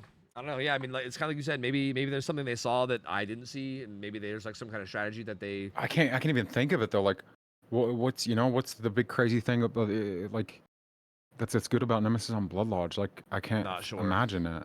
Yeah, like, I don't know. Me neither, man. Me neither. But I guess we're gonna find out, right? I guess we're gonna find out. Actually, true. All right, so maybe in terms of intros here, I think I'm going to stick to the thing of doing whatever team was on Survivor because I feel like that's probably the better way to go about it. Since you're going to see more of them now than the other team. So I think I will go ahead and give you guys the intro for Team Scissor. I still think this is probably my favorite team name of the whole tournament, by the way. Team Scissor Me Timbers. I'll give you guys a good introduction. So here you go. Ready? Well, let's do it. What's going on? Oh no.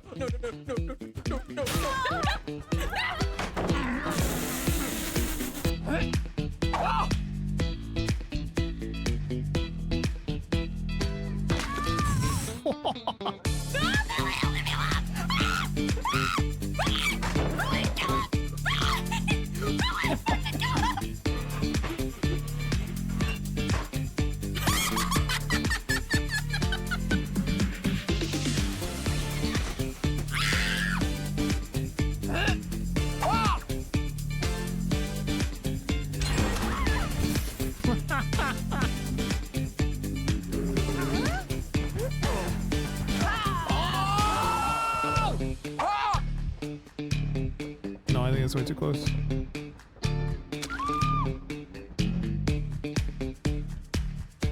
Get fucking shit on. Fucking hit him. Yes!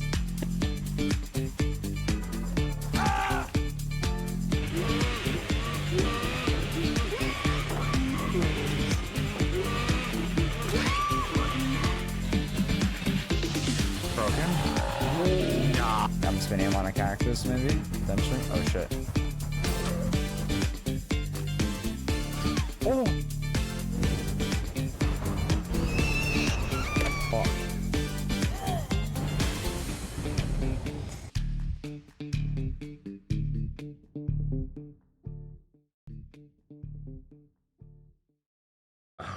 All right, dude. This team, fun team, bro. I love these gamers. So good. That's our boy Angels, by the way. That was our boy Angels, by the way. I know. Who got hold as nurse at the end of that, by the way. So like, you know, that's our boy. That's our win streak carry right there. God. Oh Lord, Lordy Lord. But yeah, these gamers are great, bro. I feel like both these teams. I mean, like all the EU gamers I love as well, but I feel like these gamers I have more history with because we're all playing on the same servers and I run into these guys like all the time. So I feel like there's. I don't know. Like I feel like I know these gamers really well, and these guys are all such good people and like really good players. I think this is gonna be a really good set. That's the problem. It is, and I feel like I'm gonna have strong feelings towards you after this because one of these teams is going home. Right, exactly. And I like Yep. players on both of these teams. We have Zeno, we have Zubat, we have Sam, we have Broken, we have Angels on the other team, Tofu. Yep, Angels, our juicer. That's right. Our juicer. juicer. That's right. Our carry. That's right. The guy who carries us every win streak is in here. So yeah, like a Nye is the homie. Hex is the homie. Like also Broken. Keep in mind, just for people watching, if you don't know, Broken Anarchist, who's playing on Scissor Me Timbers, is also Australian. And he's playing on like giga high ping. But that being said, I don't know if I've ever seen this guy on Australian servers. This dude just plays on NA servers like all the time. I've even seen him on EU servers. Like he's gonna be playing with like 200 ping, but that's just like his norm. Like I swear I've run into him in like normal games and he'll like hit dead hards and shit. And I'm like, what is happening over there? Like how are you I can't even hit dead hard on like 30 ping. This dude's doing on 200. It's wild. So like his ping will be high, but I feel like it won't even be that much of a debuff for him because I mean naturally it's always a bit of a debuff, but I feel like he's used to it. To like, you know what I mean? Like he's definitely 100% used to it. So if there's anyone that's gonna be comfortable on high ping, he's probably, you know, the one. I mean, that being said, I guess like Zeno playing on Survivor for Richard will also be on slightly high ping because he's obviously EU and this is a full NA set. So that will also be a slight ping there as well. So they both technically have someone on high ping. Kind of sort of evens out a little bit. I'm so curious to see how these matches go. Like I don't really know what to expect. Yeah, I really don't. I also like. So here's the thing, like. Blood Lodge gets some pretty crazy gen setups sometimes, right? Like, especially like towards like main mode. Like, I feel like I've seen some nasty like 4 or 5 gens topside. Sometimes you can even get them like really close to like a cluster in the corner. So I feel like, in theory, if like the zombies are being annoying as shit in the gen setup, and you also have like hooks in there, this could be nightmare scenario for survivors, right? That's why this set's so odd though, because it also like depends on like the RNG, and also though you can kind of manipulate that a bit, right? Because like for instance, a perk that you might see, I feel like probably not with all the things we allow. I feel like you probably won't see this, but maybe you can see a perk like Discordance, because if you guys don't know, I mean, I'm sure a lot of people know this, but if you don't know, the zombies are attracted to loud noise like notifications, and Discordance makes there be a loud noise notification every time that you're doubling a gen. So like for instance, if you put on Discordance and they double a gen, zombies will start, you know, like limping their way over. So it's one of those situations where I feel like if the zombies start being obnoxious in the gen setup, and then also you're like getting like if you're also getting hits and downs in there as well, it could end up being a really tough spot. But it just boils down to like, does that even happen, right? Like, do you even go down in the gen setup? Are you able to get across the map, right? It is Nemesis. I feel like as long as you're playing your positioning correctly, I feel like you should be able to get across the map before you die. So a lot of this is just going to boil down to, I think, like the discipline and like macro of the survivors, and how much they've like played in practice. And okay, I'll go ahead and throw out there that I think both of these teams are significantly less practiced than the last two. Well, I don't know about that. So I do know that. Okay, I know the Scissor Me Timbers has done some practice like with their full team. As far as I'm aware, Richard couldn't get Zeno on to do scrims. I think they did practice without Zeno, but I don't think they've played with Zeno. So like, I don't really know what that means. I know Zeno apparently wasn't practicing with him, I guess. I don't know. I'm not 100% on it. Okay, I don't know, but. Yeah, so it's going to be less like I think both teams are practiced enough that I think they're going to play well, but it might not be like, for instance, like that last game. I feel like both Trick or Treat and two taps both were like real. Like I feel like their macro was good, bro. Like they were good. Like I feel like it was clear that they prepared, right? Like it was very obvious and clear. We might see that here, but we might also not. We might also see you know. a little bit of sloppiness here and there, and like that could be telling, right? Sometimes that's all it takes. I do think preparation is going to be one of the biggest things that decides the winner in these sets, because I feel like there's a lot of games where it's like one little misposition from survivors can just cause huge snowballs. So we'll see. They do have a pretty, I mean, Nemesis I feel like is like a outside of the zombie RNG. I feel like it's a kind of chill like set in terms of like, you know, it's not like you're going against. Should be. Yeah, I mean, he's not like a killer that's just gonna like, you know, end every chase in like 2 seconds or whatever is what I mean, right? Like I feel like you could hold a chase against him at least somewhat, and like he's also like a decently common killer in pubs that I feel like people are used to, right? It's not like you're going against like twins or something round 1 where like you got to be real on top of everything, you know what I mean? Like I feel like it's relatively chill, all things considered. So yeah, I mean, we'll see. Yeah, for the people just coming in, and I saw someone asking for the sets. The sets are currently going to be Nemesis, Blood Lodge, Plague on ARP, and then Slinger Suffo is the tiebreaker if we go to the tiebreaker. So those are the 3 sets that we're seeing.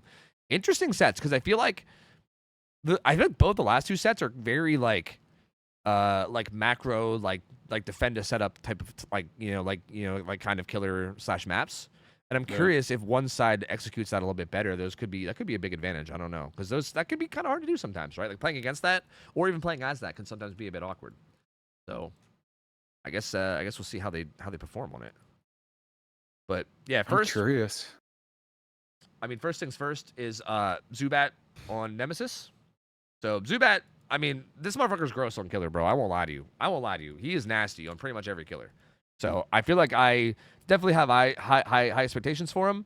But this driver team, definitely good players, man. Some juicers on this driver team. So this is definitely not going to be like an easy matchup by any means.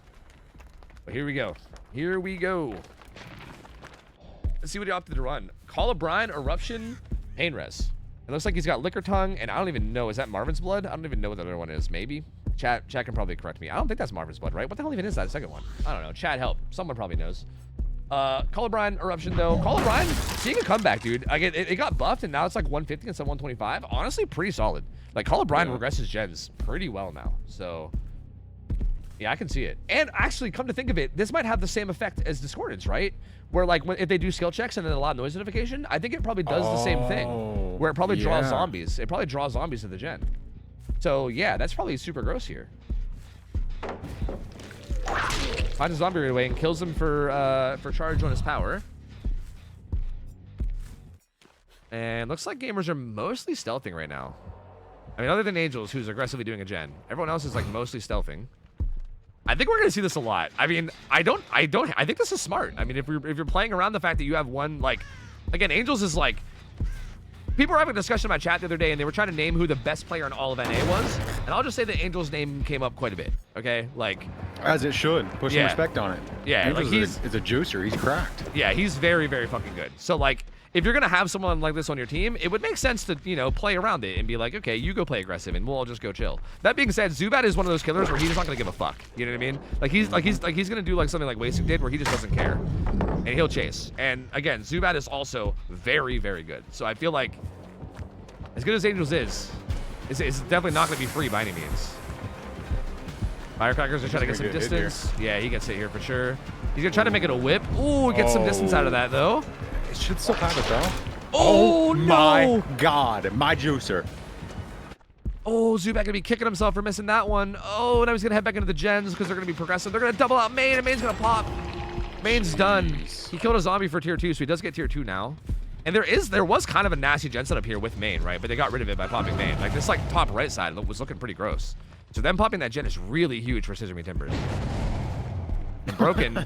Take it. Yeah, you're gonna laugh every time I say their name, aren't you? You're gonna do it every fucking time. Broken on his 10,000 ping over here, playing from the future probably, or the past, I guess. I don't really know how ping works. I guess the past, the future. I don't know. He's gonna be playing this jungle jam. He could probably pre-throw this if he wants to. Like, look, how is he doing this on ping? You see what I mean? Bro. Like, that scared me. Like going for plays like that, even on good ping, it's like, what? And then on like 200, like, he plays like he's not on 200 ping. I'm telling you, it's crazy. Oh, God. Like, look at him go, brother. He's nuts. Zubat needs to find some damage, like, soon. Like, he needs to find a down, like, yesterday. Finds a hit there. Oh, there's a zombie up here. Broken's gonna try to stay deep top. They must be doing Gen's bottom, most likely, right? He will eventually go down. But they pop a second gen, and then a third gen is currently being worked. This is actually near the hook, so yeah. This is like right here, like top left. But 2 gens are done and out of the way already. So really good start right now. Very, very good start from Scissor Timbers. No pain res either. It looks like the pain res RNG was maybe not great, so he doesn't actually get a pain res. He still has like a loose 3-gen here. If you count it, right? Like this one right here plus the 2 top left. It would have been really good if main stayed up. But he still kind of has it, right? Like it's somewhat of a 3-gen. Yeah. Not the best. Yeah. It's an Emmy 3-gen, you know? Yeah, yeah. Angels is here hovering for the pool. But he's not even stealthing. He's just going to grab this case. The others were doing Shack, but it looks like Arugula's going to leave Shack and maybe get set up for the pool as well since Angels got found. Well, at this point, Zubat seems to be pretty chill with just sitting here and holding this. And at this point, I think what they need to do is if they're going to work gens, I think they need to hard pressure that gen at 10. That's like in the 3-gen to make sure that they break that up. Angel's getting chased though. Arugula might get that unhook for free. Zubat's giving it to him, it seems. Oh my god. Oh, and then the stun! Yo. The stun was smash hit too! And Angels is gone. He's gone. And the unhook happens completely for free. That hurt. And Zubat's coming back now. Really hurt. Oh no. Oh no, oh no. Man. Zubat's gave it up, you know. And Broken's back to full. Oh my god. He's back to full again. He doesn't have much to play with here though, right? He gets hit immediately.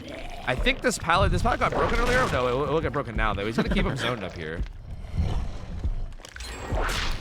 Angels came in for a hit tank, but he just ended up eating an infection instead. He's tier 3 now. Oh, zombies here. Broken's gotta leave, but actually he leaves with distance. Angels takes another hit for him, and they're cranking away, bro. They're cranking away.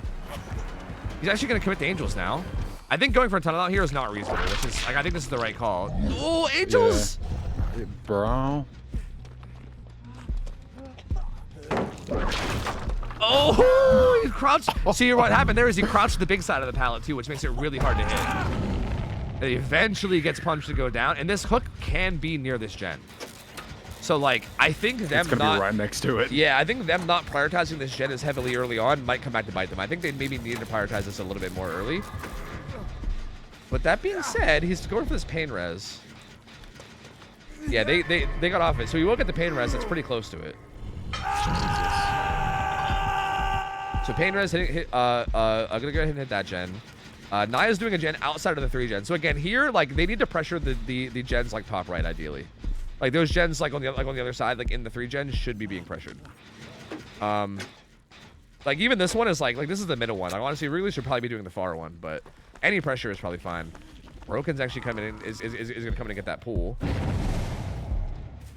But the unhook comes getting in. harassed by a zombie. Had to get off there, Jin. Yeah, the fucking zombies, dude. Is what I mean. Yeah, Naya had to get off Gen because of zombie. The zombie adding some additional slowdown here. He might be able to put Call Around Eruption down, but I think he wants to just go for the chase instead. Yep, sees Broken, who's already infected.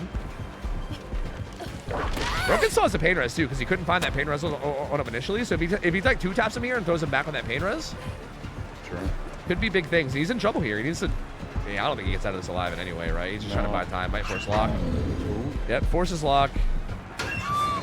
Naya's gen will likely eat the pain res, which is actually kind of good. Arugula's still cranking over here, right? This is a very important gen. This one splits up the gen setup a lot.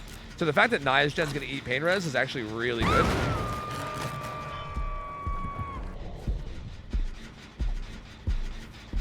And Call Around Eruption going down here. And again, this one just cranking away, bro. It's just cranking away.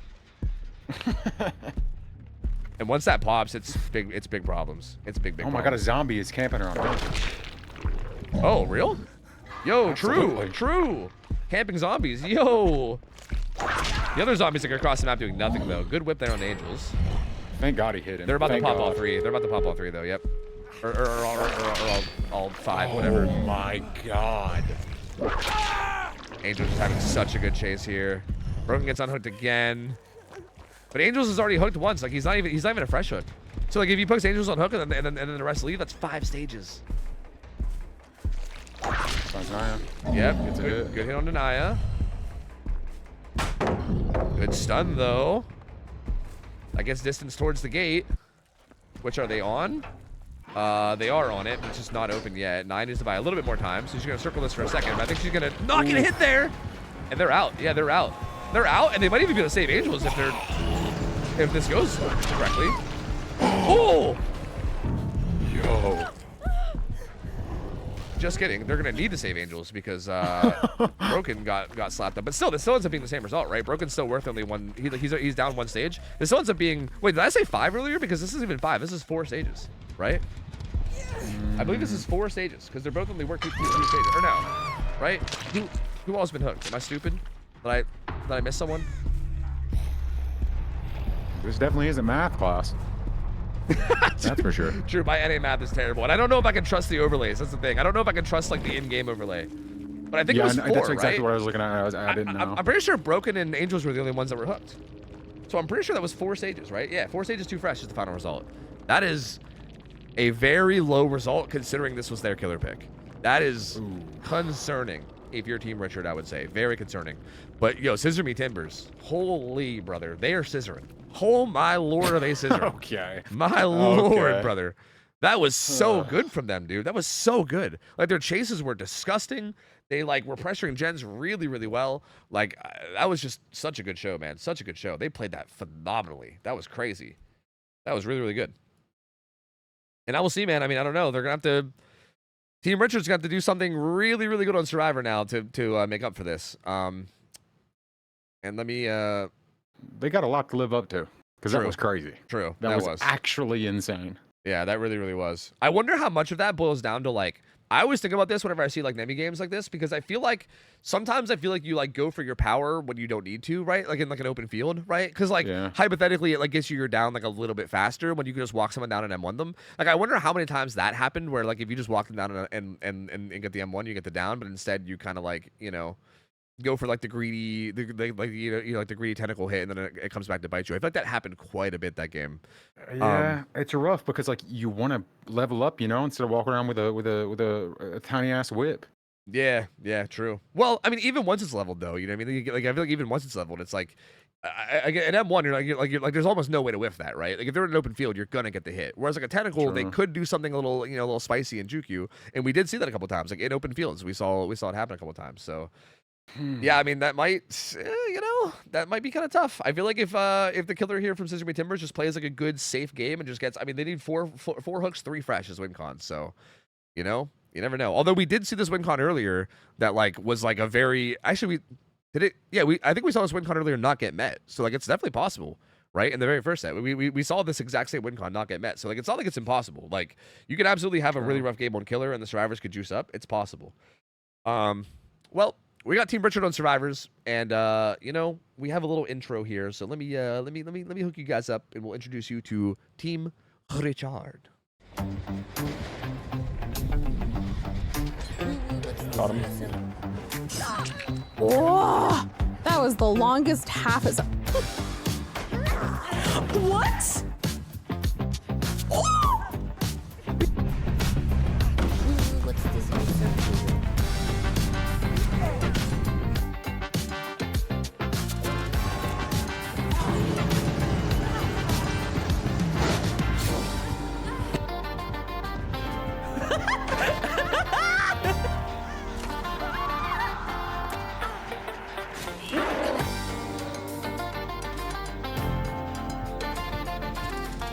Tell me you fucking wiggle.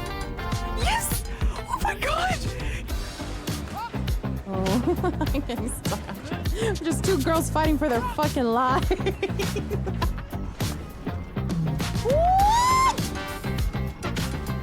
You know what? Just grab me out, bud. Just grab me out. Fucking hell! I wanted the winter!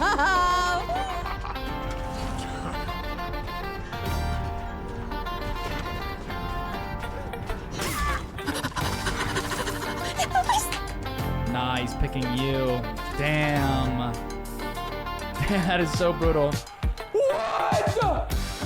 Fake it. Fake it. Hit it. Oh my! Holy shit!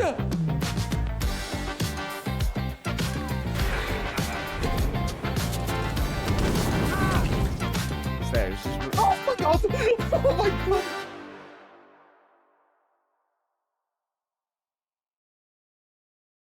Okay. That's our juicers.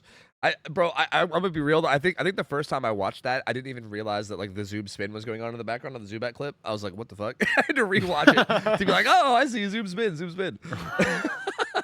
But yeah, this team again, bunch of juicers, man. These guys are all like DBD OGs as well. Like pretty much all of them are like DBD OGs. Been around forever. Zerbs is someone that I'm like actually kind of newly familiar with, but Zerbs is nuts, man. From what I've seen of him, he also is nuts. So this is like a very strong team from the looks of things, and I feel like it's possible, right? It's possible for them to get this win con. I mean, it's a hard win con, but it's doable. It's doable, you know. It'll be hype as hell if they do it too. Yeah, exactly. It'll be fucking crazy if they can pull this off. Their fucking names, bro. I can't wait to get a game and show these names. My lord, these fucking trolls. That's literally all I've been thinking about. Like, it started to like mention it or say something about it, but I know they can't see it yet. So they'll see it soon enough. Yeah, it's coming soon. Yeah, it's coming soon. These fucking trolls, my lord. I mean, it is a tournament, so like they're just they're doing what they gotta do to fit in with the comp players. You know, I get it. True. They're just following the standard. Yeah, actually. Exactly. Yeah. They're just trying to blend in. You know? They're trying to fit in. Just following protocol. You know, all good. All right, game should be starting up soon.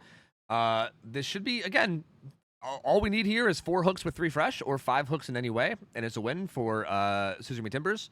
And again, this is the killer pick as well from Richard. So it would be pretty devastating, I think, to lose this. But here we go. Hexed on killer. Let's see how it goes. That's how it turns out. What's this? And yeah, bro, it's actually kind of toxic that Zeno didn't put a heart for anybody in his name. He should have put a heart and then everyone's name like all back to back. You know what I mean? For their like, what do you call a thruple that's 4 people? Like a quadruple, maybe? Polyamorous. True. Yeah, polyamorous. Yeah. He should have his little polycule or whatever the fuck they call it. You know, he's disrespected him. This is a pretty fast find, but Zerbs with the schmoves avoids that tentacle. This is again another situation where I feel like just M1, man. Like I know you want to like charge up your tentacle or whatever, but like if you have a free hit, take a free hit. Yo, a zombie coming in to cut him off. He's got a path away. The assist. At this point, you're committed. You got a tentacle now, right? You've already committed. Oh, they body blocked the nemesis. The zombie's working for Zerbs. Zerbs paid him. Though. Thank God. Yeah, he does eventually get hit though. The movement from these people. You need to be stopped. Oh my God, the ping! Check this guy's ping, bro. What is it? Holy! Zerb's playing this chase so clean, and he's miles away from all the gens now too. He went down bottom side, winning the 50s. Heartbeat reading that as well. Okay, he did really good up until I don't know what happened there. He just kind of doofed up, and I don't know. I guess he felt bad. I don't know. But they're currently splitting 3 gens, so 3 different gens have high prog right now. So already looking solid, but it looks like Hex can carry him in. Oh, he's gonna hook him right on top of main. He's gonna have pain res. DMS is gonna be active as well. Oh, that's a big slowdown though. He's already in a better position than they were in last game. Yep, like pain res hit one of the other gens, and now he also has a hook right on top of it. So like one of the gens that had progress has a hook on it now, and another one got hit with pain res. So they're likely gonna pop one of them. Also DMS. Like they'll probably pop one of them soon, but the others are gonna take a little bit longer to pop. So good slowdown, and again, he's not interested at all in like tunneling or anything here. He just wants to go get his fresh hooks. You know, he's got no way out too to help him even more. So as long as he gets fresh hooks, he gets pain res value, he gets no way out value. He just needs a little bit, right? Like a couple more hooks, and then suddenly we're looking at possibly the game being over. You know? Yeah, that's why I was quiet there, Shaq, because these are scary. Like they need to do as well as the other team did with delaying anything at all. Yep. Long in the beginning of the game. What is going on here? Zeno doing Zeno things. Oh, Zeno's he's here with firecrackers. He's here with firecrackers. Oh no. Oh. Fucking Zeno, bro. Fucking Zeno. Oh wait, he was early. Wait, I thought he got it. Wait, he was early? Oh no, wait, what? Or was he late? What even was it? He was late. Oh my God. I thought he got it. Well, that's not good, because that means Zeno was off gens too, which means they have less gen progress. He also gets chased now and gets hit immediately. Immediately put into infected too. This is suddenly looking very not good. They do not have the gen progress right now. Oh, he was early. Oh, was it early? Yeah, because I was gonna say, yeah, because I think he got the blind. Yeah. That's crazy. Being early on blinds, again, is like hard to do. And that's like the second time we saw it today, I think. I think Ivan was earlier too, right? Crazy. Wild stuff. Yep. Like, see these comp players. Hex might even, dude, he might play for the win, like the 4K here at this point. Like he's got Zerbs here, Death Hook. Like you don't really need to do this, but like, I mean, I guess you might as well if the opportunity arises, so I don't know.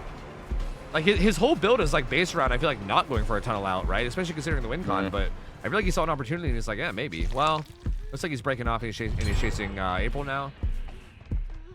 2 gens pop those. We're down to 2 left.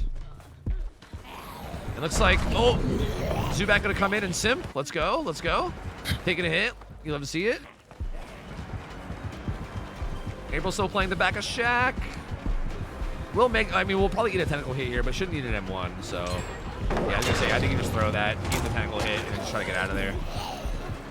The problem is you couldn't actually stay Shaq because the zombies were there, so I think she's actually just gonna die now. But the gen progress was looking really good. I mean, they popped gen number 4, there's only 1 left, but the problem is it's gonna be Pain Res DMS, and also this is hook number 3 with 2 freshes. So after this, it's like if any other fresh hook gets hooked now, it's game over, right? What is that ultra add-on? Did you mention it? That is... I did not mention it. What is that add-on? Is that the I don't know. Is that the zombies moving faster, or is that... What even are his ultra? There's like the zombies moving faster, and then there's the... I think that's the zombies going faster after gen pops, right? I think that's what that one is. I believe. Yeah, I think like after gen pops, the zombies get like 150% speed or something. See, like this is what I mean. Like if Zubat gets hooked here, it's over. So it's pretty much over. Yeah. Yeah. Like it's just like I think the win con was just too soft. Like this is 4th hook through a 3rd fresh, so it's literally already over. Like I feel like Richard also played this well. It's weird saying Richard because it sounds like I'm talking about a person. Team Richard played this really well. So I feel like it's like a shame that this is a loss. It's just, again, I feel like Scissor Me Timber Survivors just popped off so much harder, right? Like they just had insane like early game and just got so much more gen pressure out. And yeah, that's gonna be it. So Scissor Me Timbers wins set 1. And again, that's kind of wild considering this was Team Richard's pick, right? Like Team Richard losing the killer they pick is definitely not something that I think you want to have happen in a tournament like this, where people have free range over their picks. Not looking good for set 2, but I mean, both these teams are really capable, so you never know. Anything can still happen set 2. We have to just kind of wait and see. And Zubat did say, he picked it before he knew the map, and he didn't like the map for him, so. What? Bro, that's such a Zubat thing to do, to just not even look at the maps or whatever and just be like, oh, whatever, Nemesis. Yeah, whatever, fuck it, you know? Yeah, whatever. Yeah. God, bro. They're currently doing Shaq, and it's like close to popping. April is gonna go down. Oh, Zeno, why is he even here? He's injured and infected. What the fuck is he even trying to do? Bro, Zeno is like the weirdest player, I swear. He just be doing shit. Oh, adrenaline. Okay, that's why. It's adrenaline. Okay. I see. Oh, God. That makes more sense. Yeah. You would be playing fucking Waluigi, David. Yeah, exactly, right. Yep. Waluigi, naked David. Zubat went struggle, though. And I think that's going to be April getting put on struggle as well. So that's like 6 stages total, I think. Okay. All right. Yep. Once again, Zeno just doing shit. He's going to get hooked now, too, on the hill with a zombie as well. Well, the zombie went right to the hook before he did it. Right? Yeah, the zombie knew, bro. He understood the assignment. He was like, yep, I knew you're going to hook here. So go on and do it. So yeah, that's what, like, I think we're at like 7 stages 4 fresh now, I believe. And at this point, do they even try to save him? I mean, maybe they save him for fun. It doesn't really matter towards the win con at this point, right? Because the game's already over. So maybe they try to save him for fun. I don't know. Oh, there's no. Oh wait, No Way Out's active. That's right. Oh, so they're currently waiting out No Way Out anyway. So we're chilling. But for Hexia, there's really no reason to leave this, right? Like, I mean, like securing this kill is like insane amounts of stages. Again, win con's already over, but I mean, I guess in theory, if you're playing for your best result, like this is probably your best result. Is just, securing this. Maybe it's not even about, result, and it's just about he has Zeno on the hook, True. Just sit there and watch Zeno die. That's true. Assert dominance. Zerbs is hovering. Zubat's still injured, though, is kind of the issue. Like, they don't even have everyone full health yet. So Zeno's probably going to hit struggle no matter what. I don't feel like you 2-man save this. But maybe they do. I mean, maybe they're psychos. Who knows? I guess in theory you could try to 1-for-1 and just let the Death Hook guy die since your Death Hook. But I think they probably want to try to get the full save. Yeah, Xeno went struggle, so yeah, I think they're gonna. Oh well, he. Okay, Zerbs gave the wave to Ada, so you know they're going. And you know, okay, hitting Xeno with tentacle right away. I think you're right. I think he wants Xeno. I think you're right. I mean, if there's somebody to want in this game. Oh, not big body Zerbs. That's skinny legend Zerbs coming through there. Unfortunate. Big fake. Oh, but is he gonna win though? Wait, Zerbs folded out, but he body blocked him. Big body Zerbs. Big body Zerbs. Big body Zerbs. Big body Zerbs. Big body Zerbs. And now Zubat's back to full health. Big body Zubat. Big body Zubat. Xeno went back into the map. Oh, he turned early as hell. Yeah. Does he even know where he is? Uh-oh. Is he gonna try to get Hatch? Maybe? No, he's at main. Oh, he's in inside. main. What in the world? What's the plan here? He's chilling. We reset. Does Hex know? He does. Oh, he's dead. He's fucking. He's done for. Yeah, he's done for. He's done for. Who's got Beamer? Who's got Beamer? Oh no, they're out. They're out. Yep. So there goes Xeno. He dies. Ends up being 9 stages, 4 fresh. So I mean, look, I know like maybe once WinCon gets reached, maybe people give up or whatever. You know, who knows? Whatever. But I'll be honest. This was like maybe one of the more one-sided results we've had all day today, which is kind of wild considering Richard, to me on paper, felt like one of the strongest teams going into this, right? Like they have a nasty looking roster, but Scissor Me Timbers played this so well on all sides, man. Hex played so good on Killer. The survivors absolutely popped off. This is a strong first result for them, man. Like I feel like this is really good. I feel like Richard in some trouble here, man. In some trouble. We'll be going into set 2, down 1-0, and going into the Killer that Scissor Me Timbers wanted to play. So, you know, Man, I was sitting here rambling, but I was muted. But what I was going to say was, they do have a strong team, Tofu. I agreed with you while I was muted. But they have the wild card, otherwise known as Xeno. Will, you know, how's Xeno feeling? Is he in a taming kind of mood? That is true. That is true. I mean, Xeno was kind of doing some crazy shit that game, but I also feel like to be fair, he kind of had to because like their win con was so rough, right? Like he went for that firecracker save and like, you know, unfortunately didn't get it. But at that point, that's not even that crazy because I feel like you kind of have to make big plays to get a better result than, you know. I think a lot of that boiled down to like the initial Killer result. That was just unfortunate. Like Scissor Me Timbers just played their survivor round so well, and I feel like you just can't, like, that's a hard spot to put yourself in, right? Like if you're putting your survivors in a spot where you need to get better than like 4 stages, you know what I mean? Like that's pretty brutal. So, I mean, step 1 was that, but we'll see here. I mean, again, like Zubat is one of the most capable players I know, so I'm sure that like he could probably just snap back into it and do fine. But we are going to be going into a Plague set now. This is Plague ARP.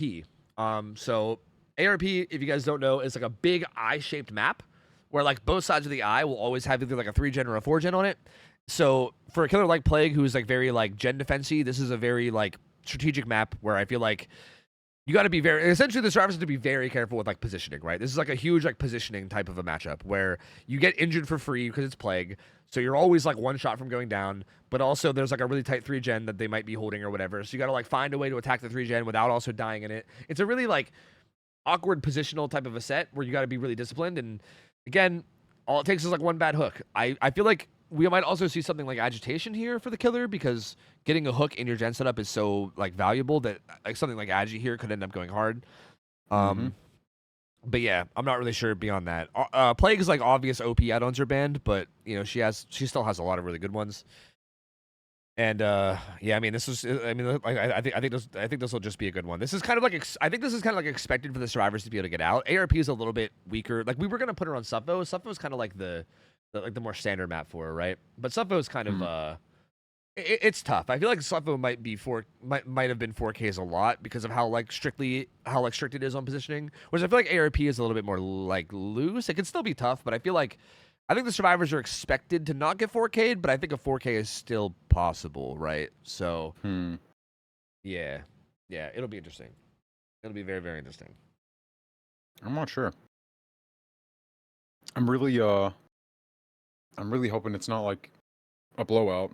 I have a feeling it's not going to be for some reason. I feel like I got faith in Zubat. I feel like him, you know, having that performance on Nemesis might have like sparked something in him, or maybe Xeno is like, you know, running around and getting tangled up in everybody's cords, and they're all just getting sick of it. I don't know. It's hard to say. Yeah. It's hard to say without knowing. Yeah, maybe. It is hard to say. All we really do is speculate. I mean, I feel like Xeno seems like the type, sorry, Zubat seems like the type to like keep us cool. I don't feel like he's gonna probably get like tilted by that. I feel like he seems like almost like untiltable, to be honest, to like some extent. So I feel like, you know, I would still expect big things here too. But again, how much of that is like Zubat's killer versus just like how well Scissor Me Timber Survivors is playing too, right? Because at the end of the day, even if you're locked in and not tilted, like if their survivors are playing well, they're playing well. You know what I mean? Like, what can you really do? You know what I mean? So I think a lot of it's just gonna boil down to that as well. Because I feel like a lot of that last game was just like really good like pathing and really good like decision making from Scissor Me Timbers.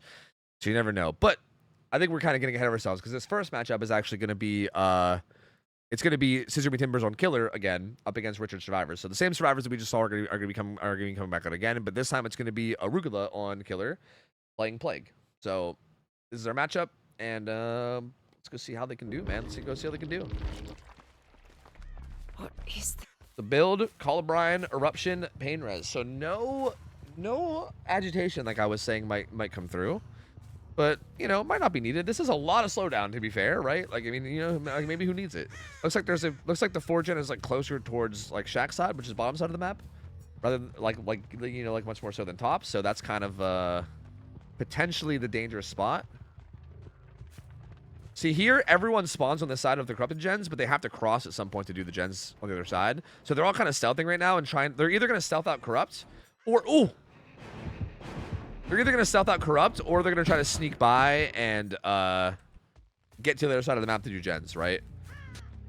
But it looks like they might just full stealth it. Yeah, it kind of looks like they're just full stealthing it. Yep. I think Arugula's a little bit... Well, no. I was going to say, I think Arugula was supposed to be a little bit worried about the gens, but besides no, and they're actually going to come back into the setup to see if they can find people. Who was near here? Wasn't somebody? Yeah, Sam was near here. Sam does get found.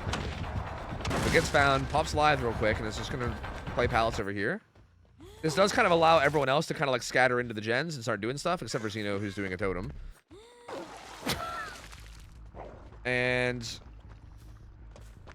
Wait. Okay, that's for Overzealous. I thought he had inner strength against... I was going to lose my shit, but it's for Overzealous. That makes sense. So he's actually getting jet speed from that, so it actually is pretty useful. Sam gets a good stun here. That does make her infected, though. But she has basically this entire side of the map that she can play, right? Like, all she has to do is just basically stay alive here and not die against M1 Plague. There's a pool of corruption here. Well, no, that was a survivor pool. Is there a pool here? There is, but it's kind of out of the way. I actually know there's 2 of them here. Ooh, good stun. Good stun that gives her distance. She can go... Well, I was going to say she could take that truck. She's actually going to loop back around to main. She should probably just go past main. Ooh. Pool of corruption grabbed. Pools. Those 2 gens are gonna pop for sure. Yeah, and so like they're gonna break up that really bad fortune on the other side of the map. So at this point, if you're going for like a gen protection type thing, you need to play in this side, right? Which this works out somewhat because Sam is still here, and she's likely to die here against the corrupt puke, right? Like you're likely, like you can try to stay alive for a while, but you're probably gonna go before the corrupt puke runs out at some point. And if you can get this hook up in this gen setup. That's where it kind of gets a bit hard. Yeah, down comes in now. Zerb's still on Shack. And yeah, they're still doing all the gens far away right now. They're doing all the gens across the map. And Zubat's currently hovering for this pool. So Zubat needs to not get found here. This is everyone else is like miles away. So Zubat needs to 100% not get found here. But it looks like, luckily for him, Arugula's not even looking for him. So yeah, he will be able to chill and walk on over and get the pool basically whenever he wants. I think they're probably going to wait until the Plague is actually fully committed across the map. And there we go. The hook comes in. Or the unhook comes in. Ooh. But Arugula turning around. Has a pull here as well. Is he going to grab it? No, doesn't grab it. Interesting. I thought maybe you just grab that pull and come right back and try to get the down. I feel like that's probably what I would do. To try to just get like struggle state in the gen setup, you know? Yeah, it's kind of rough. Sam? Just let them stay on those gens. Sam immediately hopping on behind main.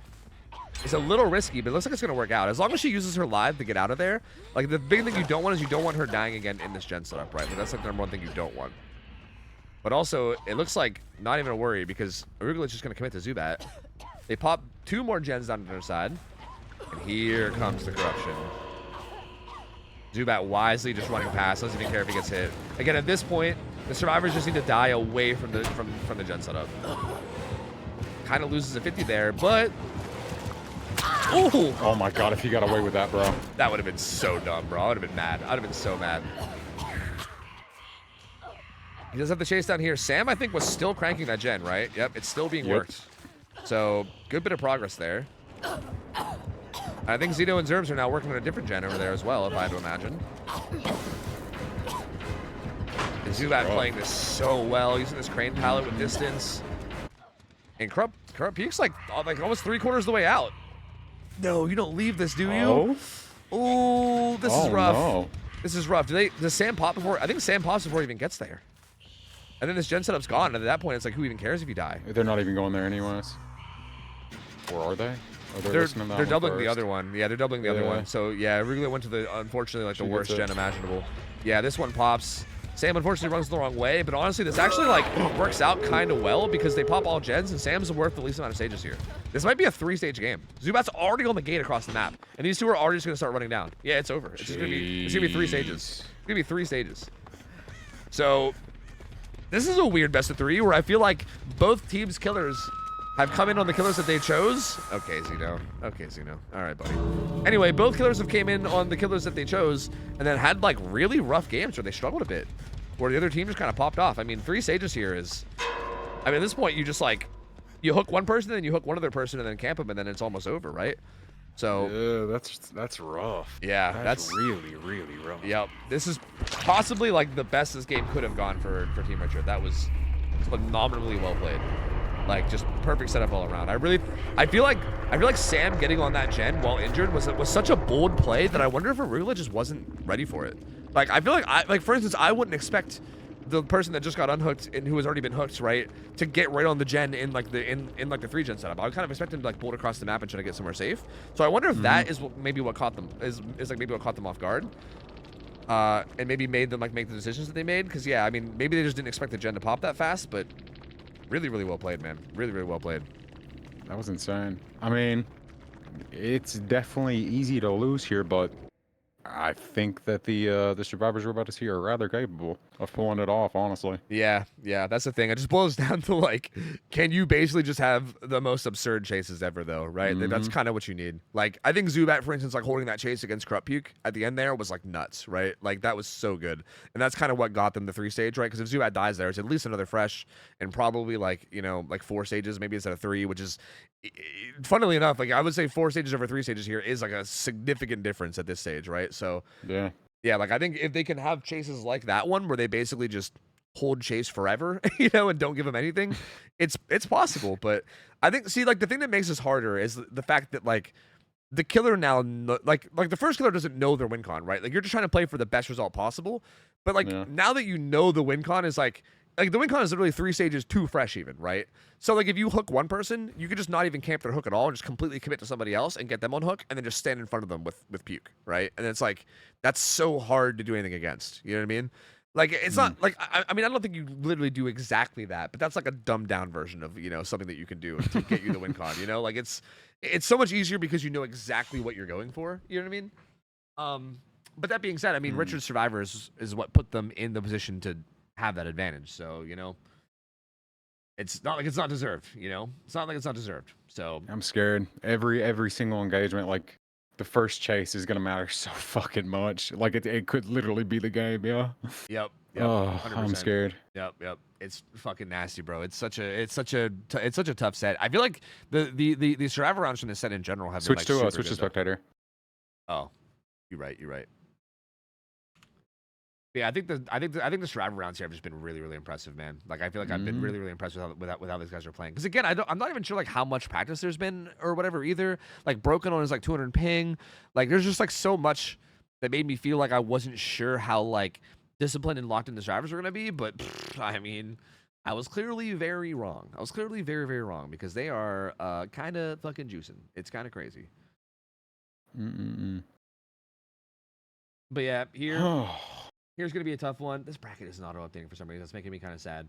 We saw earlier, so minor spoilers. If you guys care about the matches earlier, maybe mute the stream for a second or something. But We saw earlier, we already have 2 of the matches done in EU. Essentially what we're doing is that today we're doing 2 EU matches and 2 NA matches, and then tomorrow we're doing the same thing. So between today and tomorrow, the whole first round of the bracket will be done, right? We'll know which 8 teams move on and which 8 teams are being eliminated between today and tomorrow. So today so far, Trick or Treat knocked out 2 taps, 1 gen, and also wow, the first round was so far was so long ago that I'm blanking. Oh, Jiggy got knocked out by Maurice's Pieces. So Maurice's Pieces moved on, and so did Trick or Treat. So those are the 2 that we know, and we're gonna get our 3rd quarterfinalist by the end of this. Would that be a quarterfinalist? Yeah, that would be quarterfinalist. Yeah, by the end of this set. So excited to see who, man. I don't know. It's rough because like I've been saying, all these teams feel like they're so capable, and like trying to predict who wins this tournament is crazy, bro. Like I'm so curious if someone gets all the brackets right. Like I'm so curious. I feel like it's so hard to. I mean, you're just a guessing god. Like, Yeah. bro, that's why I didn't fill out a bracket. I would just been literally guessing, like, out of my ass, like, without any confidence whatsoever. Mm. It wouldn't even felt good to, like, get it right. I mean, that's what I was doing. I still think it would have felt good to get it right, though. You know, I don't know. But that's what I was doing. I was just full on guessing. I was like, I don't know, man. I mean, who fucking knows? But, like, maybe, you know? I don't know. I'm not sure. Oh, God. This is tense. This is super, super tense. Yep. And again, this is. I mean, I feel like this would be more tense for me, like on this matchup, if I feel like it wasn't such a big lead for Richard, because I mean, Richard needs this win in order to stay alive here after losing the first one, and they're in like such a good position to get it. I feel like it's pretty likely that we're probably gonna go to the tiebreaker, which like good. I want every set to go to a tiebreaker, man. I kind of want to see every single team play 3 sets here, honestly. Same. So, not complaining about that one, but again, never out of the question for them to pull out something crazy and clutch it. It just feels pretty unlikely. You know what I mean? Like if we're gonna be realistic, it would feel like a miracle. Yeah, honestly. Yeah, 100%. There will artists will not be played today, but we do have her available for later in the tournament. Like any killers, actually, artists will be played. No, yeah, that's tomorrow. That's tomorrow. Oh wait, is it? Yeah, tomorrow. Oh, yeah, you're right. Tomorrow you're we'll be seeing right. artists. So yeah, we will see some artists tomorrow, but not today. Not today, unfortunately. Not today. Game is starting up though, so let's go in and see how. Okay. All right. Anyway, let's go see how this goes. I'm glad we caught that little Easter egg in chat. We got actually the exact same build, right? Well, exact same build except for add-ons. Or we're actually, I don't even remember what the add-ons were. Were they the same add-ons? Double Apple plus Colorblind, Eruption, and Pain Res. So pretty similar for Zubat as we saw last game. We'll see how the survivors opt to handle this. Are they going to try to stealth it out again? Because it looks like kind of yes. Oh, Killer's getting awfully close to Angels, but Angels not being found. Hexed.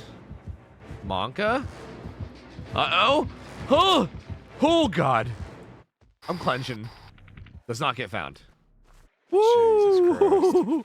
Woo, brother. Woo! As you're back and feel, it feels like somebody probably has went ahead and made it over to this side. Yeah, it's one of those, like, it's so scary in this situation because you're like, did someone sneak by me? Like, are they on the gens? Like, you don't want to like stay there looking and then have like fucking 2 gens pop behind you and you're like, oh God, right? So it's like scary to keep looking, but at the same time, you know. Angels, if you just shit. Okay, never mind. Oh, is he? Oh, Angel's is sneaking in. I see.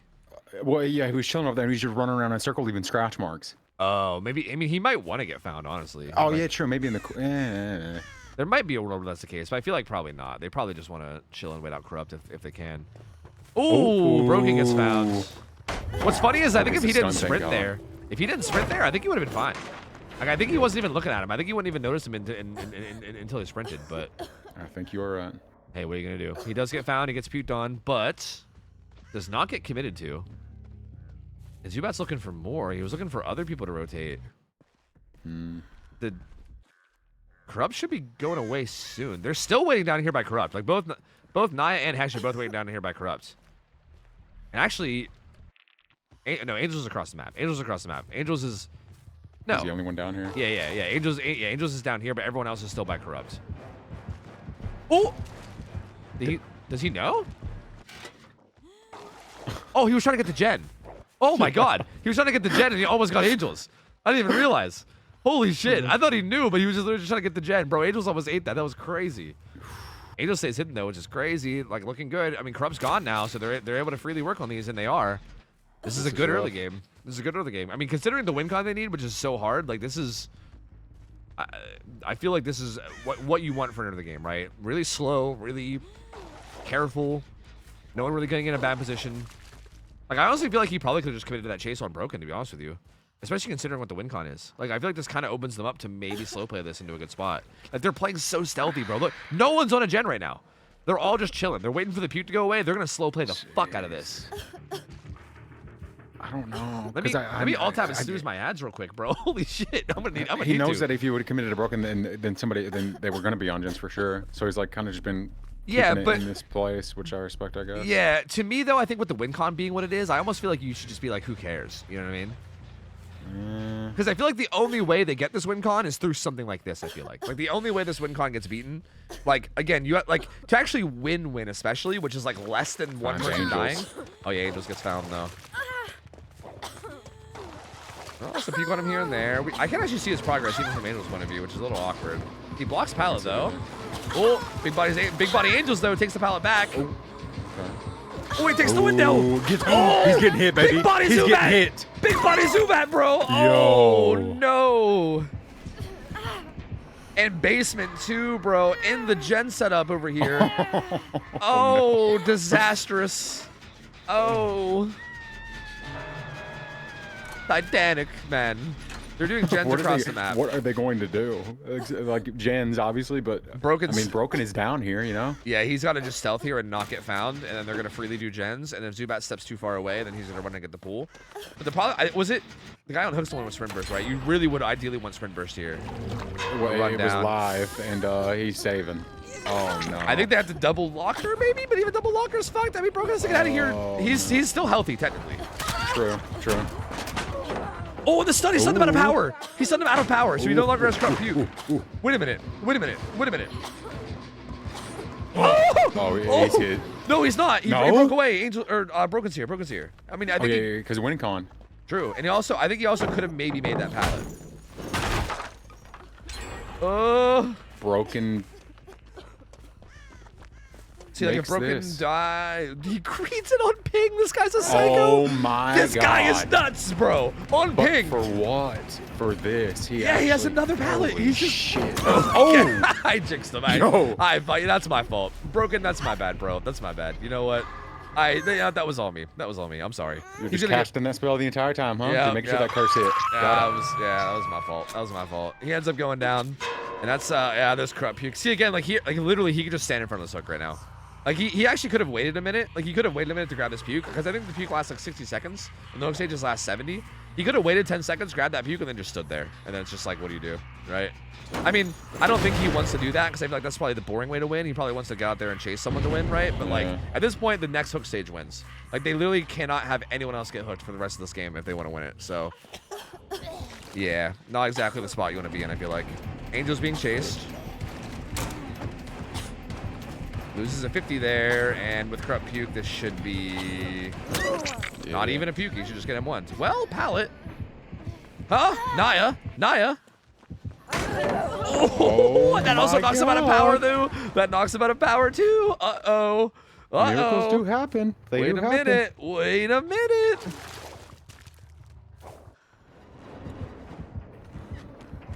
Okay. And who's over here as well? This is Angels at Shack. Naya's over here, this pallet. He seems like he's a little torn on who to chase right now. Rogan's not on that yet. Where's Hex at? Hex is also across the map. No one's even really here. He's going to put Qualified Eruption down here.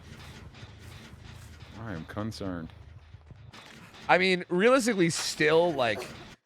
I wish I could actually be more concerned, because, like, I feel like, again, Scissor Timbers is doing so well, but...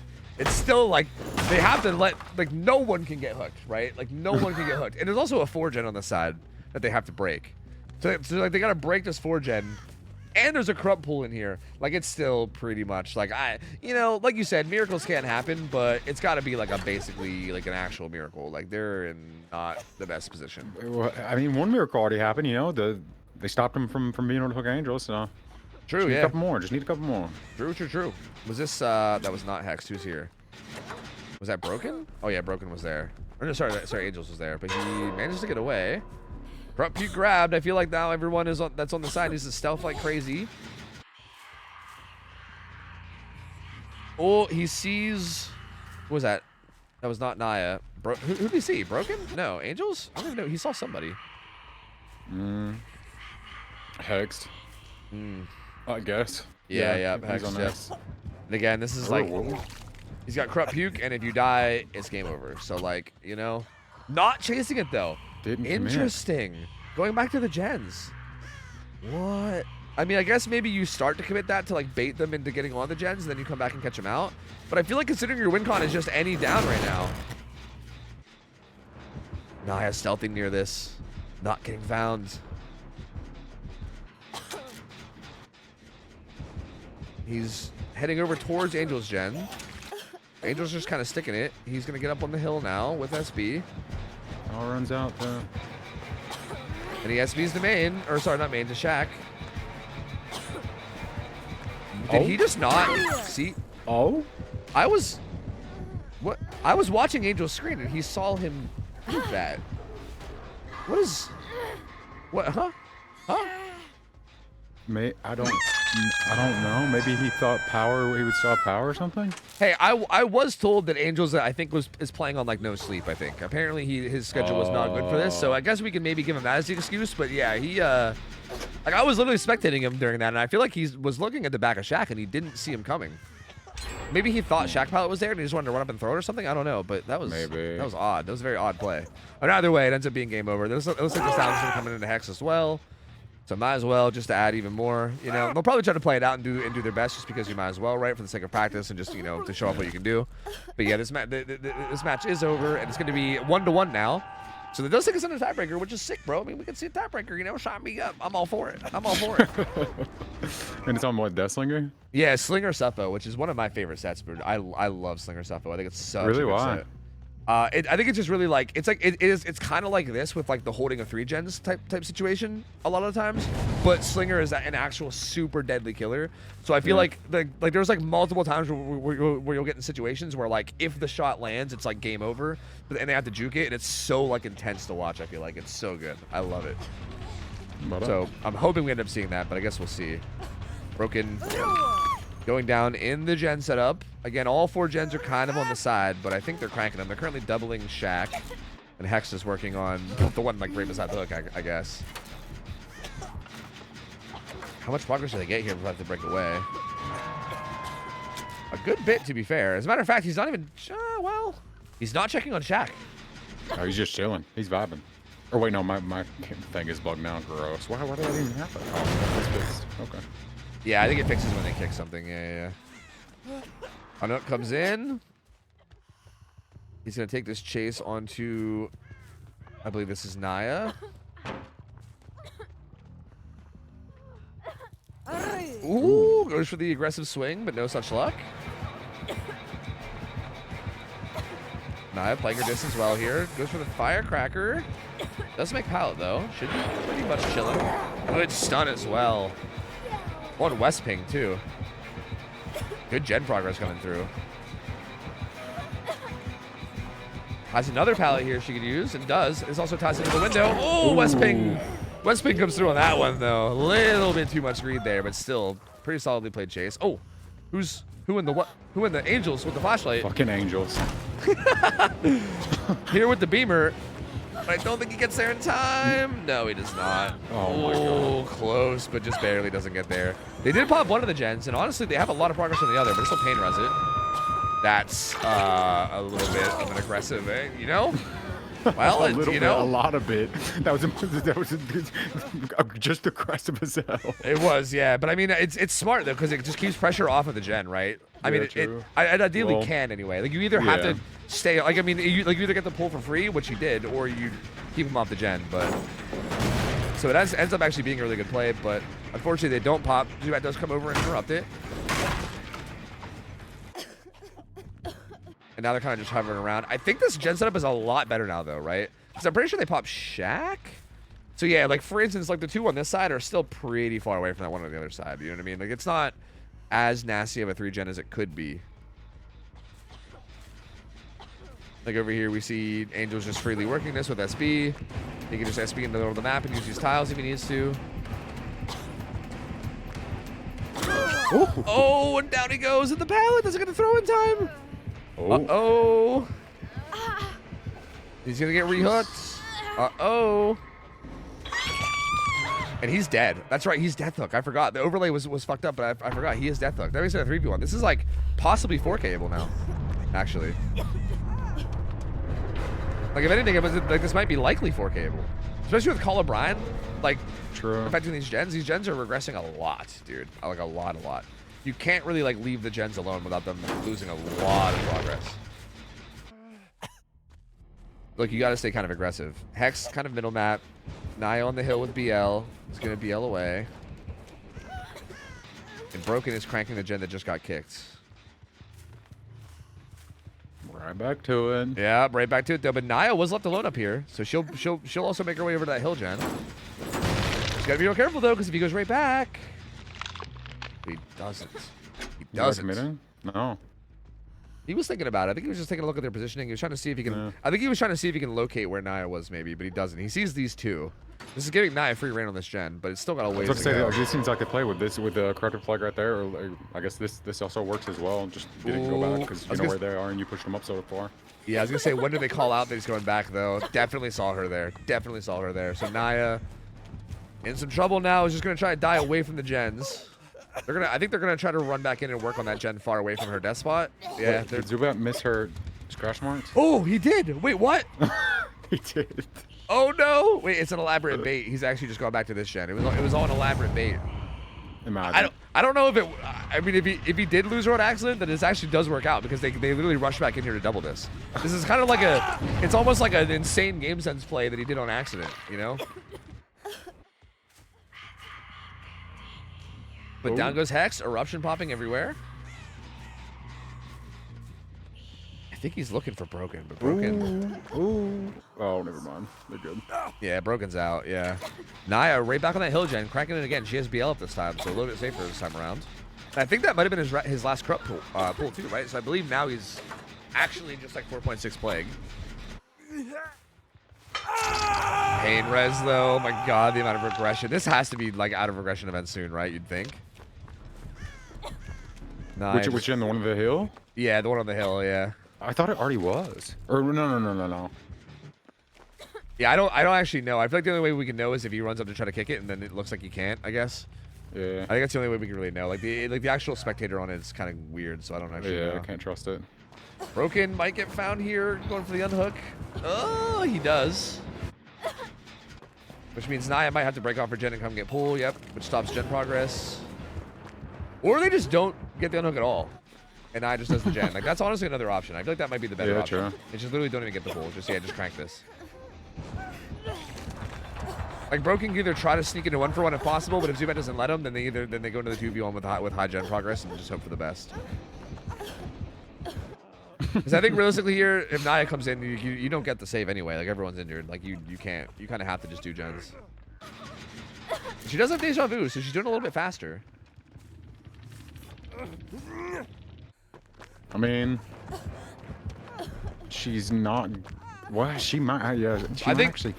Known. I think Broken's trying to bait chase after the kill, but I don't think Zubat's gonna fall for it. Zubat's not. He's not gotten bait into chase at any point in this match, so he's gonna have to hop on that gen across the map. But it's just starting. It's like just now starting, so not looking promising in terms of getting it done. Oh, he's trying to bait Naya back into it. Kind of working, but Naya still has a. I think she has at least a window there. I think she might have used the pallets. That's the problem too, is that they've been taking chases down here so often that I think this whole area is like dead. So I feel like as soon as Zubat gets in melee range, it's like hard to make anything. That being said, final gen getting cranked. Live made by Broken. He's gonna kick it again.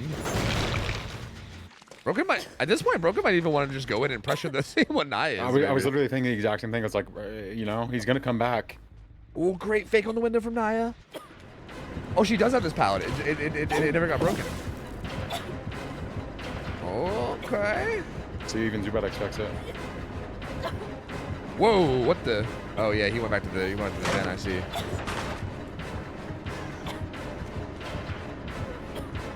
Now I'm playing around this tile really well. Wins at 50 there with the medium vault. She will be dying now, though. Yeah. And yeah, that gem was just too far away. It's also not Eruption, really? I was gonna say maybe Broken will get swatted out with Eruption, but I feel like Zubat just knows what Jenny's gonna be doing. So I think it'll be a 4K one. But this is a good effort, though. This is a really good effort. I feel like, regardless of like, obviously this game was over a long time ago, right? Like we knew that Team Richard won, like, you know, a long time ago. But I do think this shows that I feel like Scissor Timbers handles these like backward situations pretty solidly. Like I feel like they did really good here, even though they didn't actually like get the full-on, you know, that was such good pathing from Zubat. Yeah, that was nasty. That was insane. That was really, really good. So it ends up being a 4K one, so good result from Zubat here. And again, weird set because both teams lost the killer that they chose. Interesting. I feel like that shouldn't, like I know that happens sometimes, but this is a weird one because I feel like with no killer bans, I don't really expect that to happen very often, but hey, I mean, anything's possible, I guess. This puts us into Deathslinger, the Deathslinger tiebreaker. And interestingly enough, I feel like both these teams are going to have good Deathslinger players. Like, I mean, I guess it makes sense. It is kind of like the neutral choice. But I know both of these teams definitely have players that are going to be good on this killer. So this will be a spicy one, man. This will be spicy. So it's 1-1 now. Very well played. I'm wondering if like maybe some like kind of momentum helps here, right? With like Team Richard. I don't know. I mean, I feel like if you're Scissor Timbers, I feel like you're probably not too worried about that, right? Maybe like Angels might be a little bit, you know, upset about, you know, like the chases he had where he went down. But other than that, I feel like you're probably not too tilted from that, right? Like it's not the end of the world. I feel like they still played it pretty well. So they shouldn't be tilted. Yeah, I agree. I think it was probably mostly, you know, just like unfortunate that the killer result is what it was, and then you know you play on your strive around as best you can, and then you know just move on to the next one. So it'll now be Slinger with on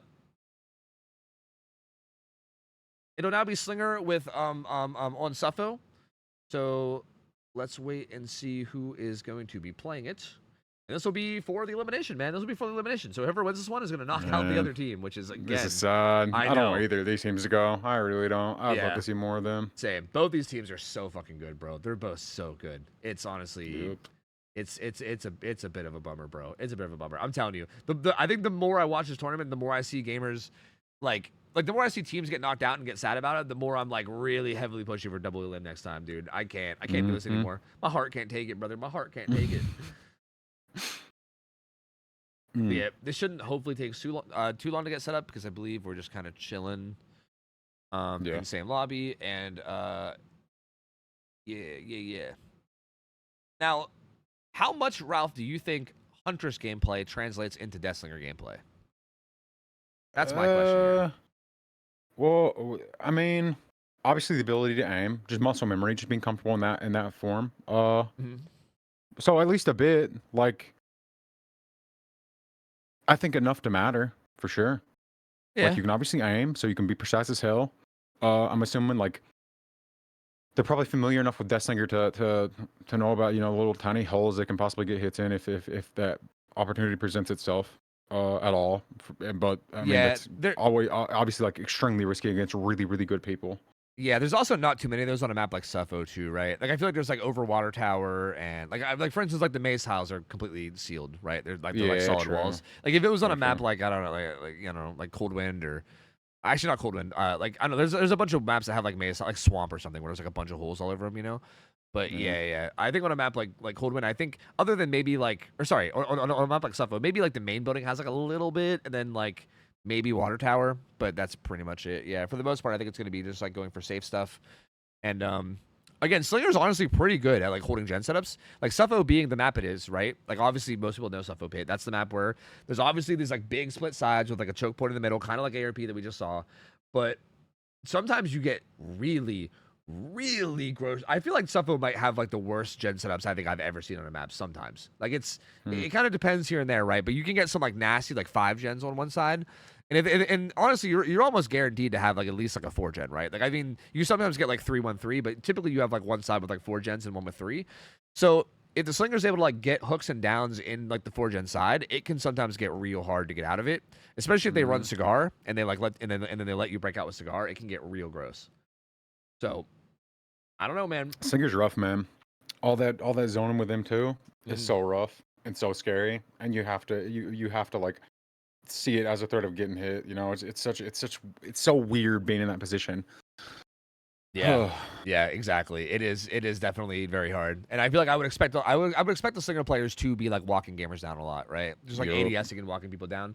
Like it's, I know like some people get upset at it, and like if like holding Harry's or whatever, but it's definitely the best way to play it, right? Like there's a reason that people do it often because it's the best way to play. Like, but even then, you still have to like eventually decide when to go for your shot, and we've seen some crazy jukes happen in like Slinger games in the past with people that hold it for too long, right? Like it is interesting. It's like an interesting little back and forth to have. So we'll see how they handle it. Richard will be on killer first. Not Richard the person, Richard the team. Hope he's doing well. Old Dick's on killer. That's Can't right. wait to see his performance. So yeah, it'll be Zubat on killer on Deathslinger. So he's gonna be setting the precedent here in terms of like what needs to be done in order for the win to happen. So I'm excited, man. I'm excited. We're already loading in. We're going to be ready to go in a second. So, here we go. Yeah, I expect, like, nothing but, greatness from Zubat, honestly. He's just good, period, on anybody and everybody. It's pretty crazy. Yeah, he's a very good player. I mean, I feel like that first killer performance from him was very, like, not what you'd expect, right? You know what I mean? So I feel like he definitely redeemed it with that play game, and now here we have Deathslinger as well, so we'll see what he can do. Same kind of situation here as ARP, where they might kind of hold the cross. And there's only 2 gens down here. Is there a nasty topside gen setup? I think there might be. There might be like a 4 or 5 gen up there. It's like a, this one's kind of bottom. There is like a 4 gen top, though, for sure. So yeah, topside gen subs. Actually, there's like 2 mid gens. That's so awkward. Finds a Rugula. Up. Rugula hit first immediately. The other starters are already on their gens though, so like they did make that rotation pretty fast. Angel's just now finding one. Oh! That barely missed. What the hell? Looks like they're doubling one gen and then soloing another. And Zubat's gonna leave that chase to come down and protect these. Which one was the one being doubled? It was this one over here. He finds Naya. Ooh, gets that shot. Spectator's a little bit goofy, but he gets that shot. And it's a cigar like I was talking about. Almost no distance going to be made here because of the cigar. She didn't throw down. Yep. That's a hit and a half. And there you go. It's rough because if you throw that down though and he goes around, then you're kind of stuck there and then you die. It's like it's a tough, like, you either throw it or you don't throw it. It's hard, right? And it's that pallet, so you can actually probably get a shot over it, honestly. Yep. Even if they crouch. That was a nasty 2-tap though. So Pain Res coming through. DMS is in play as well. I don't think anything got DMS yet. Arugula's doing a bottom side gen. Honestly, that gen, they should probably just maybe let that gen get DMS and then just hop to another one. Because I don't think they want DMS to pop on one of these gens up here, ideally. Broken stealthed away, and so did Angel. So neither one of them are really in a dangerous spot right now. So that's going to go ahead and throw Eruption down. And they get the pull, actually. Wait, who got it? Broken got it, yeah? Yeah. So pretty clean. And Zubat's actually just full on leaving. Interesting. I mean, good shot on Arugula, but this is an odd decision for me, I feel like. Like I feel like the strong gen setup is clearly on that side. And he had a hook in it. I feel like I'm surprised he wasn't like maybe looking around more for someone there. Is he gonna base? Really? He's gonna basement this too, rather than going for the pain res. Interesting. Is he gonna switch to holding bottom side gens? Because I feel like you don't basement over pain res unless you're like planning on protecting it in some way, right? Yeah. But I mean, maybe he wants to hold this down here now. I don't know. Interesting. I mean, maybe just holding this like this little 3-gen mid and those two, you know? Yeah, like, possible. He does not find the person stealthing for the unhook. Maybe he just doesn't give a fuck and just wants to chase. I mean, I don't know. True. Puts Eruption down here. Broken does pop his gen though, and this is Angels in chase.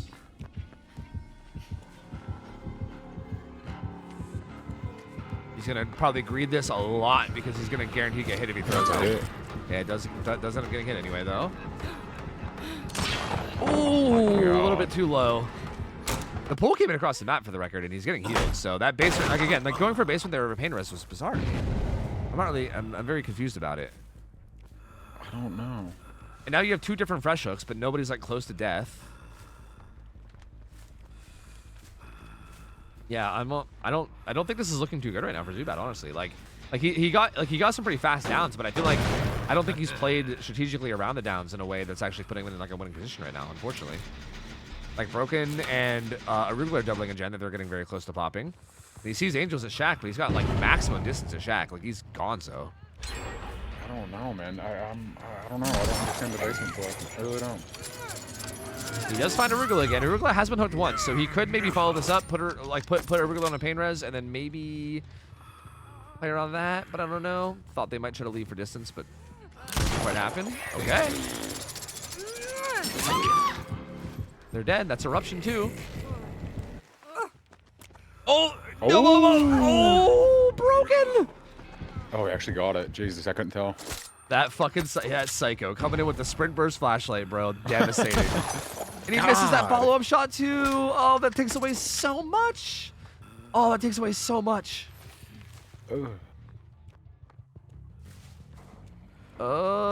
Angels. Dodges that one. Clean, clean. No one on gens at the moment because this is the gen they're currently working. They're currently stealthing around it. Naya needs to not get found here. There's really no reason to think.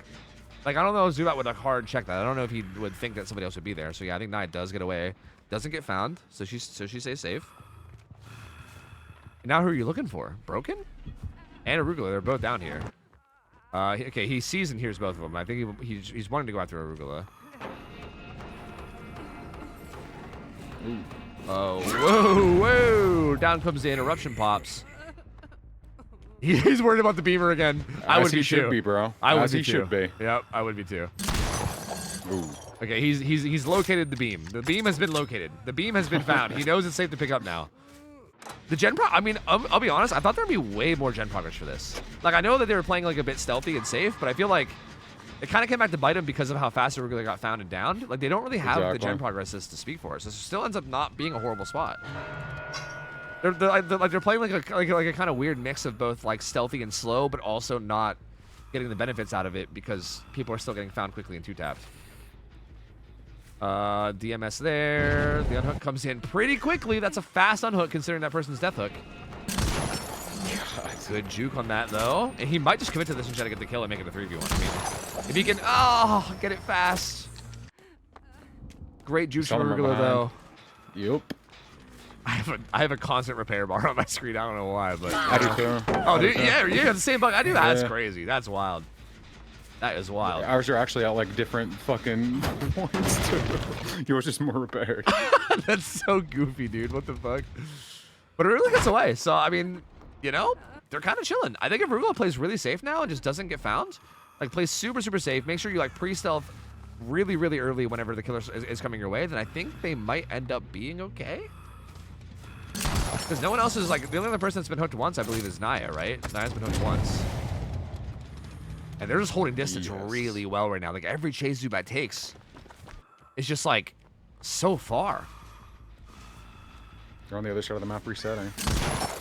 God. Yeah, no shots are coming in. Eruption gonna go down here. With the gen kick. Angel's still just sitting here with distance. Arugula back to full. He's gonna get on that bottom side gen that's far away from the others. Even that one doesn't land, brother. Fucking oh, Angels, dude. no. I cannot. Naya still working on this gen at like 9. And she's already gone. Or sorry, it's like 3, but yeah, she's already gone. This is smart. This is exactly what you need to be doing. Just hard pre-leaving. Now Arugula needs to pre-leave. If the singer falls down here, Arugula, you need to get out of here. Arugula, you need to get out of here. Arugula. Oh, he saw her for a second, but I don't think he saw her enough to know. Because I feel like if Zubat sees Arugula here, he maybe just commits to that and gets the kill. Yeah. But he could get a really quick down on Naya. Yeah, that cigar value goes hard. Firecracker doesn't get the blind. Just sends it. Good juke. We're about to pop another good juke, bro. Nasty. Broken pops his gen. So the gen's topside are being broken, man. Like the gen setup is going away. Oh, hello, Broken. Broken gets found. You wandered around the wrong corner right there, dude. Yeah, their jukes are just good though. I feel like Zubat might be getting impatient. He might be like, I think maybe like all the misses might be, I don't know if they're getting to him, But I feel like he keeps like in the center. He's in the center every single one. Like he's not zoned at all. Yeah. Like he's just been instant-sending it each time. I feel like it might be like a nerves thing, or maybe like maybe the misses are getting to him. Good hit, Zubat. But at this point, what's Gen progress looking like? They only have one more. No way, Broken. Shut up. Shut up, Broken. No, fuck you, Broken. Okay, No, thank God. Yo, thank God. Oh, my God. He couldn't get away with all that. No. If he did it again. No. Oh, if he did it again, bro. Holy. They're not currently on the last gen, but their split is phenomenal, bro. They have, like, main. They have that one deep bottom, and they have one, like, dead center. So they can just ignore that center one and work on both main and deep bottom, and they're basically being chillin'. They do have DMS to worry about. They probably should pop a DMS somewhere, like maybe in middle if they could, but you know, I think they have other things prioritized right now, so they're probably not too worried about it. Yeah. But Angels is working main, so this is on a timer, right? Like after 90 seconds, or I guess maybe a little bit less because of deja vu. After like 90, you know, after like 85 seconds or so, that gen's gonna pop. So Zubat is going kind of a timer before this pops. Actually, he's just gonna completely leave and interrupt it. Okay. He might have been worried about it being about it being doubled, so I think he came over to interrupt it. It does get DMS'd. He comes right back, and now actually, yeah, they're kind of now they're in a tougher spot. The gen across the map's blocked for like the next like minute. I feel like the bottom side gen is like, pretty easily interruptible based on where the hook is. He's committing far here though. He's committing far. This might allow for the pull, but oh no. Oh, and Arugula's also death hook. My God. Arugula's also death hook. Here's Broken's here. Hit. Oh no. But Broken gets the 1-for-1. Yeah, he gets the 1-for-1. But this will be pain res. So like this kind of keeps them in it, right? Like they're not 4K'd, but like this is still. And also if he gets the shot and can hold her, if he just holds her in place and downs her, she still dies before the 10 seconds. Yeah, he's got it. He let her break. Zubat, what are you doing? Zubat, what the fuck are you doing? What? And then they pick him up. What the hell is happening? Well, made it around Angels, man. Made it around Angels, you know. What the fuck is going on, dude? Okay, Broken's gonna get put on hook, and this is pain res. But none of the Death Hook guys are dead. There was multiple Death Hook gamers that could be Death Hook dead, but now they're not. Oh my God, how did they get out of this? What the fuck? Oh, that was bizarre. Oh, that was crazy. Oh, that was crazy. Was he trying to wait for like the very, very, very last second or something, and then just like great too long? I don't know. That was bizarre. I mean, that's the only thing he could have been doing. Bro, what in the world? Because he was already out, like even pretty early into it too. Oh, doesn't get that. Fuck did that one not hit? Holy shit. Yeah, I think the shots look a little goofy from spectators sometimes, but yeah, that one was really close. Arugula's still in trouble though. Death Hook and being chased right now. Angels is here though. Big body Angels. Oh. And I think they're going to be working on that bottom side gen across the map now. Right? Yep, they're doubling it. It's at like 50. So very limited time here on this chase. Oh, doesn't get anybody! Jesus Christ, dude. Yep, and I think that's curtains. I think that's curtains. At this point, I think he should go for Angels because Angels is fresh hook. I think at this point, this is probably who you want to get. Using the wall to get cigar value, so make sure Angels breaks out. Yeah, and I think at this point, you want Angels. Like, you want the fresh hook because I don't think you 4K here by any in any way. Oh my God, my juicer. Oh, juicer, Angels my needs juicer. to be stopped. My lord, bro. I can't, man. Even no sleep, this man. Like, what somebody cut off his hand. Jesus Christ, bro. Just like the Is that game the next sense. step? Is that the next step? Like, what else do you do? Like, ooh, Broken actually, this is really risky because he's like worth 2 stages, but yeah, he's gonna get out of there. If he would have got hit by that shot though, that's sketch.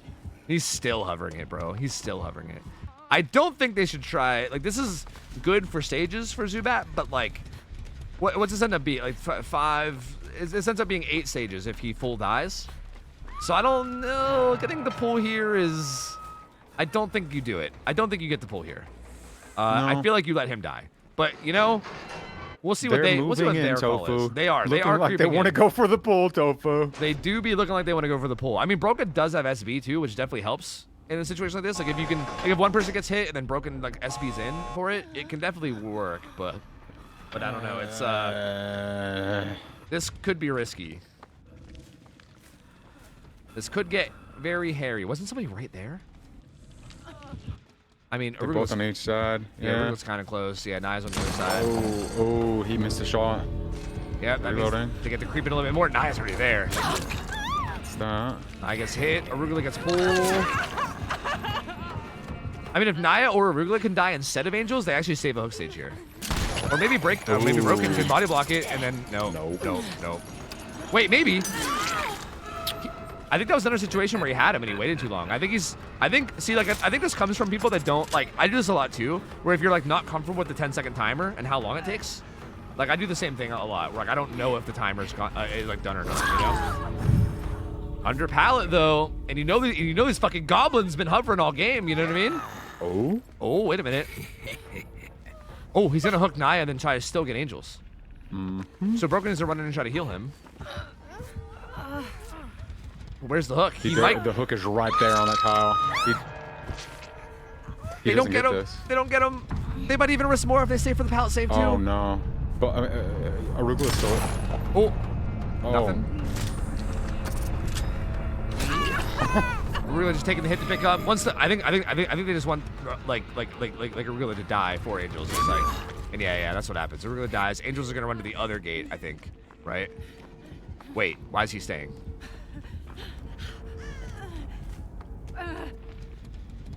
What's happening? I'm so concerned. Broken's gone. I think Arugula dies here, then Angels gets out. Because yeah, he's going to the gate. He's out. Yeah, he's out. Okay. And unless Arugula crawls out, unless Zubat allows that, but I don't think he will. Oh my god, my heart. Does this not end up being the same result as it would have been if Angels died? Does it end up being 8 stages, 4 fresh?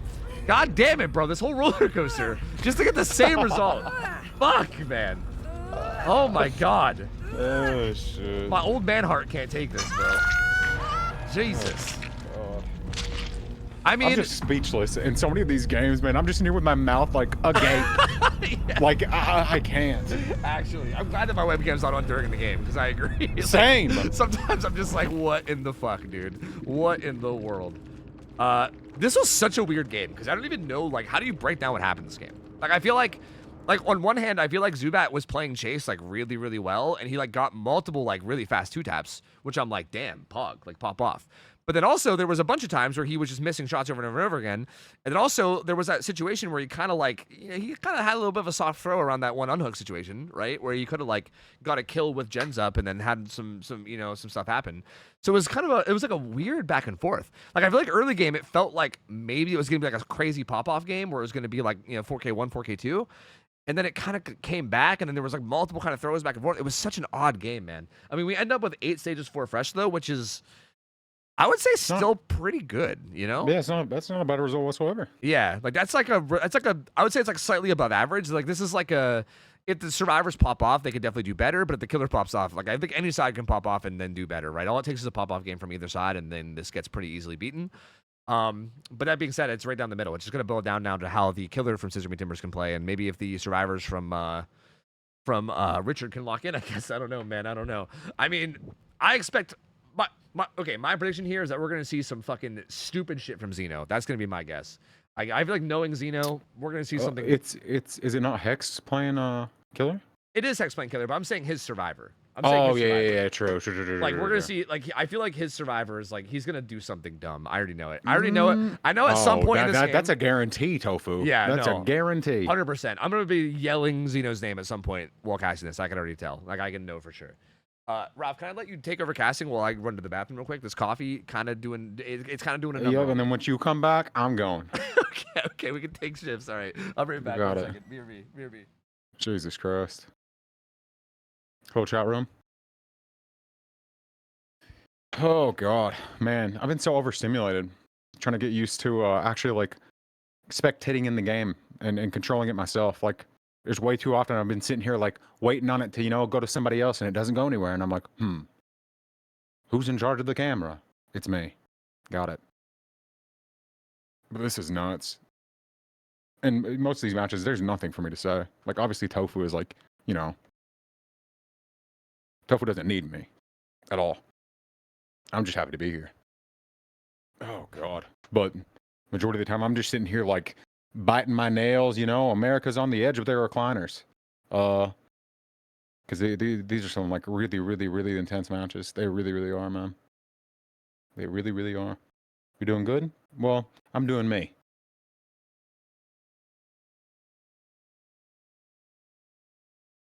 Had a trick or treat deal? It was a treat.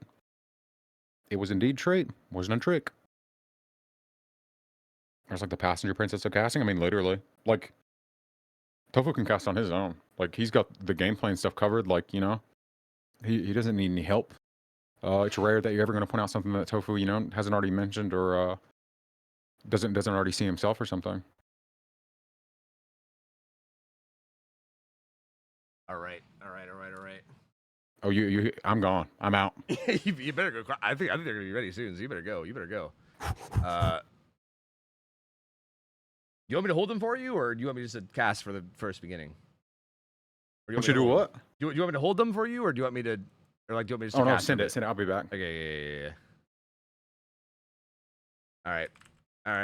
I'm ready for this matchup, dude. This is gonna be insane. Again, these are like two of the teams that I feel like I unironically feel like either one of these teams could like even win the tour. I mean, see, like I want to say shit like this, but then again, I feel like I'm gonna say this about every matchup because every team in here is really good. But these two teams in particular are just like I think are really nasty, and it's like one of those weird ones where like I don't want to see either one go. And man, this is gonna be tough, dude. It's gonna be tough. It's gonna be very, very tough, dude. Like, I feel like every team in this tournament feels super, super capable, but I think maybe I just have a spot for these guys because of how often I play against them in my actual games, you know what I mean? So I, like, firsthand experience how good they are on the regular, you know what I mean? It just, like, sucks to see either one of these teams knocked out early, but, you know, it is what it is, you know? Someone's got to go. Someone's got to go, man. Someone's got to go between the dick and the scissors, so, you know, someone's going to come out on top regardless. I think we're just about ready to go. I'm also curious. We're not there's a perk that I feel like I wish I saw more of in these games, and we're not seeing it at all. Especially in like the plague set and like now in like the slinger set, but we're not seeing agitation like ever, which is very interesting to me.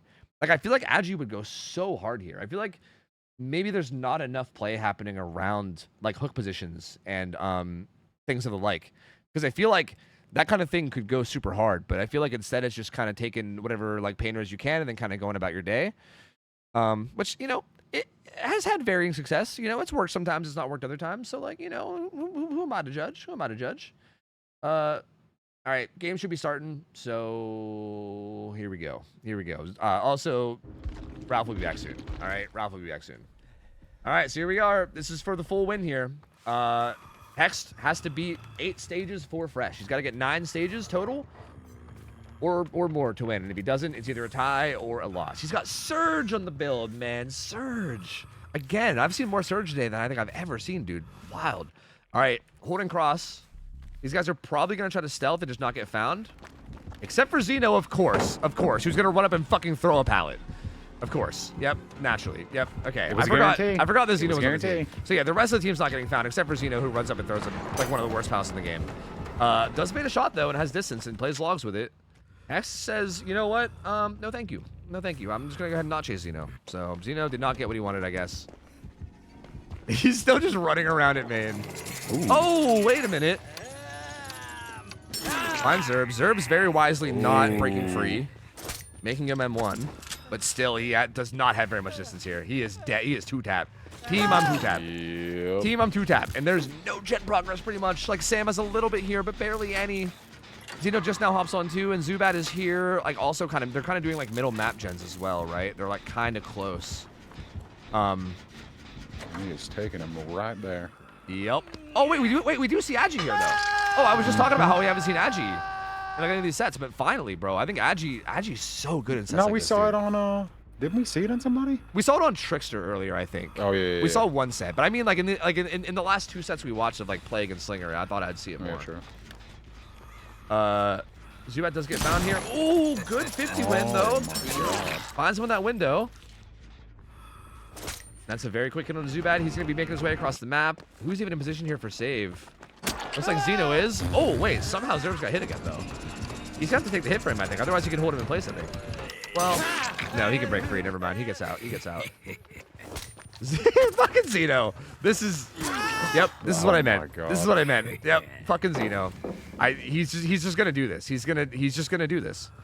But honestly, I feel like if Hex keeps ignoring him, this might be really good. Like I feel like this is a person off gens, right? So bro. Good shot on the Zubat. He might be able to pull us. No, he doesn't. Whoa, wait. Please, what? Zubat?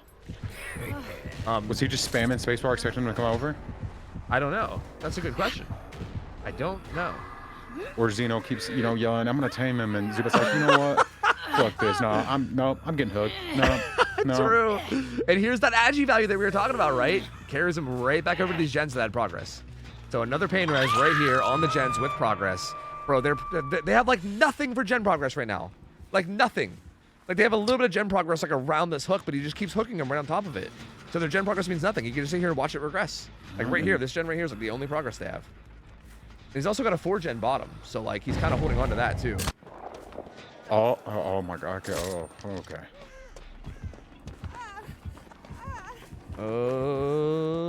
Who's even on anymore? Hex still? Or Zubat still, maybe? I think he's loosely on Zubat, but yeah, he's gonna bail from it. Yeah. Yeah, coming back to the 4-gen to see what he can find. Let's see what we do. Okay, Zerbs and Zubat are healing topside. Zeno just healed up in Walker. Bruh. Somebody get him. Somebody. He just wants Chase really, really, really bad, dude. Okay? Oh. Yeah, he gets the other side of the pallet vault, so he's fine. Fucking Zeno, bro. I wish he would have went down there so he would have been tamed himself. I really do. He's too feral currently. I can't. We gotta call fucking animal control on his dumb ass. I think Hex is doing the right thing though. Like if you ignore him, he's never on gens, dude. Like he's hunting another totem to heal himself so he can do the same thing again. Like he's like, don't worry, I'll break all the totems and inner strength and then get into his face all game. And that's like his role. But he's not doing gens, so like it's honestly, if you just keep ignoring him, I think it's fine.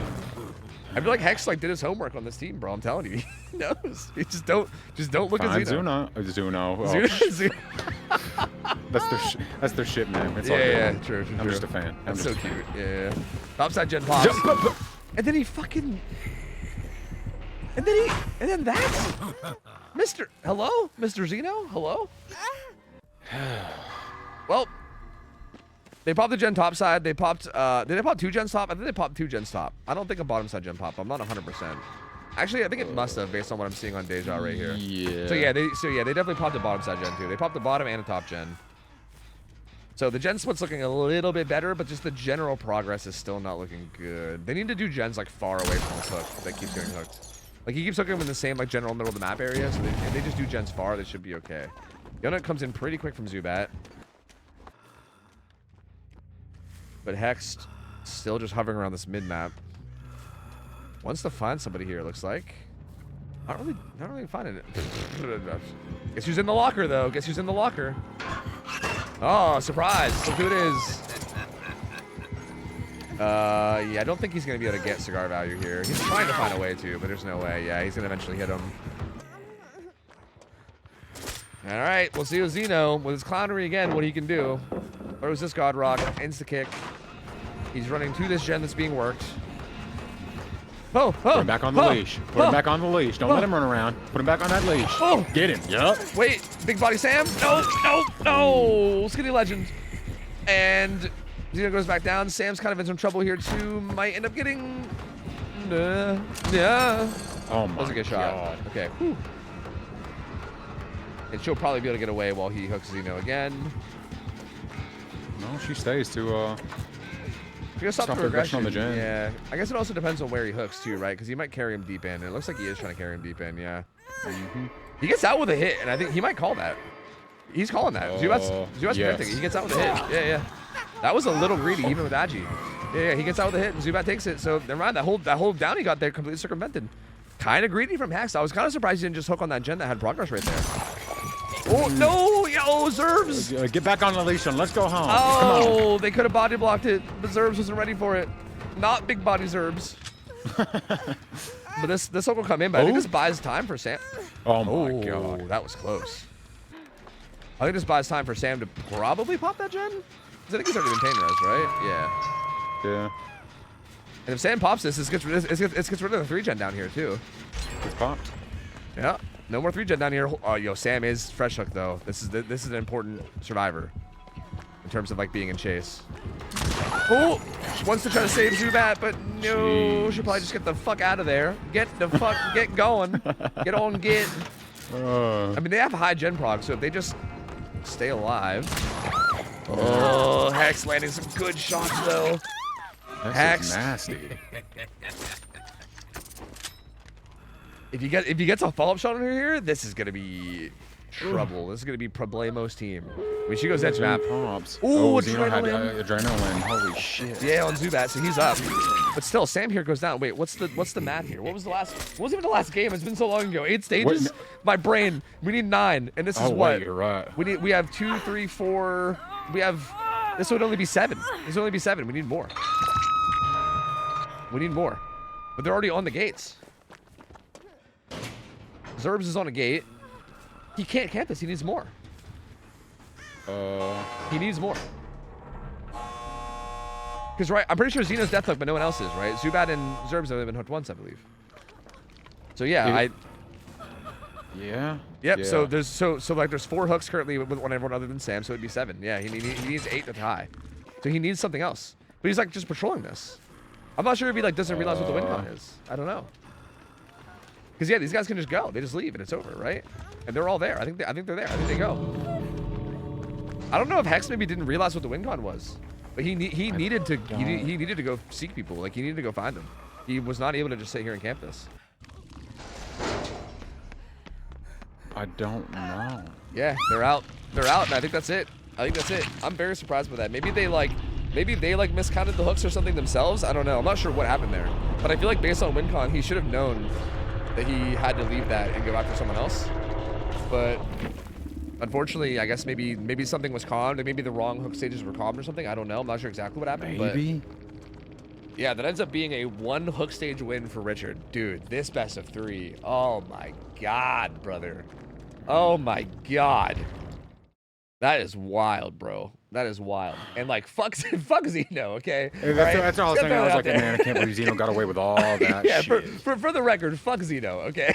let's go ahead and let that be like the closing statement as well, all right? But also, goddamn, bro, goddamn, like that's wild. Like what an ending to that best of 3. That is crazy, dude. That is crazy. Jesus Christ. Every time I watch Xeno play, it just makes me angry, dude. I can't help it. Man, again, this sucks so hard, but like GG's to Scissor Me Timbers. Again, I think best team name out of the whole tournament. And I think those guys played so well, dude. They played so like it's so tragic that they're getting knocked out after how well they played those games, man. That's so rough. But yeah, that's gonna be it for them for this tournament. They're gonna be Dunzo. And we won't be seeing them anymore. So GG's, well played to them. Please shout out everyone on their team. We should probably be doing that for when teams get knocked out too, for the record. Please shout out everyone on their team. All great people and good streamers. They definitely juiced the fuck up. But yep, Richard is the team that moves on, so they'll be going on to the quarterfinals. And we have one more best of 3 matchup for the night tonight before we are donezo and pack it up for tomorrow. And that is going to be Obsolete versus Strawberry Puppy Kisses. Yep. So it should be a good one. Here, I can go pull up rosters, and you guys can take a look at who it is that I'm even actually talking about. A lot of juicers. A lot of juicers. Lots. Yeah, exactly. Lots of juicers, dude. Yep. This is going to be a real good one. So, I don't know. I think these are all going to be real good ones. These ones, okay, this one might be the funkiest killer picks out of maybe all of them. The 2 killers that they chose are Singularity for the first killer, and then Springtrap for the second one. So, you know, that's an interesting couple killers, I feel like. I've not seen much Springtrap in like comp. I know Springtrap is played in comp or whatever a little bit here, but he's still kind of newer, right? So I feel like everything's still a little bit like less like figured out. So I feel like that's going to be a really interesting one to see how people adapt to it. And then if we go to tiebreaker, it's going to be Wesker, which I think is a kind of fantastic tiebreaker in my opinion. I think Wesker is a fucking great tiebreaker. So yeah, that's the current sets we're looking at. It looks like I believe we're going to be starting out with Obsolete on killer, right? I believe. Man, these teams. I feel like I have no idea how to predict this one, bro. I do not know. This is going to be a good one. All right. We're starting out with, I believe, Obsolete on Killer and Strawberry Puppy Kisses on Survivor. So I'm going to go ahead and give you guys an introduction video for Strawberry Puppy Kisses. So here, consider this your Meet the Team. Let's check it out.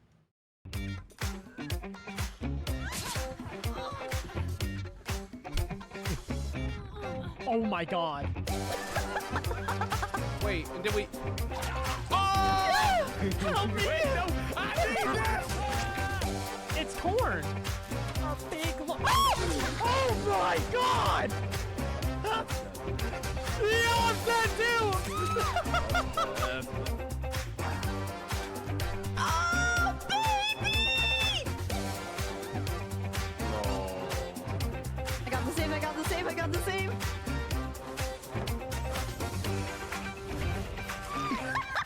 Just form something around him so he can't hit me. Okay, let's go. We're out. Wait, she teleported right next to me. Stay hard. I'm that bitch. You're that bitch. Yes, queen. That's my guy. Shout out Myers.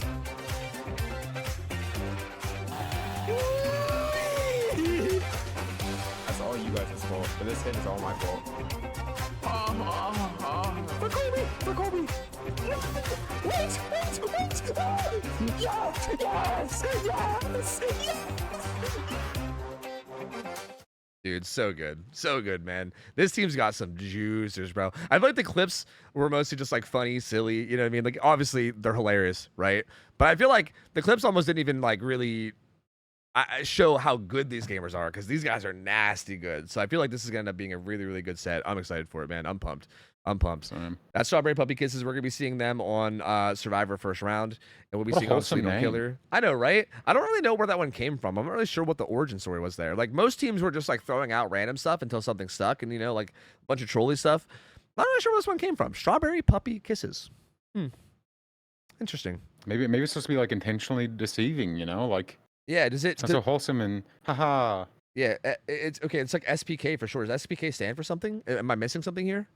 I don't know. Are those the people on Survivor currently? Is that SPK or is it Obsolete? Yes, that's SPK. Yeah, it's gonna be SPK on. It's gonna be SPK on Survivor, and then Obsolete on Killer. And this one will be spicy, man. Singu is a very, very interesting killer. We did not put Singu on Dead Dog Saloon because Dead Dog Saloon is like kind of nasty for that killer. Like it's rough, bro. It always ends up being like 30-minute games. It's pretty brutal. So I think we put him on Wreckers, I believe, right? I could be.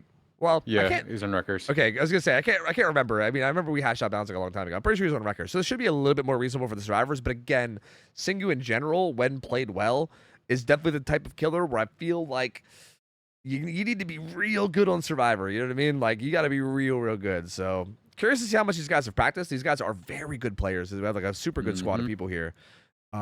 So I think if there's a team that's gonna put on a good performance here, this feels like probably it.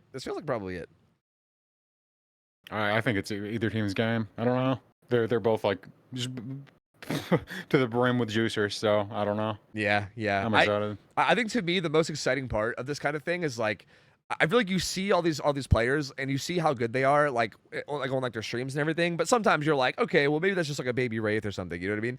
But like here, it's like you see them really get tested, right? Like you know that the killer player is also good, right? And even for the killer players too, it's like you know the survivor players are good, and you get to like really see just how good people are. And honestly, that's the thing I think I'm like the most excited for here, because I know a lot of these players, but I've never seen these players compete in like an actual environment like this, and I am so excited to see like actually what they do with this kind of environment. You know what I mean? Very much agree. Hopefully the nerves don't get to him too much, because I know that's always a bit of an issue here, right? Like anytime you're competing in like a tournament, especially if you're not someone that plays tournaments often, I feel like nerves are always going to be a little bit of a factor. So hopefully that doesn't affect him too much. But you know, I think regardless, we're going to see some good stuff. I agree. I think we will also. But you know, I don't know. At least they have the benefit of like going later, so maybe they have a bit more time to potentially like, you know, not be so stressed and tense. Especially after watching, you know, people like Xeno play, doing what he does. So can't be concerned about, you know, making too many mistakes. True, exactly. Yeah, true. And also knowing that, you know, if you make a mistake, you can still get away with it. It's okay. I mean, if you're Xeno, you can. I mean, we'll see if other people can. I don't know. He just has a mistake making play style. You know? I don't know what to say about it. It's crazy. I am interested to see what kind of a build we see here. I think something I've noticed a lot in like, I think I saw this in like really high level comp Singularity games, because Singularity becomes such like a heavy like 3-gen holding killer. We often see like like okay, you kind of expect like Eruption when you're like holding a 3-gen, right? Because it's like a really good gen for like keeping the gens, or it's really good perk for like regressing. But Eruption kind of like speed runs the 8-gen kick limit really quickly. And I've seen a lot of like really interesting things, right? Like Oppression. Like for instance, Oppression is a perk where you can actually regress a gen without giving it a actual regression event, right? Like if there's a gen that's high prog and you kick a different gen, it'll regress the high prog gen without giving it a regression event. There's like little ways like that you can kind of get around the like regression event anti-3-gen kick mechanic, and I've seen some weird stuff like that come out on Singularity a lot. Like I remember seeing builds from like Nightlight a long time ago that were like Colubrine, Oppression, like goofy stuff.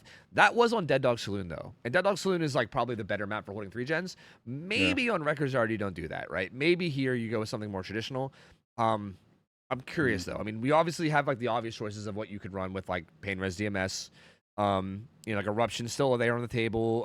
Pop is there on the table. Rapid Brutality, some people like with this killer to try to get the follow-up downs. There's a lot of potential options, so I'm really curious to see what they go with, especially considering Reaper and his team are the ones that picked this, right? Obsolete is who picked this, so I'm curious to see what Reaper cooks up with this build in terms of like what they prepared, right? I'm assuming they got something prepared. I don't know. Unless they're just full on winging it and hoping for the best, but you know. nothing wrong with that, you know? True. Nothing wrong with that. True. Absolutely. Nothing wrong with that either. Yep. 100% agree. All right, we're getting into the game now. Oh, brother, I feel like my heart can't take any more insane games, dude. I need this one to be a good, chill, normal game where nothing out of the ordinary happens. Okay, just let's have some good, clean fun here. All right, like for the love of God, let's have some good, clean fun. All right, that's right. No hits below the belt. No hits below the belt. That's right.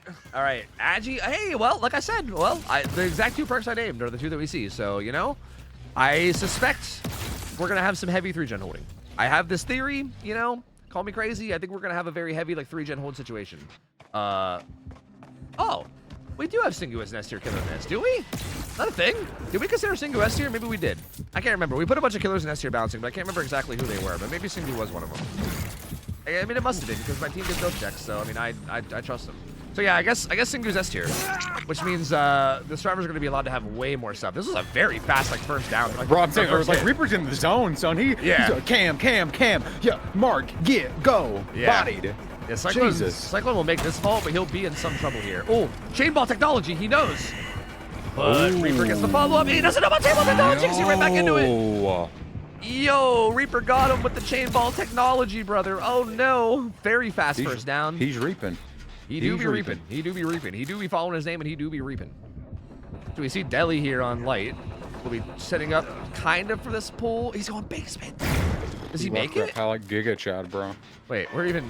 Yeah, he does make it. Oh man. Oh brother. Did you see how quick that cam check was? Yeah, you can tell he's good on Singu. Yeah, you can tell he's real comfortable. Relax, bro, relax. This is the high APM like StarCraft player killer. Like right here, honestly, gotta get my APM through the roof. Like it's crazy. But honestly, Jesus. Good clean play so far. This is why, like, if you're good at something like Singu though, like this is why this becomes a really good pick. You know what I mean? Like it is a killer where I think if you are, I don't know, a crackhead, I guess. If you're a crackhead on Singu, you know, hard to match it. Reaper is a crackhead. Like I can't. This is a lot of pressure so far. He's got cams on most of the gens. This one gets EMP, but he can maybe go reset that one. God, it's so easy for him to replace cams here after they get rid of them. That's nuts. Yeah. What these survivors could do too is they could even just do the gens with a pod on. Like it looks like they're heavily prioritizing getting the actual EMPs. But realistically here, like Reaper's not gonna want to TP. Like he just TP'd here, but this kind of opens up a potential save, right? Like if you wanted to have somebody hovering for the save, you could even just let him TP on you, and that's exactly what happened. Actually, that's exactly what happened. They kind of did eventually do it. Like they go ahead and just let him TP, and then they also EMP afterwards. This is actually a pretty good recovery. So now full health Cyclone, unhooked in basement. Deli's now up. And now you just have a fresh hook survivor being chased here. So this is really not the end of the world. God, man. Oh, you just have the power back here. Jesus Christ. Yeah, pretty zoned though, and still will die. But I mean, I would argue that's a pretty decent recovery. Now they're gonna be cranking gens. Tony's gonna have a gen almost done over here at like 4 area. This one will pop. And it looks like they were working on what? They were working on both main and also like 11. But the hook happens right on top of 11, so that's gonna get hit with Colubrine. Recamming. Yep, recamming. Light looks like he's just pretty much gonzo. Ooh, Tony gets hit with a cam. He does not have an EMP. That's on the EMP too, which is actually kind of sick. Like that cam placement's so good for it to be on the gen and the EMP. Yeah. Like right there, like Tony can't even get that without getting TP'd on. It's so gross. If you can get that double combo, it's so good. Finesse though. And Tony, I mean, I don't know if there's a more juicer than Tony, bro. This motherfucker juices like crazy. This man, he be popping off. So I feel like probably not the worst chase target. Oh. Bull comes in though, and he doesn't actually get the TP back. There's a Call of Ride down here. Eruption proccing on all the gens as well. Or not Eruption, I mean, sorry, Oppression. The heal though, like every unhook that has come in relatively for free, right? They've been unhooking and healing people relatively for free. So I do feel like while Reaper is obviously playing Singu well in terms of like his APM and what he's doing, I feel like strategically the survivors are, I think, doing really well here. Like there's two separate hooks on people that are now full health. Although he TP's now on Shy, and Shy could be in some trouble here. Still has a lot of resources. I don't think a single chase has gone over here yet, so there should be a lot of resources here. And yeah, he opts to not even chase Shy, so Shy gets away. What do you like? I'm not sure as like what he really is gonna do or wants to do. Now. I think ideally you would like to get a kill, and then after you get your kill, you just hold a 3-gen until the end of time. You know what I mean? It's kind of the ideal scenario. But the problem is that there's really no kill close right now. Like Cyclone and Shy are the only ones hooked, and they're both full health and chilling. Ooh, good 50 win from Tony. They're sending in the EMP, but gets hit, and that's actually not good because that's Shy, who is actually a good target. But yeah, he stays on Tony. Yeah, he stays on Tony. Nice, gets away from that one too. I don't think he has anything else to make though. I think he just dies here. Yep. 2 gens pop though. Yeah, he dies really deep in the corner, so very, very well played. And two gens popped. We're down to 4. Ooh, they're about to pop the other one too.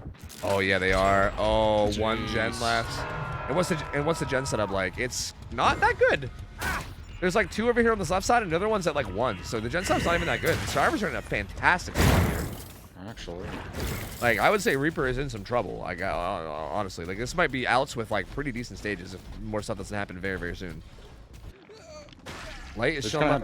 Had answers for everything.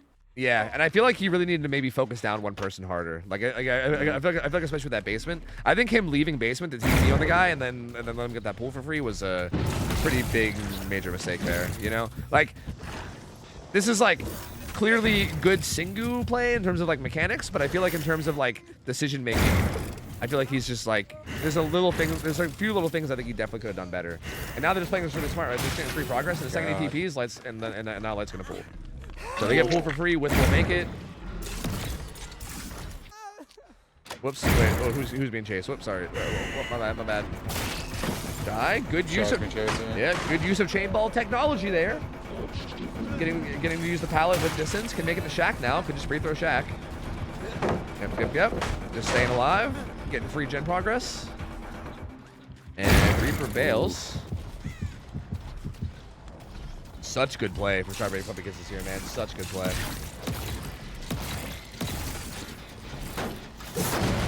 All the Brown Eruption goes down here as well.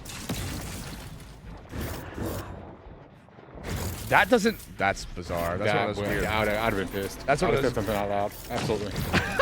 You probably did. You probably went, what the fuck? Is something. Let's find Cyclone here, though. And at this point, they're close to popping the last gen. So we're kind of getting to the point where, like, you probably want someone that's been hooked already to get chased, right? Like, if you can pop the last gen and get Light out, who's fresh, like, it's kind of a good thing, you know what I mean? Like, we're kind of, like, we're kind of out of 4K territory here, no matter what. So at this point, Light's kind of the one you want to protect. Ooh, instant TP on the Shy, though. Is this also close to the gen that has progress? Nope, it's nowhere near the gen that has progress. I lied. Nope. Yeah, no, that gen is popping. That's it. Immediately only get it too. Ooh, good EMP too. That makes it so that he has to commit even harder, which means they can probably pick up Cyclone. He seems like he can't decide whether he wants to stay or go after Cyclone. Oh, he got out of the cam early. A lot of that's got to be nerfs. A lot of that's got to be. Yeah. Cyclone gets up. She's forcing locker. She's forcing locker so they can do the gate and get out. Yep, and they're all out. They're all out. They're all three going to be out now. So that's going to end up being 5 stages. 5 stages, 3 fresh, I believe, is the final result there. Yeah, you're right. Yeesh. See, that's rough. Impressive. That was impressive. Yeah, Survivors played that so well, bro. They played that so well. I feel like Reaper definitely misplayed a little in terms of like a decision, right? Like he got like a down really quickly early game. Like I feel like he was in such a dominant position in the first like, I don't know, 30 seconds of the game, you know? Fighting that super fast down, having him hooked in basement, having cams up all over the place. I feel like maybe it's just like an experience thing with this type of a setting where I feel like he just didn't quite follow up on that the way he should have, right? He kind of just like spread out a lot of fresh hooks, kept four people alive, didn't really lock down a 3-gen either like really well. And yeah, the survivors kind of just eventually out war of attrition you, and yeah, they end up taking it. Well, they end up taking. I say they end up taking it, but they end up taking 5 stages, which I would say is really good here. Like that's very solid here. So this could be another. This could be another one. This could be another one where like you see the team that picks a killer ends up struggling a little bit on it. I mean, I don't know. You know. True. Did you see no message? Oh, yeah. Okay.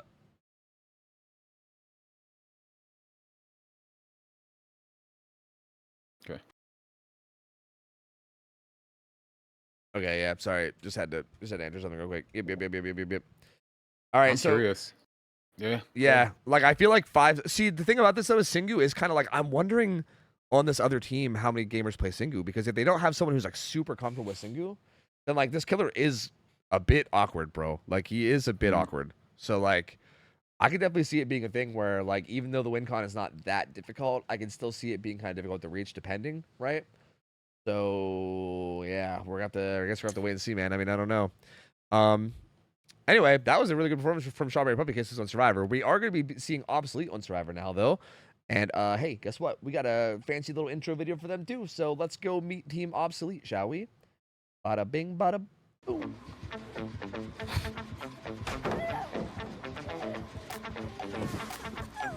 No way! No way! Woo-hoo, baby!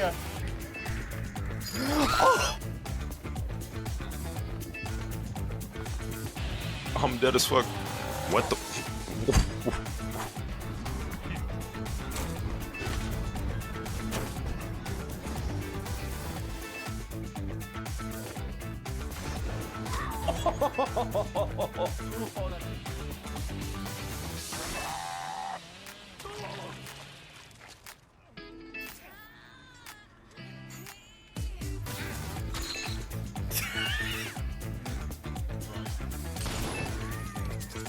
I promise.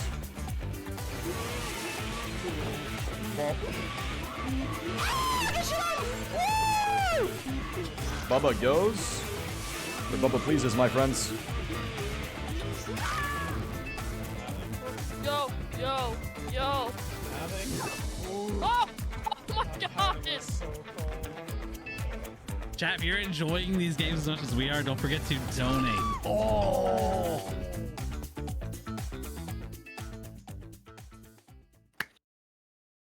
Oh, the gamers. Oh, the gamers. Oh, the juicers. Oh, the juicers, brother. Oh, the juicers. Yeah, this team also nasty, bro. Real nasty. I'm so excited to see this one, dude. I feel like both these teams, again, so capable. I feel like I've been saying this about every team. I feel like I probably sound like a broken record, but like, I mean, it's true. I look at all the names and I'm just like, bruh, like. I dread to be on the team you don't say that about. This team, no, it's okay. Imagine there was a team where I was like, yeah, I mean, this team's a bunch of fucking flops, bro.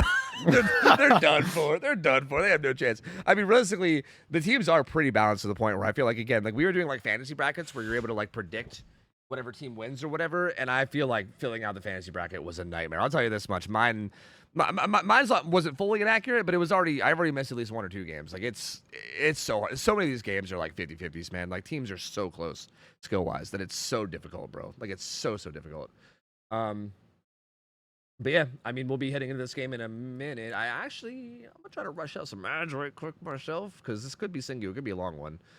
Let me try two real quick. But yeah, I mean, win con now is basically 5 stages, 4 fresh, right? If you can collect all four fresh stages, then all you need is 5 hooks. And if you stay with 3 fresh stages, then you just need 6 hooks. So relatively achievable win condition, right? I mean, that being said, keep in mind we do have Singu as an S tier in this, right? We have like S tier balancing and then regular killer balancing, but for S tiers, we were kind of loose on our definition of S tiers because, again, I kind of expect there to. I'll be honest, I expected there to be a little bit more sloppiness on Survivor than there was. Honestly, these teams are playing extremely well to the point where I think next time I'm going to be a little bit heavier handed on the balancing because honestly, these guys are playing really, really well. Yeah. But yeah, like the balancing for Singu is like S tier, so there's going to be a lot of potential stuff on the Survivor side, right? Like you're going to see Deliverance, like, you know, like potentially like DS, Dead Hard, all that kind of stuff will potentially be in play. So there is going to be tools that the Survivors have, and it's definitely not impossible here to get this win. You know, like it's not. I would say it's looking good for Strawberry Puppy Kisses, but I think Obsolete's not out of it by any means, right? Like I think they definitely could still make something happen.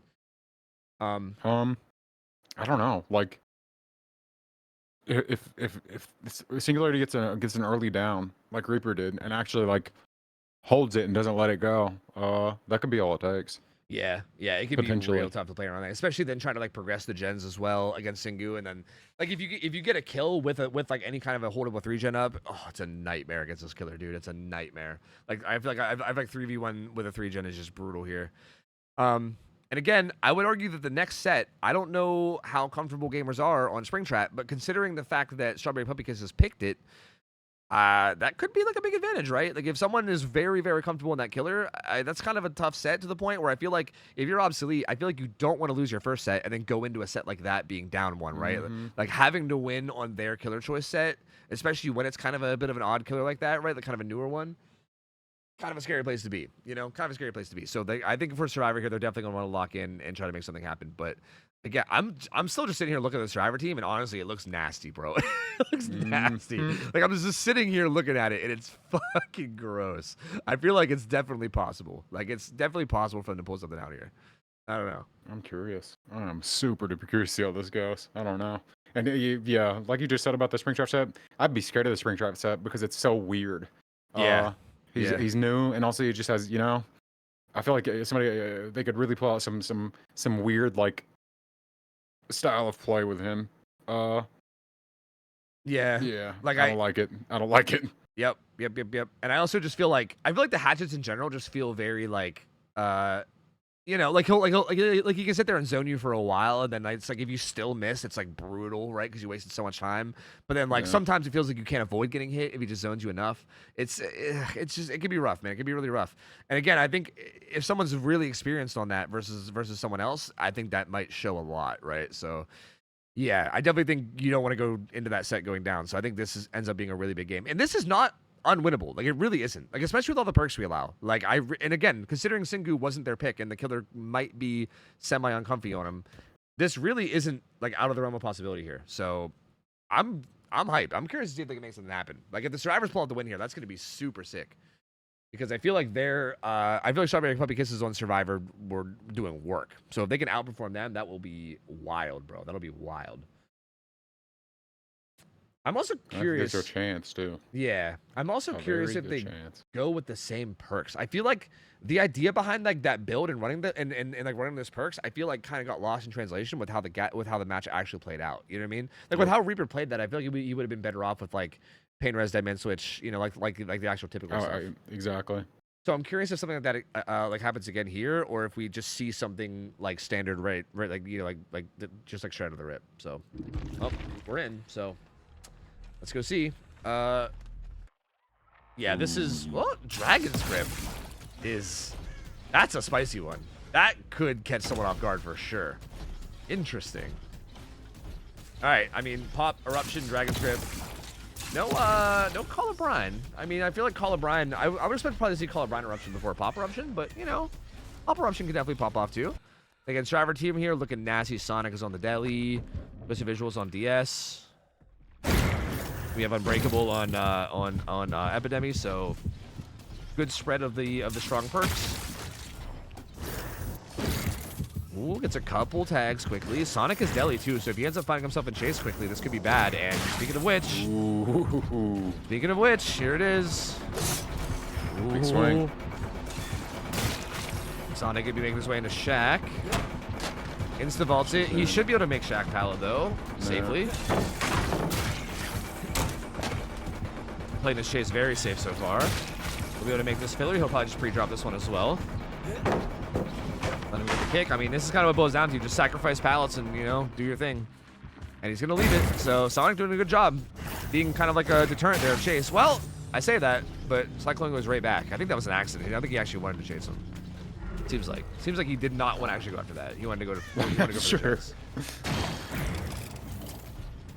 He wants to interrupt there. It might be the... Yeah. They're high prog already, though. Exactly. I mean, like they were absolutely going to pop before he got that down, I bet.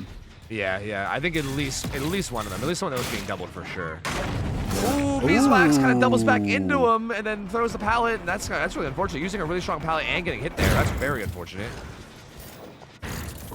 A lot of people are EMP'd now, too. Ooh!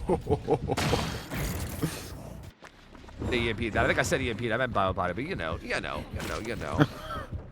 Oh wait, Dragon's Grip got on the visuals. I didn't even realize. He's currently dragon gripped. He's gripped by the dragon. But he's not found. He managed to stealth it. I don't think Cyclone knew where he went. Okay. I mean, he did interrupt the gens successfully, to be fair, right? They're currently not flopping. But the problem is like I don't think much else has happened, right? He got rid of some he got rid of some pallets around the map, but that's basically it. He still hasn't had a down or anything to speak of. Good TP on a Sonic. That was that was really good to intentionally just hold W there. It really was. Yeah, he I think he read what Sonic was gonna do there super well. Twisted gets haunted. I think Cyclone wants to continue chasing this though. Yeah. And there's no pallet here because it got used earlier. That was the pallet that got used earlier when it came through. So Sonic does go down. This is also Deli being hooked first, which is kind of a big deal because that means Deli's gonna be out of play now. There will be no Deli. So one of the strongest perks on Survivor, Gonzo. Which is not good considering their win con, you know? They are splitting two different other gens now. They're on like 3 and also 5. So they're kind of far. Like the hook's at like 9 and they're on like 3 and 5. So they're basically across the map doing gens, which is essentially what you do. Oh my god, that was gonna make me fucking seasick watching that camera. Holy shit. But he finds Twisted on Shaq. See, I don't love the way they're playing this macro-wise. Because, like, Twisted got hit here, but no one's even in position to get the pull for it, right? Like, typically what you'll see is, like, you'll see one survivor stealthing near the unhook if you're going to play aggressive gens, or otherwise you just do, like, you either do 3 gens really far away, or you do, like, or you can play a little bit more aggressive, but just have someone, like, near the unhook to get it for free. They kind of end up getting it here for free anyway, so it works out a little, but it definitely could have backfired for sure. Like, a little bit risky on the macro positioning, but it works out. They're kind of okay. Then it comes in. Sonic's back to pull. Dragon's Grip again, but on Epidemic now. Rising for an inferior life form. He's dead. Ooh, did he just leave? No, he's behind the tree. I see. Yup. Tree gamer. Yeah, I think he wants his kill on the Sonic. And Sonic doesn't have any kind of anti-ton on 1 and 2, like no DS or anything, so not great.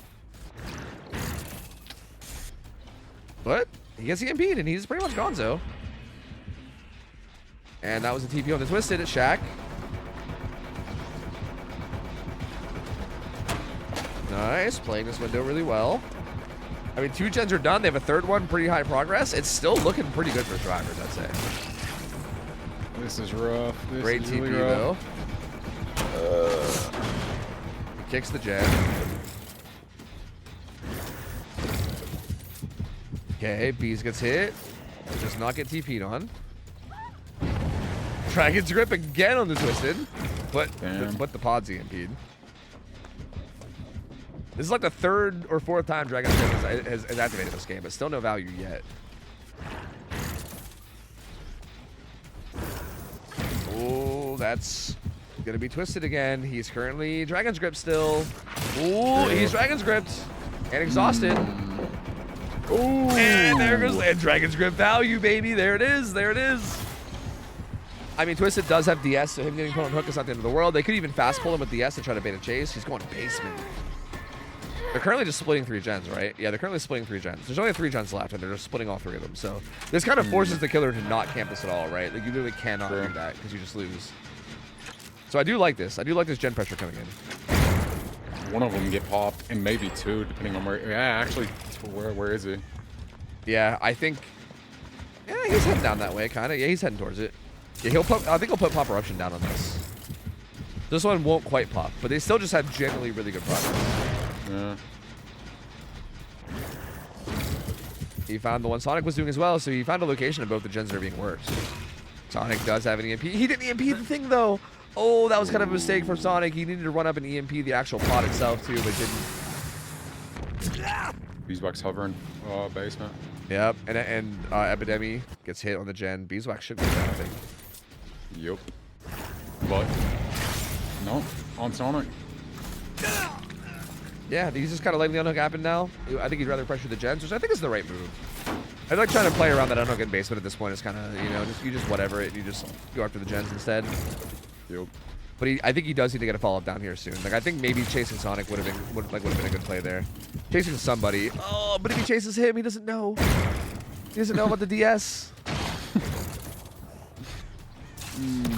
I mean, I think it wouldn't be crazy for Twisted to play a little bit reckless here to try to like bait this chase. You know what I mean? Like if you have DS. I don't disagree at all.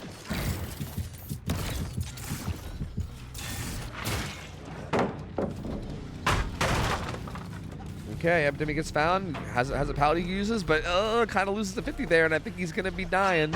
Yeah, Locker's gonna get forced. That's gonna pop Eruption. Progress is like decent. I think this gen down here is gonna pop for sure. They're doubling it, so it's gonna pop. So we'll be down to 1 gen left, but this is the 3rd fresh hook. So this is getting close. Because remember, the last game was 3 fresh hooks, 5 stages total. So like for instance, oh, he saw them resetting there, I think, with that pod, right? Maybe he didn't see him, but you definitely were able to see it on the pod. That's something I don't know if you realized. Maybe he did and he just doesn't care and wants to pressure this. At this point, if you can find the last fresh hook and get him on hook, then you're very, very close to getting this win. Like very, very close. But honestly, with 1 gen left, Obsolete can still do this. Yeah, this is anybody's game. This is rough. This is really scary. He has a decent gen setup though. Like it's not horrible. Because Shaq is right in the middle of these two, but Shaq is also the hardest one to do. So you can see he's setting up. Like Cyclone's doing really great on Singu here for the record. He's like setting up multiple pods on each gen. That way it's hard to like clear them, right? Like if you want to EMP it, you gotta have multiple EMPs. And Epidemi is actually hooked in this gen setup too. So this is actually a pretty good spot. Like I don't think they've gotten much progress at all lately. Beeswax kind of aggressively doing this one. And Sonic just now starting Shaq. Is Epidemi gonna go struggle? I think he is. He did. He went struggle. So now if the fresh hook gets hooked, it's GG. And the fresh hook is who? Beeswax, I think. If Beeswax gets hooked, it's GG. If anybody else gets hooked, it's a tie. So getting involved out here. They're also running really low on resources, man. There's been a lot of pallets used. So they're kind of looping with scraps here. He's on Beeswax. And that's Bees, yeah. If they're aware of WinCon, they should just stick this for sure. Oh, just stick it. Just stick it. He doesn't know. He lacks the critical information. Just stick the chase on Beeswax and get the win, man. Maybe he wants the 4K. I mean, yeah, that's what I was about to say. Like his decision could lead to just overall control more and just lead to a far better result.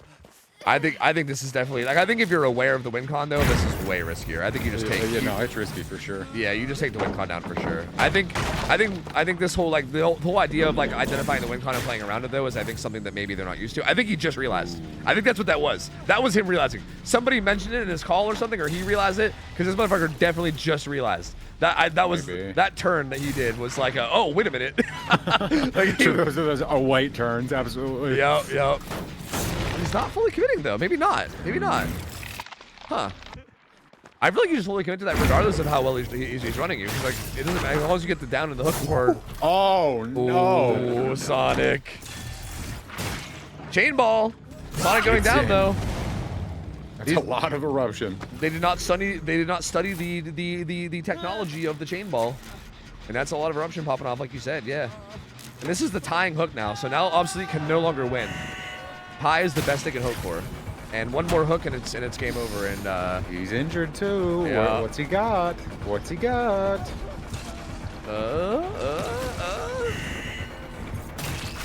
Not a whole lot. Not a whole lot. Yeah. Yep. If you put him on hook, it's GG. So, yep, that should be just about it. I think Strawberry Puppy Kisses is actually going to pull up the win here on the Singularity set against Obsolete, which is pretty wild. Again, Singu being the choice set for Obsolete. I'm very surprised we're seeing this as often as we are. Like, I really thought we would have a lot of the games where like the teams that chose were just kind of annihilating on their sets.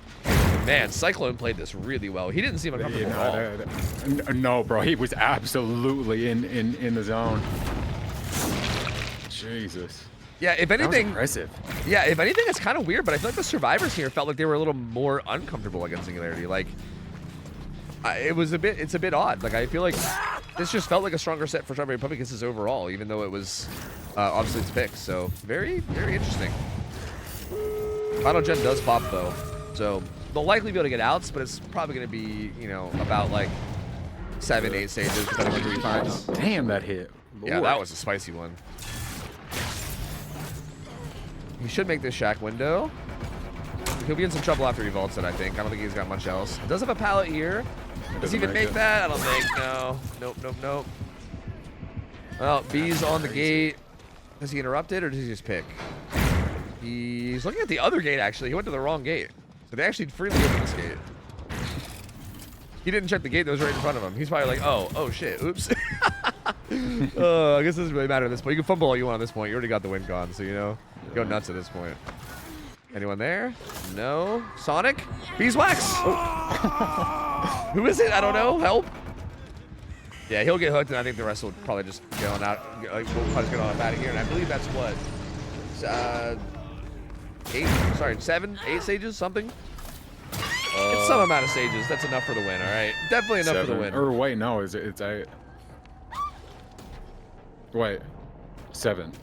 I gave up. I already gave up, brother. I'm being real with you. I already gave up. I think it's 7. I think it's 7 is correct. Yeah, it is. I believe 7's correct. I gave up. We know it's enough stages for the win to come through, so you know that's all that matters to me.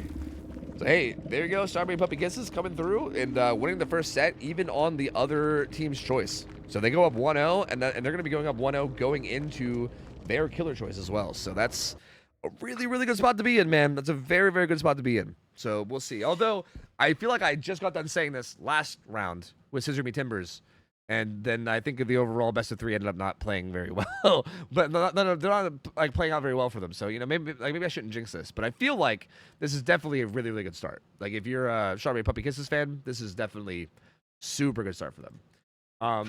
We're going into Springtrap now, and this set is like I don't even know. I don't even know what to expect of this. This killer is like so new that like I don't really know, right?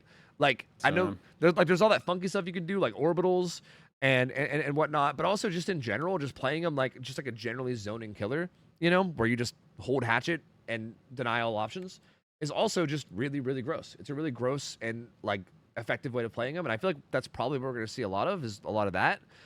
He's being played on Cool Tower 1, and man, this could go either which way, but I feel like... Wait, is he? Springtrap's on Wreckers. Wreckers? Oh, maybe we did put him on Wreckers. Wesker's on Cold Tower. Ah, I think you're right. We must have put him on Wreckers. Oh, yeah, I think we were going to put him on CT, but I feel like we had like 50 people on CT, so I was like, yeah, we could do Wreckers. Yeah, maybe that's what happened. Yeah, I think we were debating it, but I think, yeah, Wreckers. Okay, Wreckers is fine, too. I mean, that's still pretty solid, I would say. It's still a pretty solid map. Like, I think a lot can definitely happen there. I think that might be a little easier on the survivors than CT, maybe? I don't know, though, to be honest with you. I really don't know. I'm not sure which one's better. Because I feel like CT has, like, better gen setups that you could hold, but I don't know. But also, like, basement can still be rough. I'm not really sure. I'm not really sure, to be honest with you. I'm not really sure which one I think is stronger. I don't know.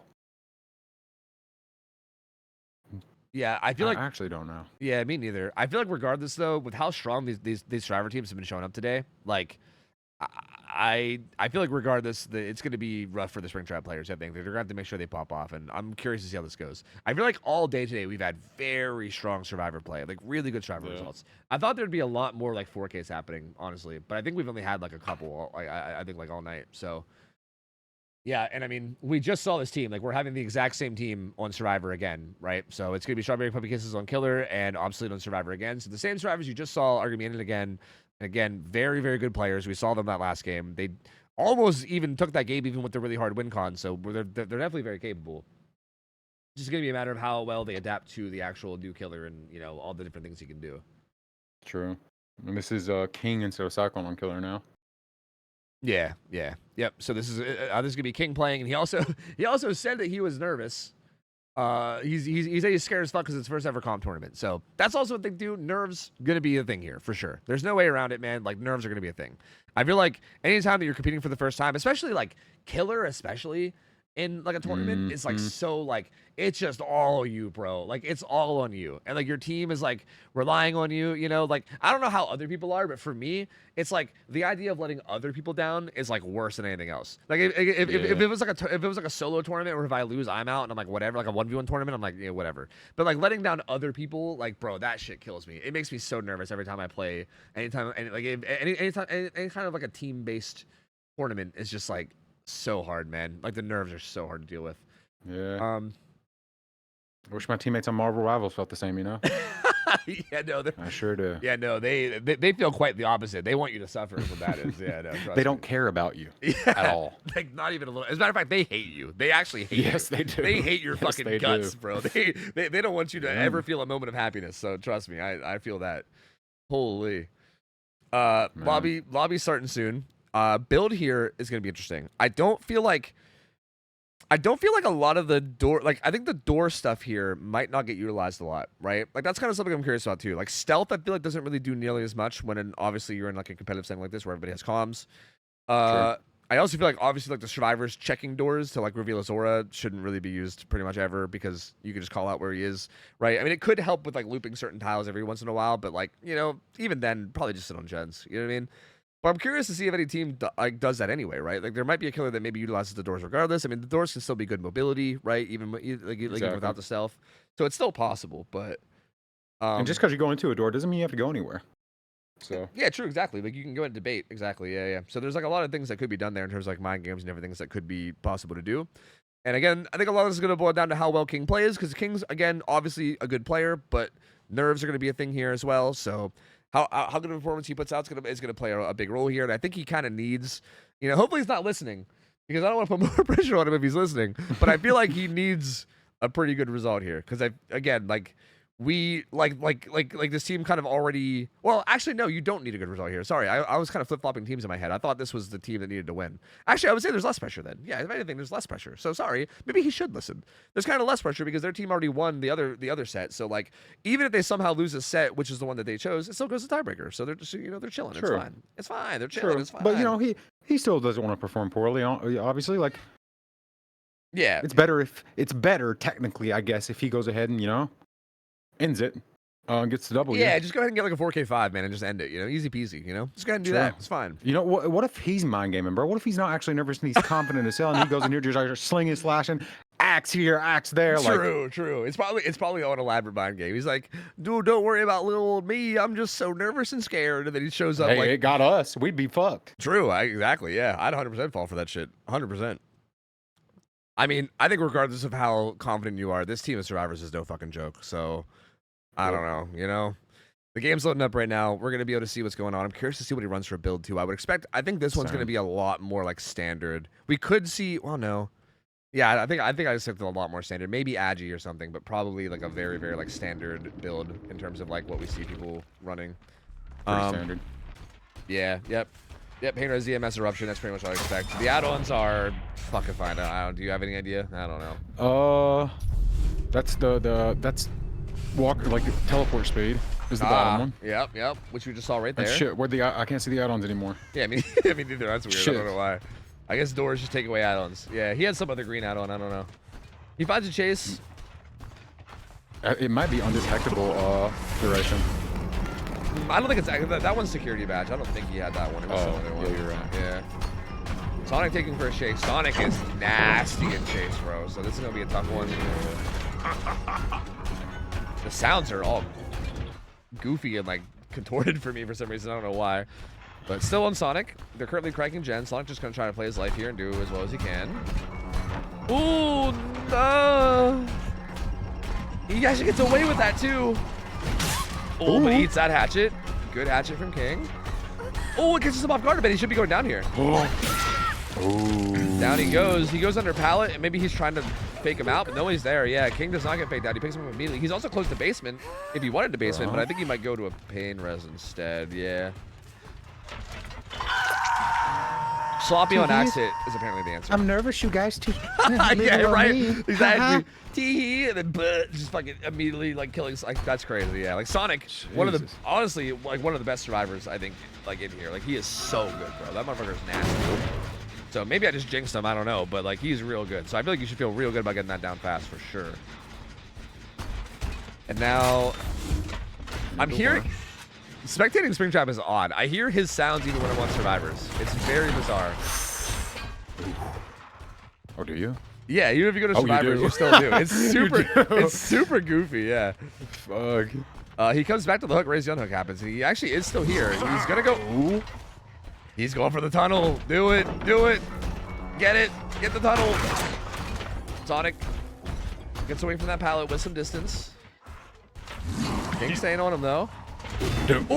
Oh my God! You ain't nervous, you lying hoe. Ooh. You were prepared. Missing that though does put his power on cooldown, right? So this like that one becomes a pretty safe pallet that he can just throw and then get some distance from. So there is kind of a risk reward from going for like risky orbitals like that, right? They pop 2 gens as well. But that's all the gen progress they had pretty much. They had like a tiny touch on Shaq and that was it. And now back in chase with Sonic and Sonic. To be careful with his pallet, not get. Oh, such good play there. Good Sonic, discipline. Though. Good discipline. Didn't drop it there either. Reading this really, really well. Still following him through. Taking advantage of the 4.4 though. Gets the stun with smash hit. He runs around the back, lots of distance. This might be rough if he keeps committing to this and doesn't get the down soon. This could be rough. They're doubling one gen and soloing another. So there's one gen about to pop. That's probably Shaq, right? Yeah, Shaq's getting close to popping. Another gen's getting close. How much is this chase gonna cost him? Oh, gets that ball too! Sonic! Oh no, he's so clean with it. He doesn't have a pallet here either, it's just the window. Does he get away from this hatchet? He does get away from it, and he's gonna go die in the corner now, but that was such a good chase. Holy dude. Oh my lord. So, Gen 3 pops. Gen number 4 is like halfway. Dude, you can hear this is terrible. Going to other people, it's even louder whenever you go to somebody else. It is. Like it's actually quieter on the killer, like by miles. It's very bizarre. The sounds are super goofy. That's Sonic's second hook, and they're currently splitting 2 different gens. Like they're doing the thing where they double one again, and then they're singling another. So he's definitely got to find him. He's hopping in a door. Okay, pops out. This one gets DMS'd. But it looks like Twisted is going to be able to pop his, I believe. Yeah. Twisted pops his, so there's only 1 gen left now, and there is a gen with pretty high prog there. It was like a little over half, I think. After that, he's on his way for the save. Yeah, and looks like King is totally fine with just chasing bees over here as well. Doesn't quite get that hatchet. Bull comes in. He still wants his tunnel out. I feel like at this point, this is only worth it if Sonic dies like in like a second. Now. Yeah. Like he can't last any amount of time at all. Otherwise, it's not worth it anymore. Like you need to be able to bail from tunnel at this point. Well, maybe. Oh, if you would have sent that and got it. I mean, oh god, my heart. Yep. They're waiting out DMS, so he went left. Yeah, he has his filler. It's not the best, but it's something. King's got to find something here. Yep.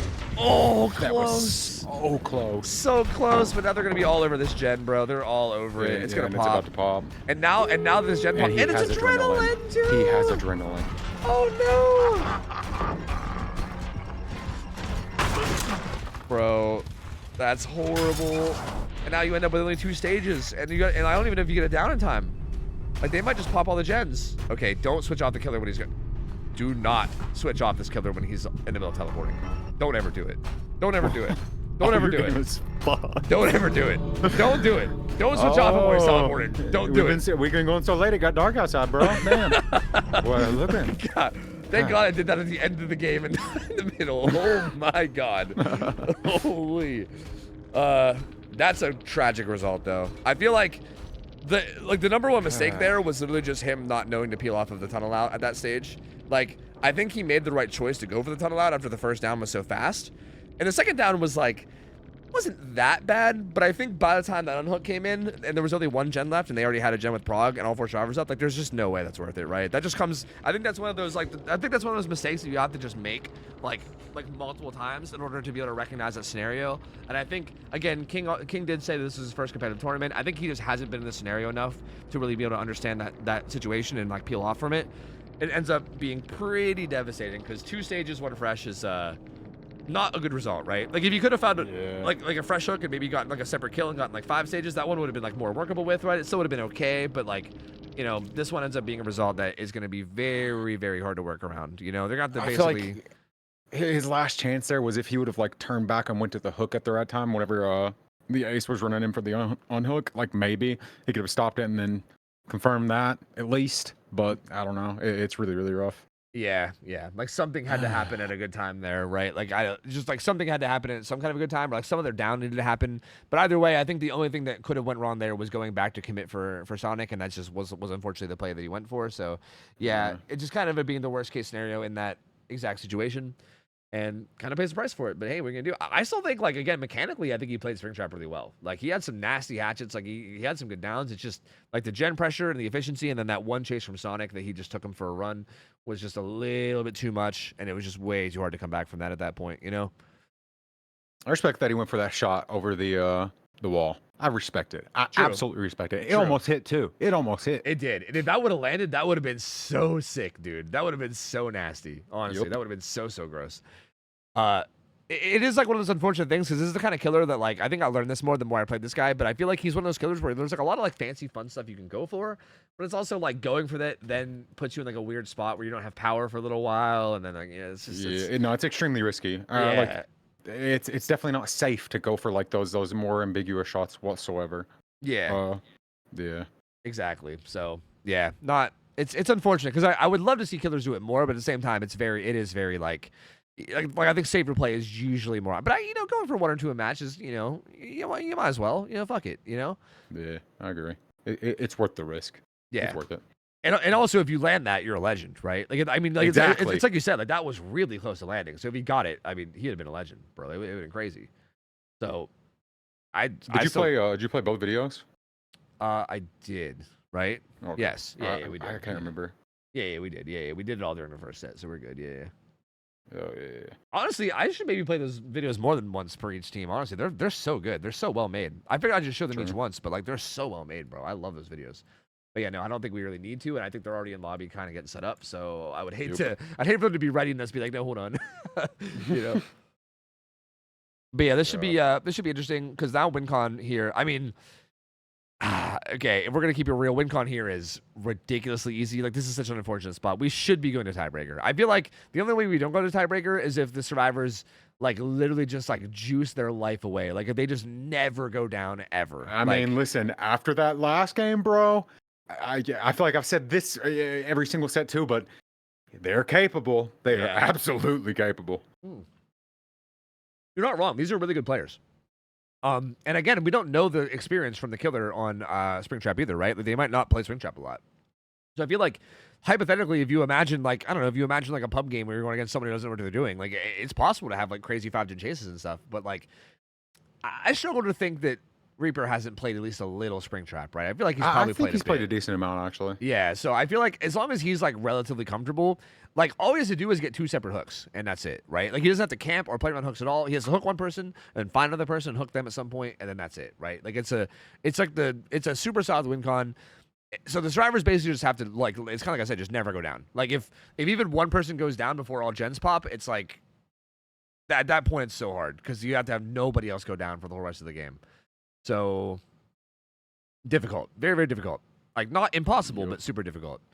And assuming this does go to tiebreaker though, which I mean, I feel like it's pretty, you know, anything's possible, but I'd say it's a pretty safe bet. The tiebreaker again will end up being Wesker on CT, which I think is a fantastic tiebreaker. I think Wesker's such a good set. Like that's one of my favorite sets to watch too. He's just a very, he's a killer that can make stuff happen. That's for sure.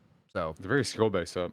Yeah, exactly. I think that's a very I think there's a lot of like micro like skill stuff going on there where like either side could snowball really hard like easily if the other side's like slacking a little. So that should be a good tiebreaker if we get there. And it looks like we probably will, but we'll see. I don't want to count Strawberry Puppy Kisses out just yet on this side, right? I mean, the win con is pretty soft, but you know, we've seen crazy stuff happen. We've seen it. I mean, it would be absolutely insane if they actually won this game. Yeah, it would be interesting for sure. It'd be very, very bizarre. Like they might be locked the fuck in, you know, knowing what the win con in is and like how much they can't afford to lose. Yeah, they might be like fucking ready to go, man. I don't know. It's just I feel like with Springtrap 2 as the killer, it's like very like. Because, like, again, the zoning he has, right? Like, I feel like, for instance, Reaper, if he wants to, can play so patient, dude. Like, he doesn't need his downs to be fast. He just needs them to exist. Like, he just needs to get downs. Like, as long as they happen, regardless of how long it takes, then he's fine. So, like, you can literally just sit there. Fast, fancy. You can just hold it down, baby. Exactly. You can hold that hatchet for minutes at a time if you want, dude. You're like, whatever. Just go nuts. As long as you're actually getting the down, right? Like, that's all that matters. So, I think with him knowing that, like, I think as long as he actually plays to that and like is really careful and safe and patient, this is a super tall order, dude. Like, it's I don't know. Like, if we were against like an M1 killer, I'd be like, hey, you know, anything's possible. But hey, I mean, hopefully they make me eat my words because I would love to see a crazy performance like that. You know, that'd be wild. But it just feels and with this win con, like how he could cater his build to it, you know, to really guarantee it. Yeah, yep, exactly. All right, we're in there.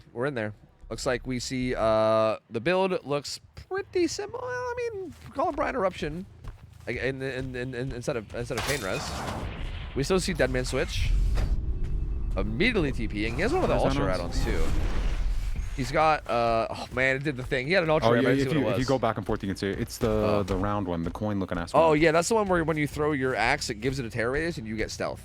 Like your axe gains a terror radius and you get stealth. And then the other one I think that's the teleporting fast one, like you said. I think. No, that's the sloppy one. Oh, is it sloppy? Okay. Yeah, I believe so. Ooh, immediate hatchet on the Cyclone. Bro. Well, already not looking good for the everyone has to stay alive forever idea that we had.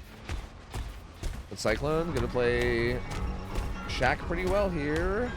Hatchet's gonna get recon soon, and then it's gonna boil down to how long does Holding Harry hold the hatchet. Gets away from live. Sorry, this guy. No, I was making noise the entire time, but I was muted. Thank God, because I can't. He makes his pallet, but does he upgrade it? No! Exactly. You just do it. If he throws it down, he's fucked. Oh, he dies anyway though, and this is at 5 gens, so like, man, you know, Cyclone did good there, but it's like, what do? You know, like. Such a tough spot to be in. And he's gonna TP again immediately. And now at this point, it's just if anyone other than Cyclone goes on hook at any point, it's GG. So I was that almost fucking hit. Light on the Leon though. Light also, by the way, is like a Springtrap main. He grinds like Springtrap win streak, so I feel like he'd be very comfortable here. On top of just already being an insane juicer, so this might be a rough chase. I mean, I guess if they wanted someone to take Springtrap on like a 5-gen chase, this might be a good target for it. Ooh, that was close. Very close. Oh my god. Light though on the juicer Leon. Still playing this palette really well. Oh, he swerved that shit like Neo, bro. That was crazy. Oh. And Reaper might just bail from this. Yeah, I think he might just bail from this. Gonna go ahead and bail from that chase and gonna come back into Shack. Where I think 2 survivors were here, right? Oh, right, Eruption's going down. No, I think it was just Shy. Yeah. Yeah, Shy's got BL up on this hill. Gonna BL away. That shouldn't be able to reach no matter what. Giant knows that and just holds W away. Oh yeah, he's getting the undetectable from even just throwing it down, so it's not the worst thing in the world. Yup. He sneaks over to this Gen at 4-5, where they're not ready for it. Finds light again. Oh, I can't believe that didn't hit. Right? That was so close. Jesus. He does end up getting an M1 hit, especially with that undetectable add-on, dropping his red state. No hit there. Really close though. Ooh, Light playing that 50 really well. It's just, they need to not die ever, bro. Like, how do you stay alive here forever? They've been doing so good, but like, oh my God! No, yeah, it dies. Yep, no, that's so scary. Sorry, I keep being actually frightened. Yeah, he dies, and that's gonna be it. He's gonna be going down, and that's gonna be hook stage number 2, which is gonna be the win con. So, I mean, unfortunate if you're a fan of Strawberry Puppy Kisses, but I feel like if you're a fan of watching more matches, then this is probably the best case scenario because that means we go tiebreaker no matter what. Yeah, that means we see we gotta go to Wesker no matter what. And honestly, again, Survivors still doing amazingly here. Like we know what the win con is or whatever, right? But like if like for instance, if this was first game, we'd be like, holy shit, these Survivors are absurd. You know what I mean? Like, I still feel like this is like looking to be a very good Survivor result. He's just chilling here, hanging out by hook, just vibing. And resetting. Yeah, there's a resetting. They had another gen pretty high progress, right? I think. Yeah, it was the same one that where they're resetting on shots on it. Yeah, it's about to pop. Yep. So it's like 80%. Yeah, they got that one ready to go, and then I think they just gotta find another gen. And there's also a gen like Deep 9, like really far from this hook. So yeah, they have plenty of gens to work on. It's just a matter of do they want to pull or not. He's just holding it, Hacks, looking around. Yeah, he's just holding it. Holding Harry do be holding. Oh, gets a little killer instinct there. I'm kind of surprised they're even going. Okay, they're doubling Shaq now.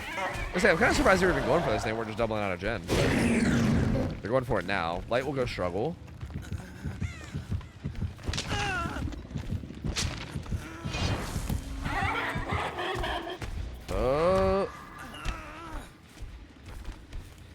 The gen and Shaq is definitely going to pop, and then I think they're probably going to open gates and leave. It's probably going to be 4 stages. What the? Bro, when you're spectating other Survivors, this man makes noises. It's so weird. I'm just saying on the killer. He's just hanging out by the campfire, vibing. Yeah, fucking Reaper's getting comfy. He don't care. Literally. You over here by campfire. He toasting marshmallows. He's chilling. Nodder's about to fire. Yeah. He's just vibing. They're all just gonna go. I think maybe he might just be trying to expedite game 3. He might just be like, fuck it, let's go to the Western set, you know? I respect that, actually. I respect that. So yeah, all of these gamers, you know, they're streamers, they're schedule, lack of schedule, fucking. True. So there we go, 4 stages versus the 2 stages from last game, so that's gonna end up being a win for Obsolete. So, again, just like last set, we had both teams win on the set that they didn't choose, which is still very bizarre to me, man. I'm still finding that very interesting to see so often. But yep, that's going to take us to set 3, and this will be the final set of the day no matter what. No matter what happens is the final. Well, I guess unless it ties. But assuming this doesn't tie, once the set has a resolution, this will be the final set of the day. So this one's it. This will be for all the marbles. And we're going to find out who the 4th quarterfinals is going to be today. You know, which team we're going to say goodbye to as well. Which is, again, I know, heartbreaking. But someone's got to go, man. Someone's got to go, you know? Indeed. I'm so glad we get to see this Wesker set, though. Same. This should be really, really good. I'm really excited. I don't feel like I would have been satisfied if we didn't. Same. I'm glad that so many of these are going to the actual end game and like the actual tiebreaker. It's so good. Yeah. So I apologize for the brackets not auto updating. I'm sure we'll probably fix that out before tomorrow. We'll probably fix that before tomorrow's stream, and hopefully it'll auto update. But if you guys don't want the previous matches spoiled, mute the stream for a second. But so far, what you guys have missed is that we started out the day with Jiggy going up against Maurice's pieces. These sets, by the way, today were so close. Like, holy. Maurice's pieces barely pulled out the win there. They knocked out Jiggy first round, so Jiggy is no longer with us. I'm making it sound like they died, but they're gone, and Maurice's pieces moved on, so they're now in the quarterfinals. We also saw Trick or Treat squeeze out a win against 2 taps 1 gen, so 2 taps 1 gen is gone, and Trick or Treat moves on. And then just before this set, we saw Team Richard going up against Team Scissor Me Timbers. And I'm very saddened to say that I will no longer be saying the team name Scissor Me Timbers anymore because they got knocked out and Richard moved on as well. So we're finding who the fourth quarterfinalist is going to be with this Wesker set.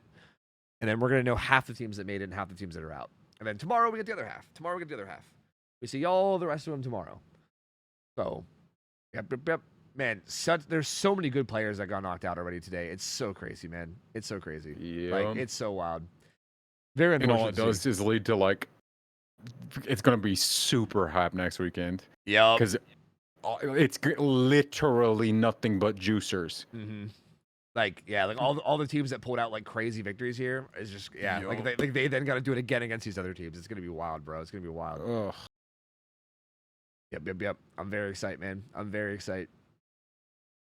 Looks like interesting. I didn't think we'd be seeing, but the killer player is actually going to be Sonic, so that's actually kind of interesting. I was not really unaware that Sonic really played much killer at all, but apparently he dabbles in Wesker, perhaps. So we'll be seeing him on killer for Obsolete.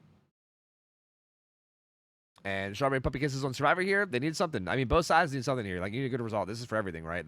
Basically, just forget the last two sets and you just try to win this set, and then you're good, right? So this will be interesting. This will be real interesting. I'm curious how much they go for, like. So there's like two kind of like different play styles that I think Wesker has, and I feel like good Wesker's kind of like. You kind of like weave in between them, right? Like, for instance, you can kind of like run brutal strength and then just kind of zone kick every pallet and then try to catch people before they make it to the next one. You know what I mean? Yeah. With like dashes, like that's kind of like the classic, like, you know, zoning play style. But, Safe. Yeah, but also like technically almost every tile in the game. No, I shouldn't say every tile in the game. Every tile in CT, I should say. Almost every tile in CT can be kind of outplayed with power. It's just like the risk reward of it is sometimes not worth it, right? Like sometimes it's like. If you go for the outplay and then you don't get it, then you're putting your power on cooldown, and then the survivor gets distance, and it's like I'm going to be really curious to see how they balance that, because I think that's something that I think I see a lot. Is sometimes people don't find the good balance. If you just play safe always and you just zone kick forever, then you end up just never getting anything, right? Like you end up with like a very middle ground, like low middle result that's like not really like super impressive. You know what I mean? Or if you go for too much flashy stuff, like if you're trying to outplay everything, then you have the chance of getting juiced, right? Like it's hard. It's very, very hard. And I feel like I'm curious to see what they do. I don't know. I've never seen Sonic on killer, but I feel like Sonic strikes me as the type that might go for shit, you know? Like I don't know why. I have this like inkling. I have this feeling, you know? I don't know if it's a right feeling. I mean, I feel like the play is obvious. Well, I mean, like, obviously, I say obviously, but like, I feel like you're going to play safe in the beginning, and you know, maybe when you get to the point to where you got to do something, then you're of course going to start taking risks. But I don't know. Maybe it depends on a lot. Maybe vice versa. If you play safe early, that guarantees that gens pop early, right? So like, maybe you go for a couple risks early to try to see if you can get a quick down, because getting a quick down is a big like momentum shifter. I don't know. Like again, it's a hard balance. I don't know. It's like it's not like an easy question to answer, unfortunately. Like I feel like I think you just wing it and you make a decision on the fly, and then hopefully it's the right one, right? I think that's really the only way to handle it. So. I mean, I don't know. I don't think it's gonna be easy for Wesker. I really, really don't. But maybe I'm just wrong, and Sonic fucking is in there. But yeah, I mean, kind of like we've been saying, there's been really good survivor results all day today. Like, like the survivors have been kind of like turning up. So would not surprise me if the same thing happens here. We're loading in now, so let's see what we get for builds. Sonic rocking again, pretty much all reliable here. Pretty much all reliable with paid res DMS eruption. He's got Joel Beetle though. Yo, the Joel Beetle. Joel Beetle can end up being pretty insane if you get a throw into a good scenario, but it also can kind of backfire if you get a throw that would normally do damage, but it doesn't because you don't go far enough. So, bit of like a back and forth add-on, but it can be really, really crazy if you're good with it. Oh, we find scratch marks of somebody up here. Looks like it's Tony, who just kind of sprinted top right. Totally okay with being chased. Both rushes used, so he makes it here. No brutal on the build either, which is kind of interesting. But Tony makes it main. Using the boxes for cover. Oh, but peeks out a little too much, and Sonic takes advantage. Nasty, bro. Oh, the egg value coming through. Good old egg. Really good first hit there on Tony, even at main. The Firecrackers, he's in some trouble here. He's going to zone him away from this. He's going to put away power. Good from Sonic, bro.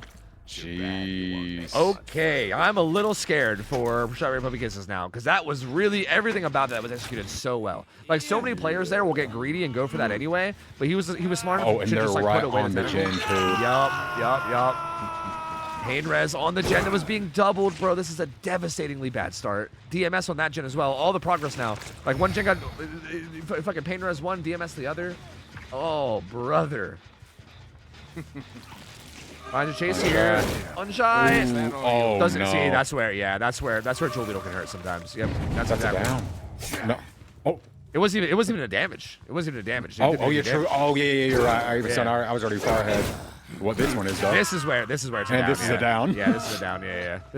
I think this is where this add-on can be kind of nuts. Well, maybe not. Ooh, okay. Someone recruit Shy to Team Jiggy, bro. Because hold on a minute. Hey, hold on a minute. Jiggy's not dead, Tofu. Jiggy not. Oh, shit. Jewel Beetle, bro. This is what I'm saying. This add-on is so goddamn, like, polarizing. Because it can set you up for 2 taps, but they can also just completely ruin it. They got the unhook and the full heal on the Tony, too. So they're completely recovered back there. So that like, really big start we had, kind of nothing. Egg. Yep. Egg, baby. That's the egg. Can put this hook right back there, though. Do they pop it before? They don't. Well, maybe. Do they?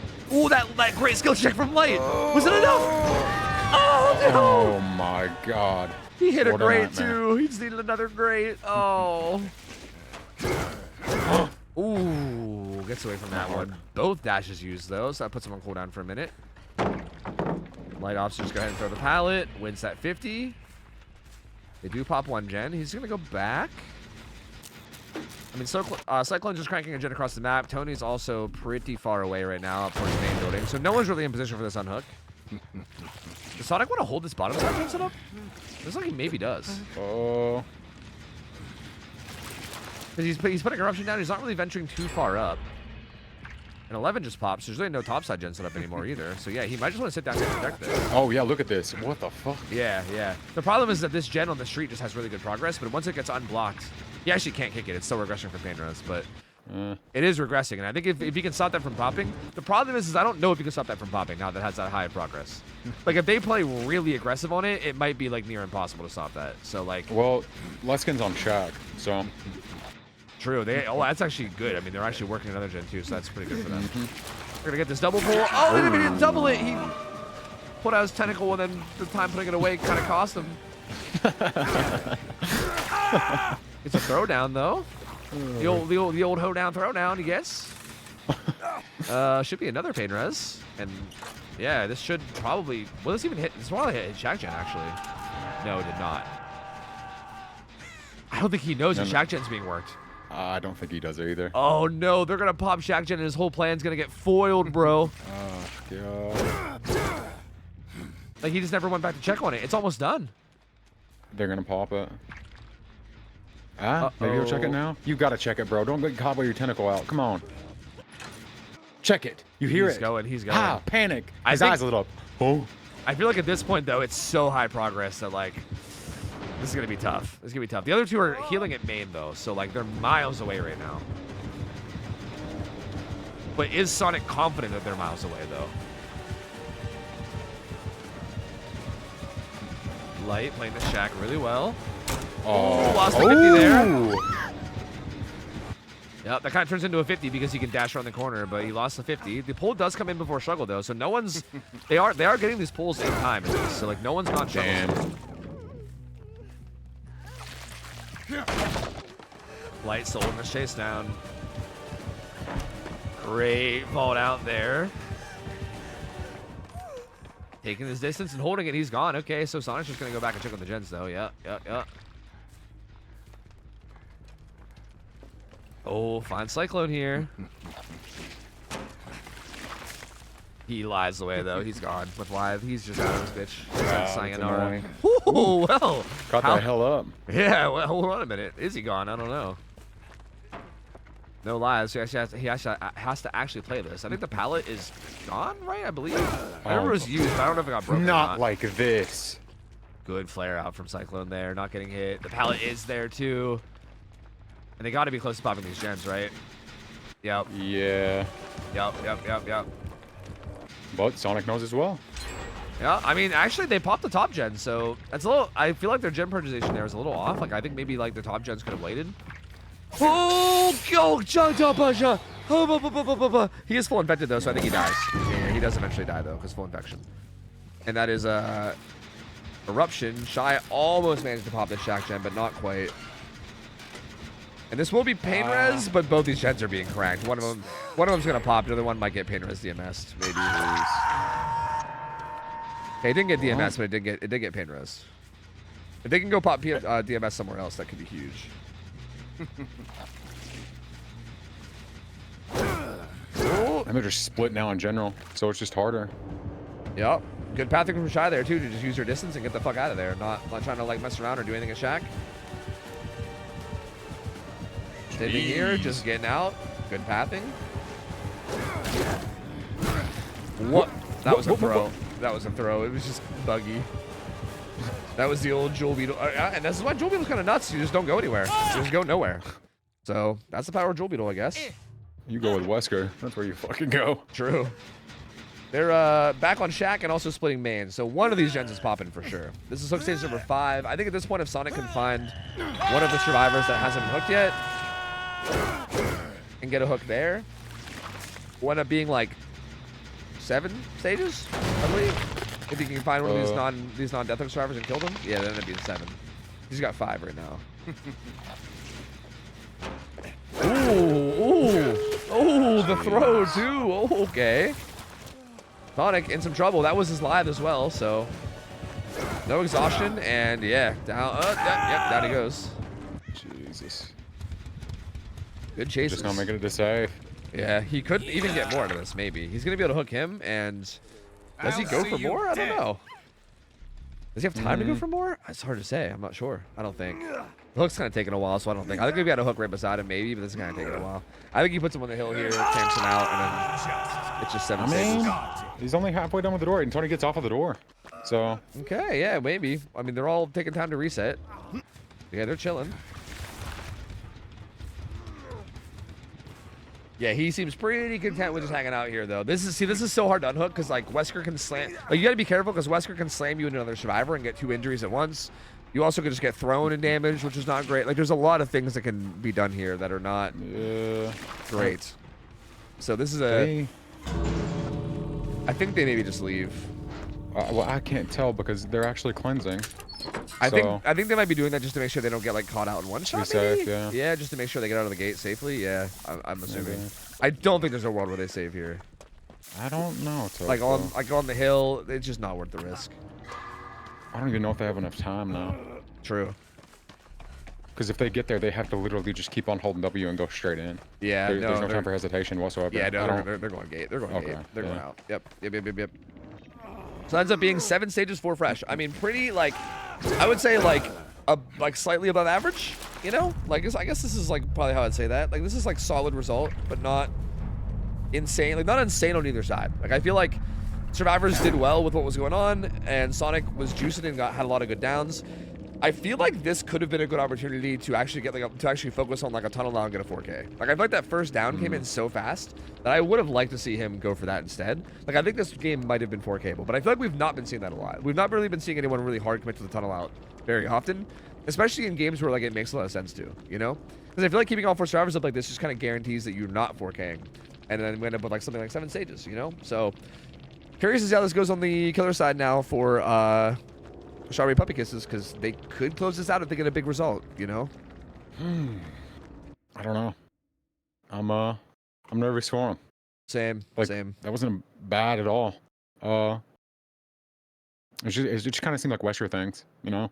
Yeah. Wesker and then Jewel things. Yeah. I mean, yeah. I think the Beetle add-on was definitely costing a lot there for sure. There's quite a few throws that could have been downs, but you know, what are you gonna do? Yeah, I guess that's kind of the risk of running that add-on, but I still do think like overall really well played. Like I think he played Wesker the killer cleanly for sure. Like he had good, like he had really good chases and played the chases really well. And Yeah, I just feel like I feel like he played around holding that 3-gen bottom more so than the tunnel out, and I feel like, especially with how much pressure they had on that 1-gen already, I feel like that 3-gen bottom was just kind of doomed. You know what I mean? That was like again like one of those positions where I feel like you have to like pivot away from it, but you have to have like the experience and like I guess knowledge to know to pivot away from it, and it's hard. Like it's very very hard to know to do that. I think Yeah, that the Giant Shack got way too much progress, and I think that kind of like made it rough. Yep. By the time he actually noticed, anyway. So yeah. Yep. Absolutely. Yeah. So like. That's definitely a little tough. Again, that being said, it doesn't. I don't want to make it sound like that was like a terrible result because it definitely wasn't. Right? Like that was still definitely a good, solid result that I think they could work with. Right? Like we've seen a lot of killers today, a lot of different killers, even killers that the actual teams themselves chose. We've seen getting like 3 stages, 4 stages, 5 stages. Like we've seen that a lot today. So definitely not another realm of possibility that they. I mean, like. It was what 7 stages 4 fresh. I mean, if you get 6 or 7 stages with not all 4 like fresh hooks getting hooked, that's enough, right? So if they just have a really good, clean, solid game, definitely possible. Like I'm not counting them out by any means. So we'll see. I mean, very strong Striver roster. We're seeing the same group, I believe, and the killer will be Cyclone on killer. So. Cyclone on the killer. Curious to see how this plays out. Curious to see if we see like a similar build. I'm curious if it goes for Jewel Beetle or not. I don't know. It's so risky, man. It's so risky. I don't know. Yeah, me neither. Egg is like damn near a guarantee, huh? Yeah, egg is nuts, bro. Egg is so good. Egg is just good as hell. Yeah. I feel like you could maybe go for something goofy like gloves and like Jewel Beetle or something maybe, but egg is so good, man. Like I think you'd be kind of wild to not run egg in my opinion. Yeah. But yeah, I mean, I personally am still a Unicorn Medallion believer. I know that Wesker mains say that one is not that good or whatever, and that it's not needed. But I will die a Unicorn Medallion believer. But yeah, I mean, there's a lot of different options, and I feel like the build will probably be something similar. We didn't see Brutal Strength out of Sonic, and I feel like that's something you see pretty commonly. Like you see Brutal a lot just for like the zone kick, catch up strats. We didn't see that there, and I'm curious if we end up seeing it here for Cyclone, but I don't know. Maybe not as concerned where it's CT. I don't know. Yeah, see, I feel like you should be concerned for CT because CT's I think because God Rocks are rough, bro. Yeah, They're you're rough. right. Yep. Because it spawns nothing but God Rocks right now, which is actually a weird thing. I think like every Macmillan map might be bugged at the moment. I think because I think they all just spawn nothing but God Rocks. I feel like no other fillers almost ever spawn. I mean, maybe it's not every one of them, but I think CT and I think Suffo are like that. Like you almost never see another spawns. It's really really bizarre. And yeah, with God Rocks being as strong as they are, I feel like it's definitely kicking pallet is, usually a pretty good idea for the most part. True, but another perk to slow the game down. Yeah, true. To guarantee the game slowing down a little bit is, I get it. I don't know. Yep. I feel you there. It's kind of hard to say no to like Eruption or like, Dead Man Switch or like those perks are so impactful, bro. It's so hard to say no to them. Like, I get it. Because like it's true you break the pallet faster, but like if you fail the next play and like the chase goes on, then brutal. Yeah, brutal is brutal. I feel like that's the thing is I feel like running something like Brutal, I feel like you have to have the experience with it to know exactly how to get value out of it in order for it to be worth it, right? Because like you're gonna be giving up a guaranteed value slowdown perk instead. So like you need to make sure that you get good value out of it. So I do think like if it's not something that's like super well practiced or whatever, which it might not be because it was the tiebreaker set, right? Like it's possible it's not super practiced from either side. This might have just been like the middle ground. Like we're both pretty comfortable in it, So that being said, yeah, maybe it'd be better just to run slowdown. I don't know. I have confidence in Cyclone and his ability to play well after seeing that singularity set for sure. And just seeing him on Survivor. And just knowing I played against him, and I've gotten the juice fucking juiced out of me. I'm gonna be honest, dude. That's kind of why I love these NA sets because I'm the same way, dude. Like, so I feel like so many people in these teams are people that like shit on me on the daily. So I get to see them come in here and play, and I'm like, yes, they shit on other people too. Yes, feel my pain. It's great. I love it.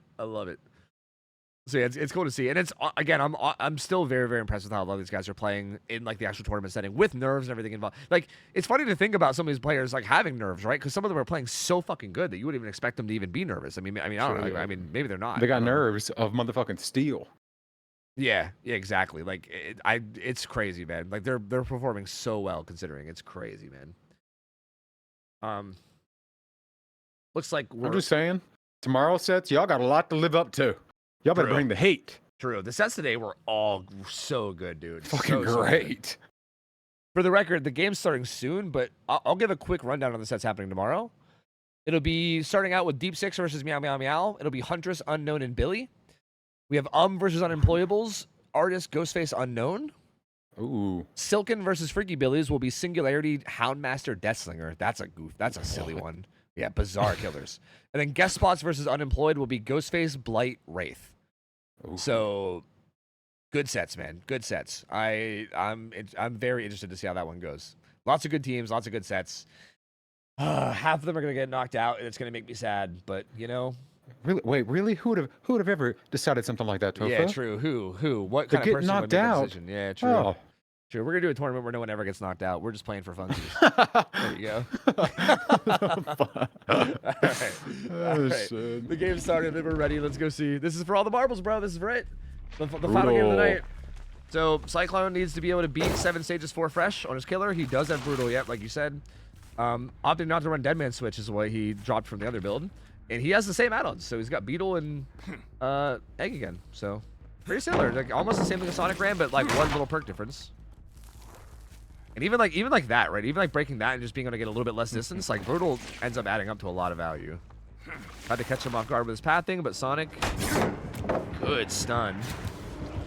How'd he blind him with sunglasses? I don't know, that's crazy. Powerful flashlight, you know? Are you muted or is my joke that bad? Is my joke that bad? Holy, I knew it was a bad joke, but God. It would have been the same. It was just a sigh and so. God damn. There was no difference, at least, you know? Yeah, fair enough. Sonic gets stunned again. And again, this is what I mean. This is kind of what I mean by trying to outplay the God Rocks and stuff, right? Like, this is rough. Like, I feel like you can do it, but it's very costly. Because now you have no power for a while. He can safely just throw that pallet, get distance. He's, like, pretty safe for a while afterwards. Ooh, good. Not a throw? Even with Beetle? I guess he collided with the tree? I can't believe that wasn't a throw. Good first hit on the Sonic, though. How quickly can he get it out? Oh, Waltz. He has Shack window, though, so...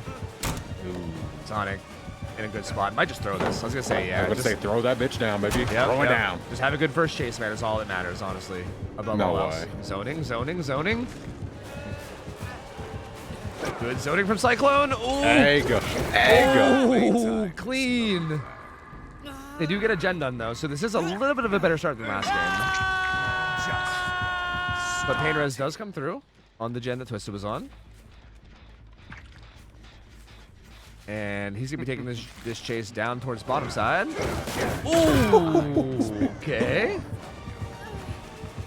Hit comes through. The poll's going to be coming in as soon as well. They did. It looks like they did have a 4-gen bottom too that they kind of got rid of with that. So, well, that was kind of just a dead center of the map gen. I guess it's just like a 3-1-3 split. Nancy still shag. Yup. Gonna come back to find Nancy. Still not opting to go for a tunnel out or anything. Just gonna stick to Nancy.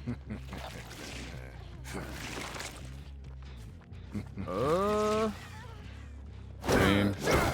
God. Yo, that was so smart, bro. She had nowhere to go there. She couldn't even dodge. That was actually so, like, he sat there and held it and was waiting for the right moment to send it. That was so good. Like, Twisted was using all the trees and stuff to their advantage, and that was so good from Cyclone. Like, perfect patience. Nasty, bro. So good.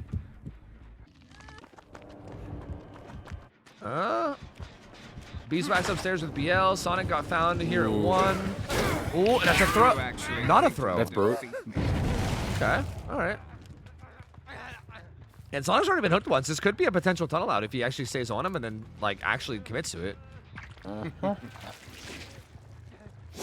Ooh. Oh, I respect all of it. I respect it. Good juke from Sonic, though. That's important. I think if Sonic goes down there, these guys are in a little bit of a tough spot. So his sprint burst is almost 99, too. There it is. It's up now. And he uses it to SB away to main. Gets his main pallet down. That should get him to the window. Great chase from Sonic. So good, dude. So good. Beeswax with BL here. He's out. Eruption goes down. Sonic's they're trying to reset him right here. That's a little. These gamers are crazy. A little ambitious. Brothers. Oh my God. Oh, he rebounded past Beeswax. Yo. Bro, he said, pardon me, excuse me, Beeswax, pardon me real quick. Don't mind if I slide right by right here and kill Sonic. 1 second. Like fucking tapped him on the shoulder as he went by. What the fuck? That was wild. Sonic back on hook, top side in the 3-gen. This is actually a very good spot. What gens are being worked? Bottom side gen. And 2 bottom side gens. So yeah, the top gens aren't being worked at all. Main was the only one being worked. And Bees is being chased. So this is actually really good for Cyclone. He has nothing here. Yeah, yeah. He's just playing edge map and just trying to delay as much as possible. He'll probably get hit and then try to head down bottom. He's got a Z-wall, baby. He's got a Z-wall. Nothing. If Sonic goes back, probably better. Yeah, yeah. Sonic probably gonna go back to the hook now. Yeah, this is the smart play. There's no one actually going for it, but this is definitely the smart play if you don't know. Because I think securing the kill here on Sonic while having this gen setup up here is actually a really good spot. Looks like he wants to do just that, yeah. Like, it looks like Epidemic is kind of here, but like he can, even one-fronting here might not be possible if he gets thrown. Like if he gets thrown into like an object somewhere, this might not be doable. So even going for this is a little scary, and they might. Yeah, I think they called it off. Well, yeah. No, it's too late now. He's got to go. Yep. They called it off. So Sonic dies. Now it's a 3v1. This is where it gets kind of interesting. 3v1 with a 3-gen up here.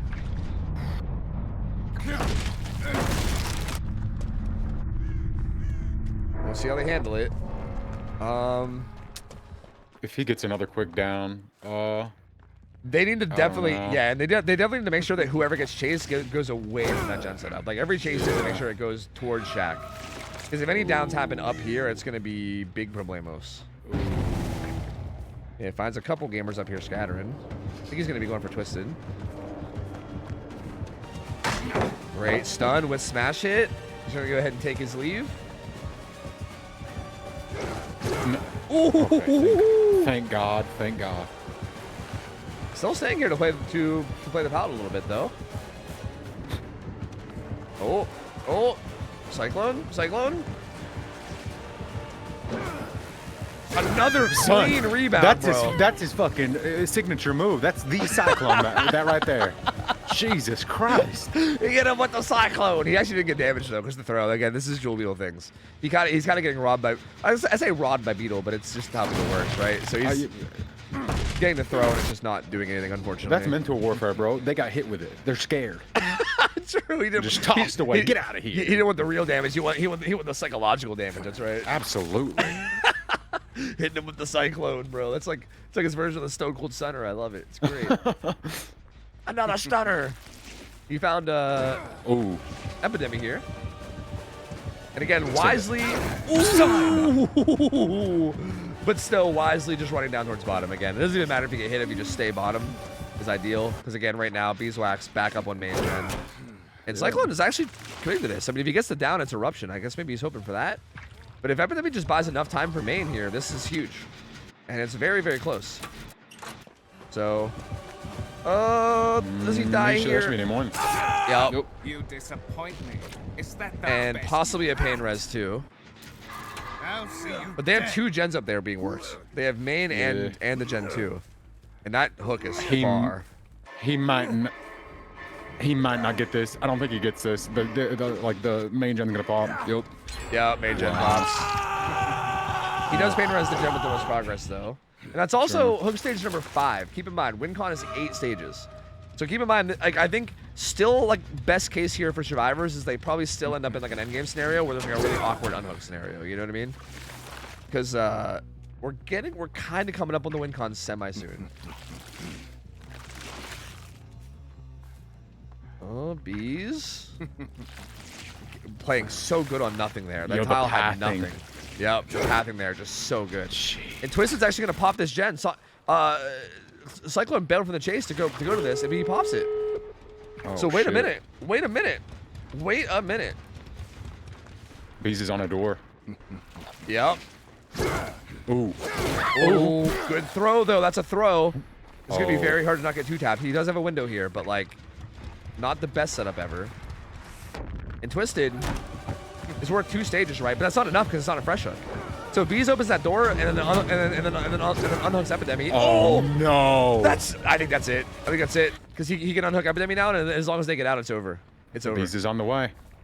Unless he goes struggle. Does he go struggle? I don't think he does go struggle. He went struggle. Oh, that's huge. They have to save him now. Actually, it gets Nancy too. They have to save Nancy now. They have to. Oh, right. That's 3, 2, 4, 5, 6, 7, 8. Yes, that'd be 8. They can't leave. They can't leave. My NA math is NA mathing. That's 8. They can't leave, bro. They can't leave. They have to save him. But Epidemy's like, I want to leave. But he's not leaving. Is this a bait so that Beeswax can get pulled? Looks like it maybe is. Oh. He's out. Oh, he's there for the pull. He's gonna get the pull at least. If Cyclone at least gets a hit for it, then this could be a big. Oh, a toss. No damage. No damage. Oh. And Beeswax does have BL with main here. It's possible. This is scary. He's going upstairs to use BL. His exhaustion's gonna be done soon.